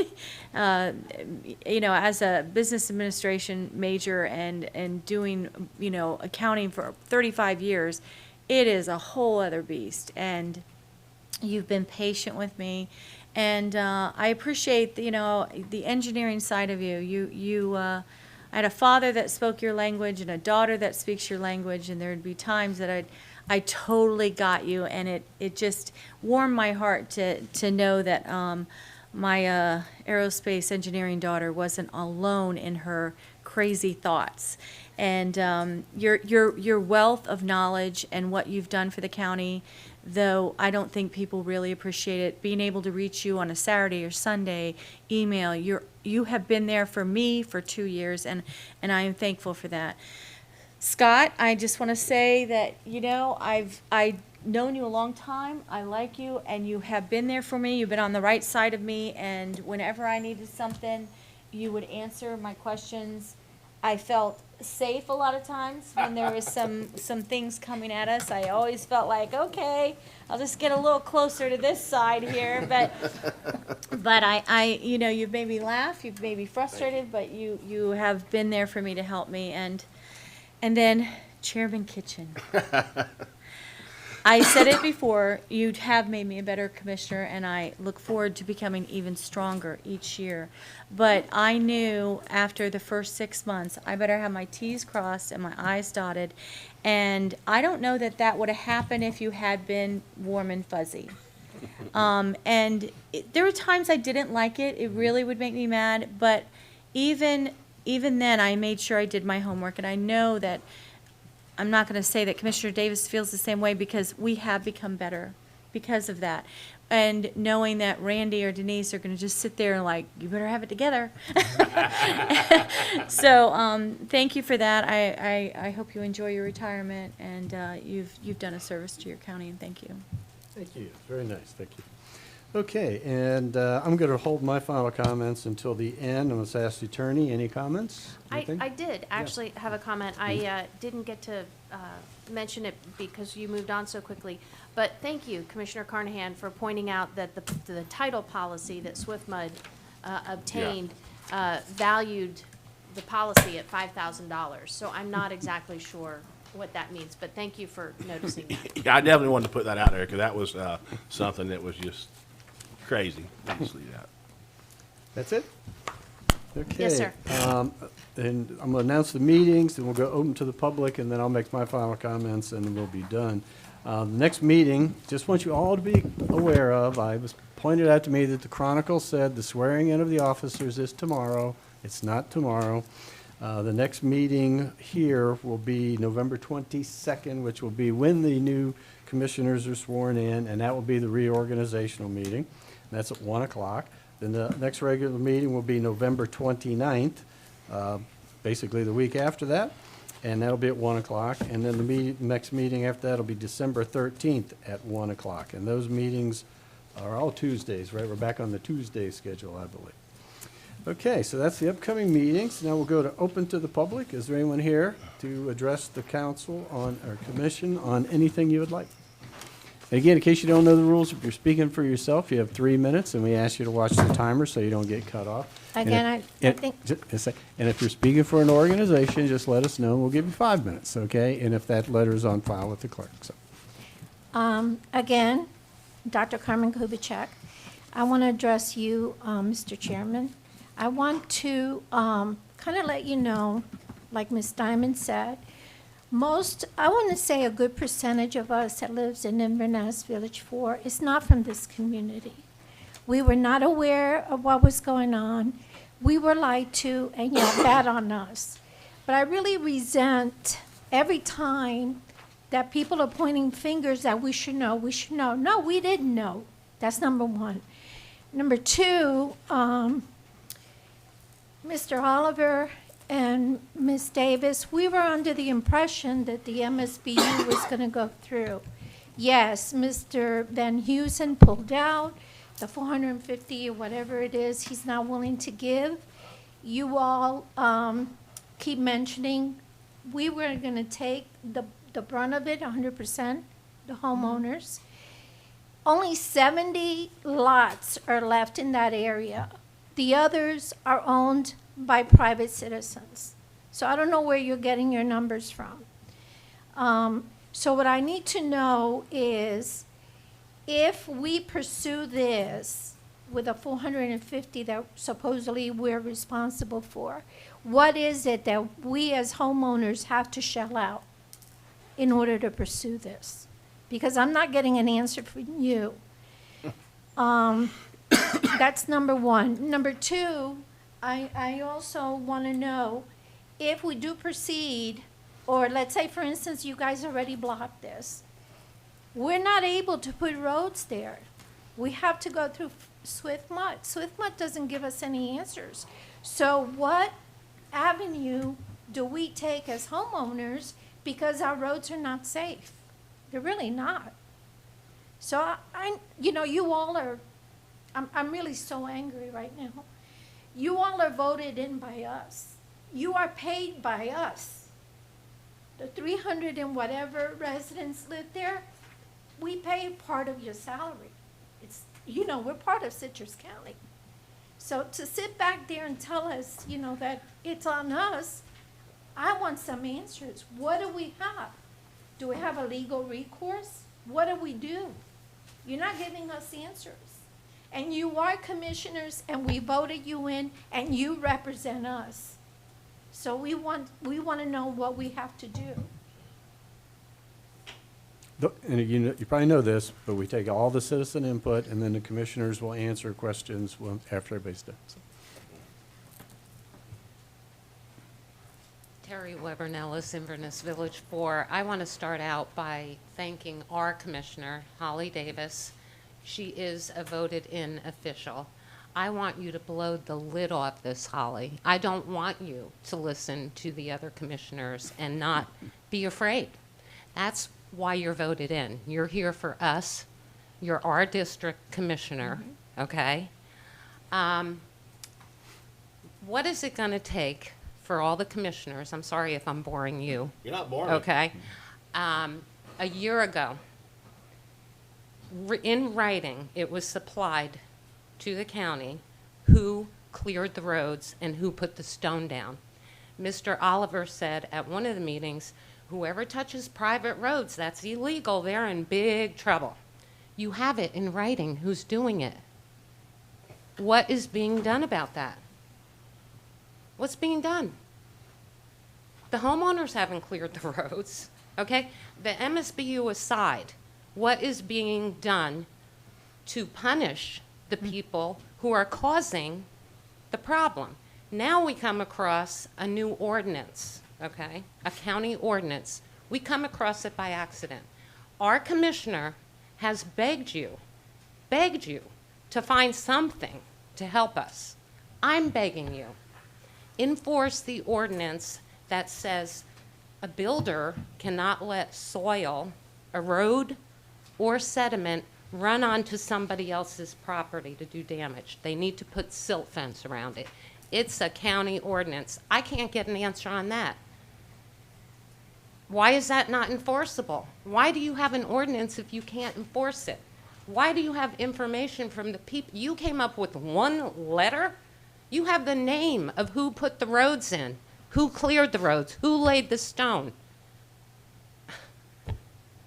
We're not going away. And Commissioner Davis, my hat is off to you.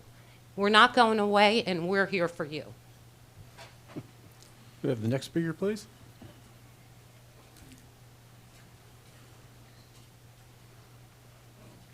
My name is, excuse me, my name is Don Martin. I'm a resident of Inverness Village 4. We didn't come in here today as to attend a meeting to be disrespected. And earlier, when you was talking about the taxpayers' dollars, you, sir, and you, sir, were very disrespectful to the homeowners of Inverness Village 4. Do you agree Please that don't you was applaud. disrespectful? No. Is that why you're shaking your head, yes? No, Scott, I'll reply in a Scott, minute. Yeah. don't I engage, mean, don't I'm just engage, saying, don't we engage. Say your piece, sir, and then, Yeah, you guys disrespected us earlier when you talked about taxpayers' dollars. We come in here for information on what we need to do, just like the lady just said. What's the answers to our questions and our problems? That's all. We don't need to be disrespected. I mean, we all need to act professional. Thank you. thank you. We have the next speaker, please.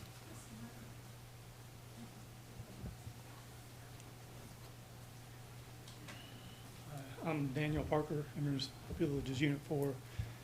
And you said, what makes us different? What makes us different is 50 years ago, as he pointed out in his meeting with us, this all started.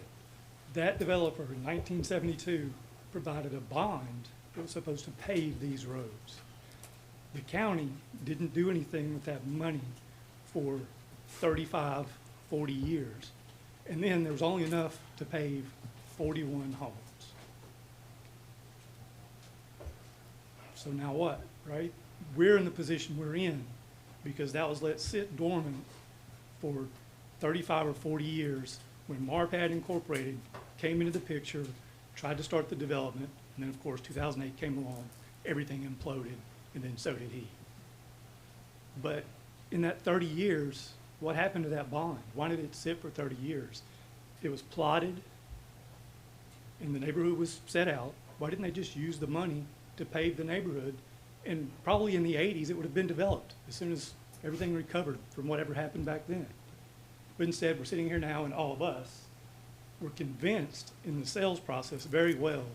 She has a copy of my road maintenance agreement that says we do not need a permit to work on those roads.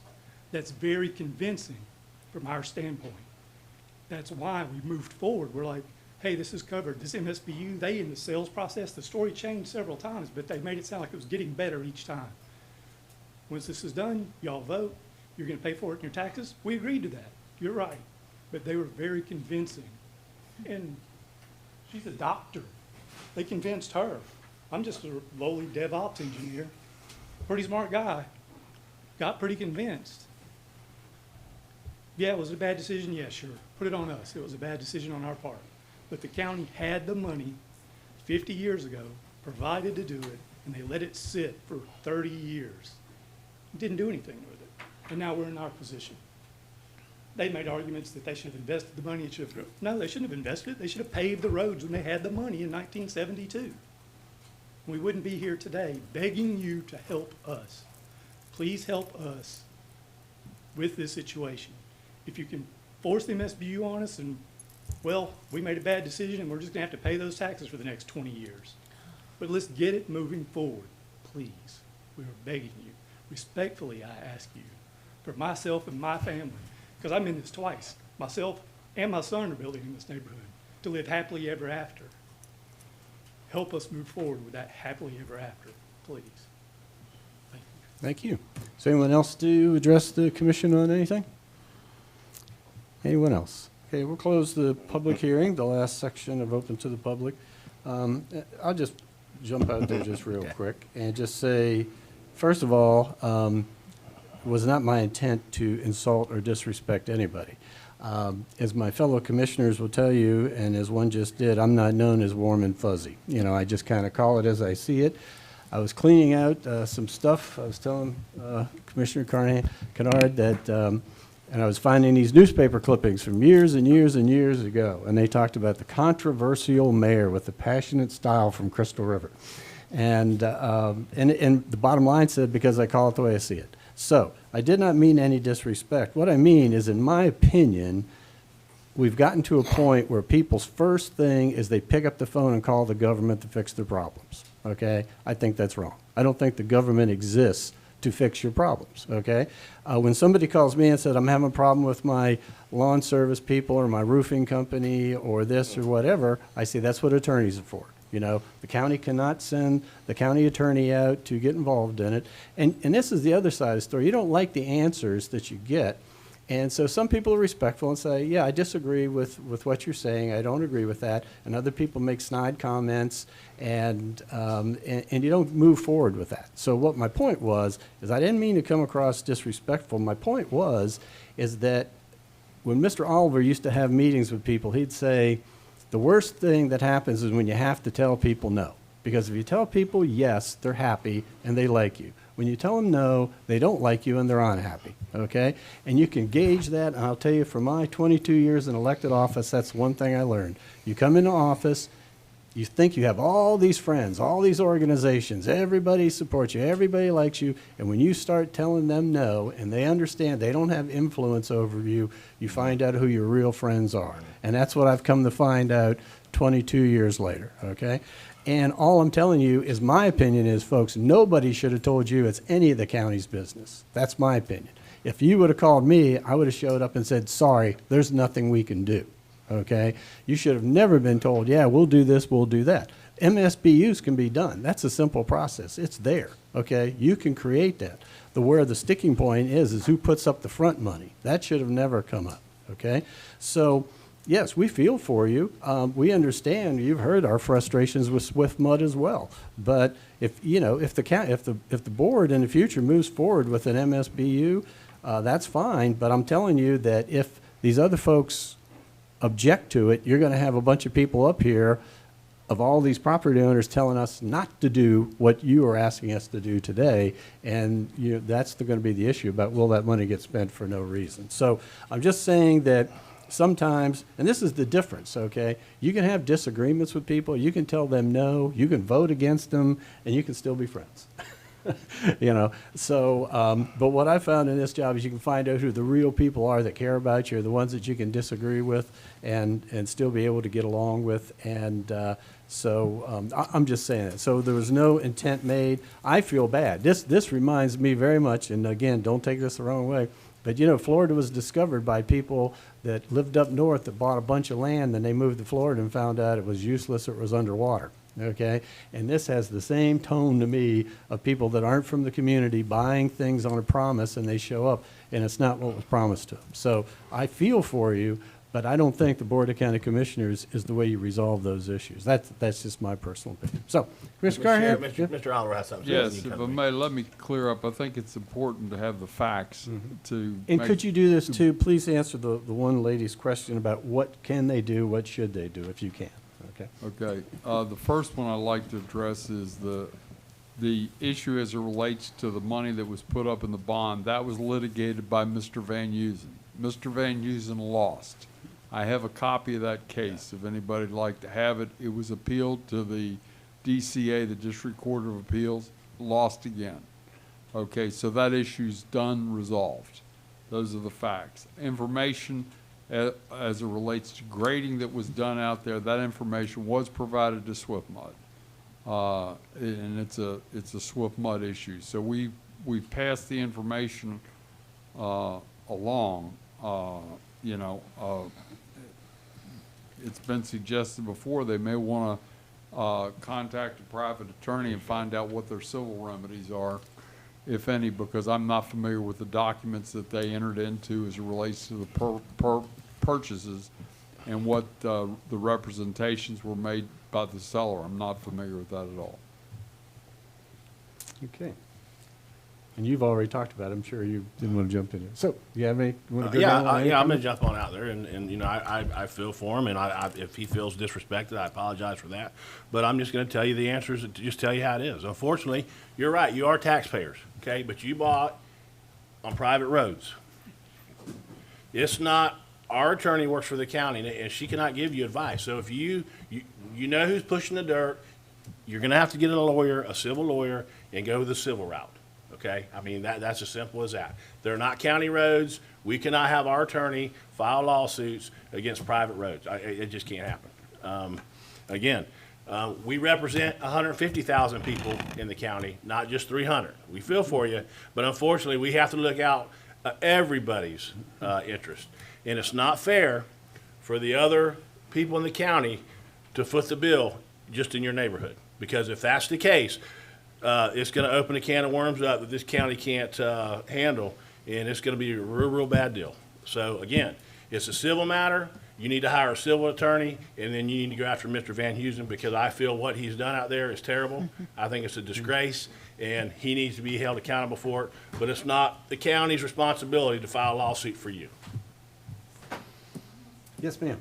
I think Commissioner Carnahan might have misspoke. He said they're private roads, but what he meant to say was they're just not county maintained. They're Right. county That's fine. roads They're that are not not county county maintained roads. maintained. So I Correct. just wanted We to. have not taken responsibility for them. Correct. I just wanted to clarify that. And if I also Sure. might say, Excuse me, please don't talk in the audience, okay? a lot of the issues out there with the roads may have been done when the water and sewer lines were put in. So it's difficult to know exactly who did what out there, and I think that's the difficulty SwiftMud is having. That's the difficulty that SwiftMud is having in trying to determine who they would file an action against. Okay. So, anybody else have any comments? Yes, ma'am. If there. Please keep the conversation in the audience down. We ask you not to speak from the audience. Would you please not do that? Thank you. If there is an ordinance that about, and we all know about this, where if the property that's being built and they're not keeping the soil in their area during that process, what can we do? If we do have the ordinance, what do I need to do to push that route? They're required to have silt fence during construction. After the construction's done, that's no longer required. Right, but there is construction going on. I haven't been out there recently. I'm sure there is, but I can't answer that. I also can't answer if any of that dirt that's going on the lots is coming from the roads either. I mean, SwiftMud's position is that the road, they either need to get an environmental resource permit, or they need to return the roads to the original grade and grass. Okay. So, Ma'am? yes, Sorry. Staff is looking into that issue. okay, good, okay. my second part is maybe, not that I want to suggest this, but maybe there could be a major campaign to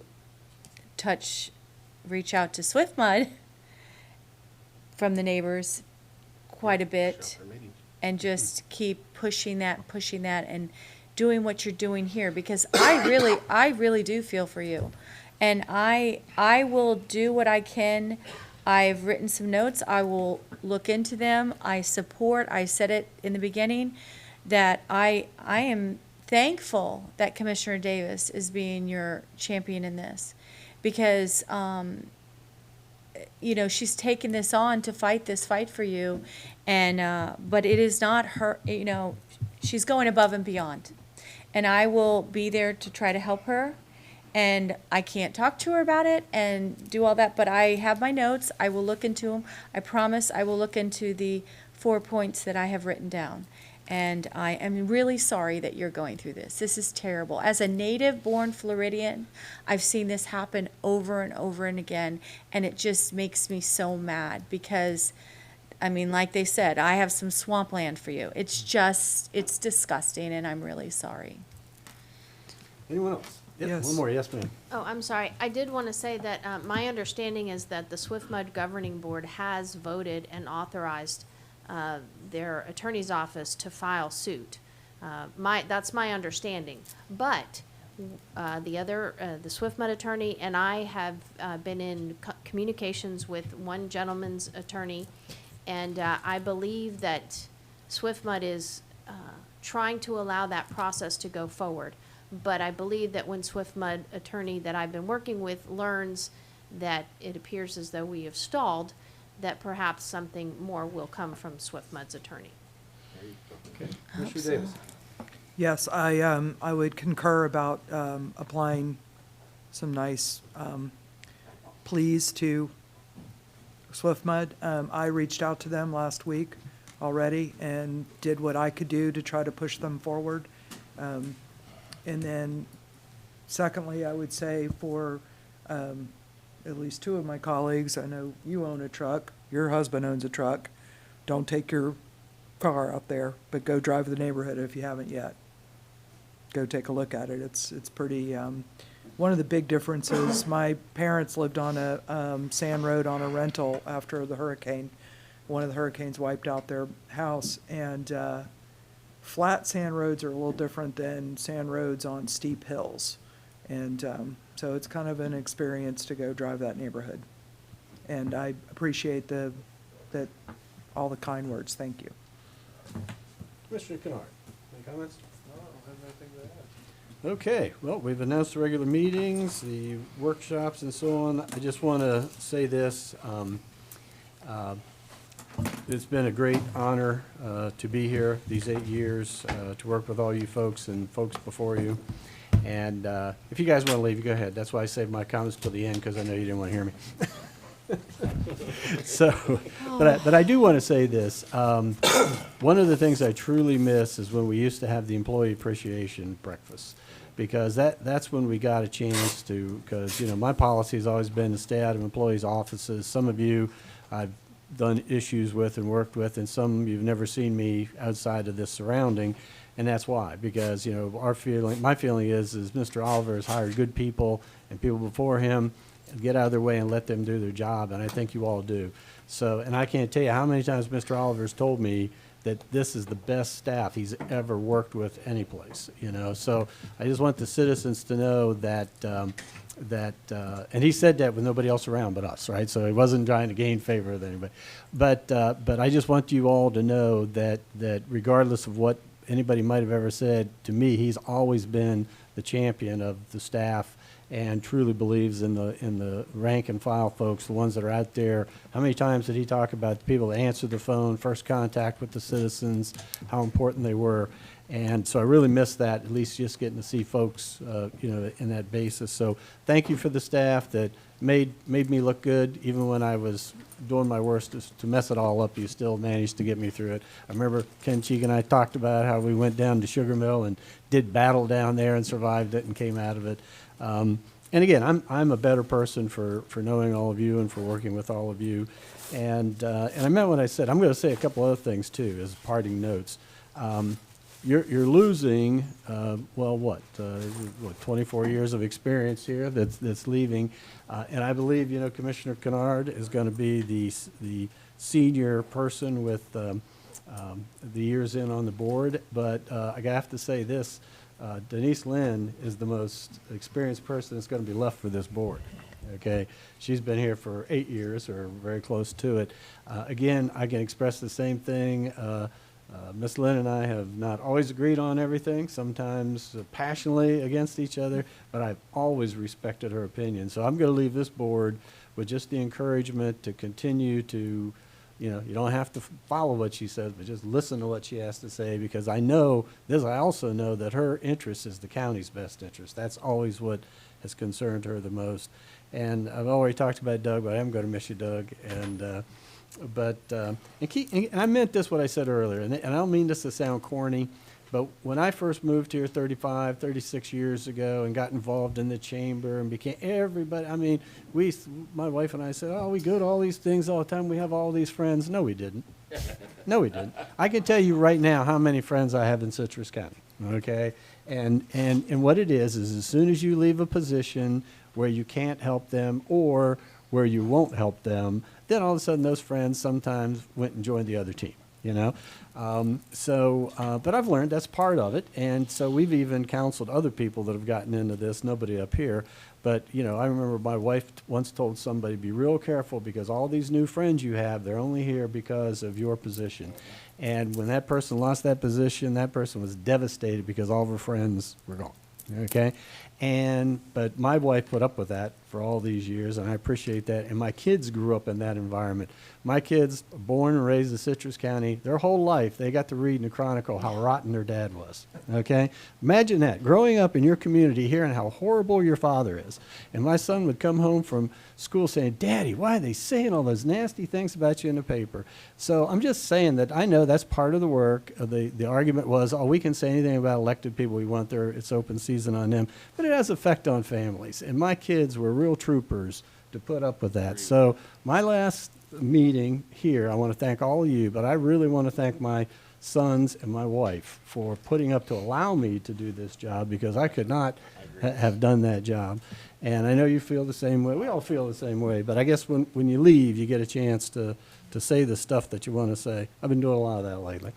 And so anyway, I just want to leave you with this. It's been, what did we say? It's been one hell of a ride. Yeah. And I think the three of us would agree that we'll go home tonight knowing that we left Citrus County in our minds in a better way than we found it. And that was all you can ever ask for as an elected official. So thank you all very much. And for the last time, we're adjourned.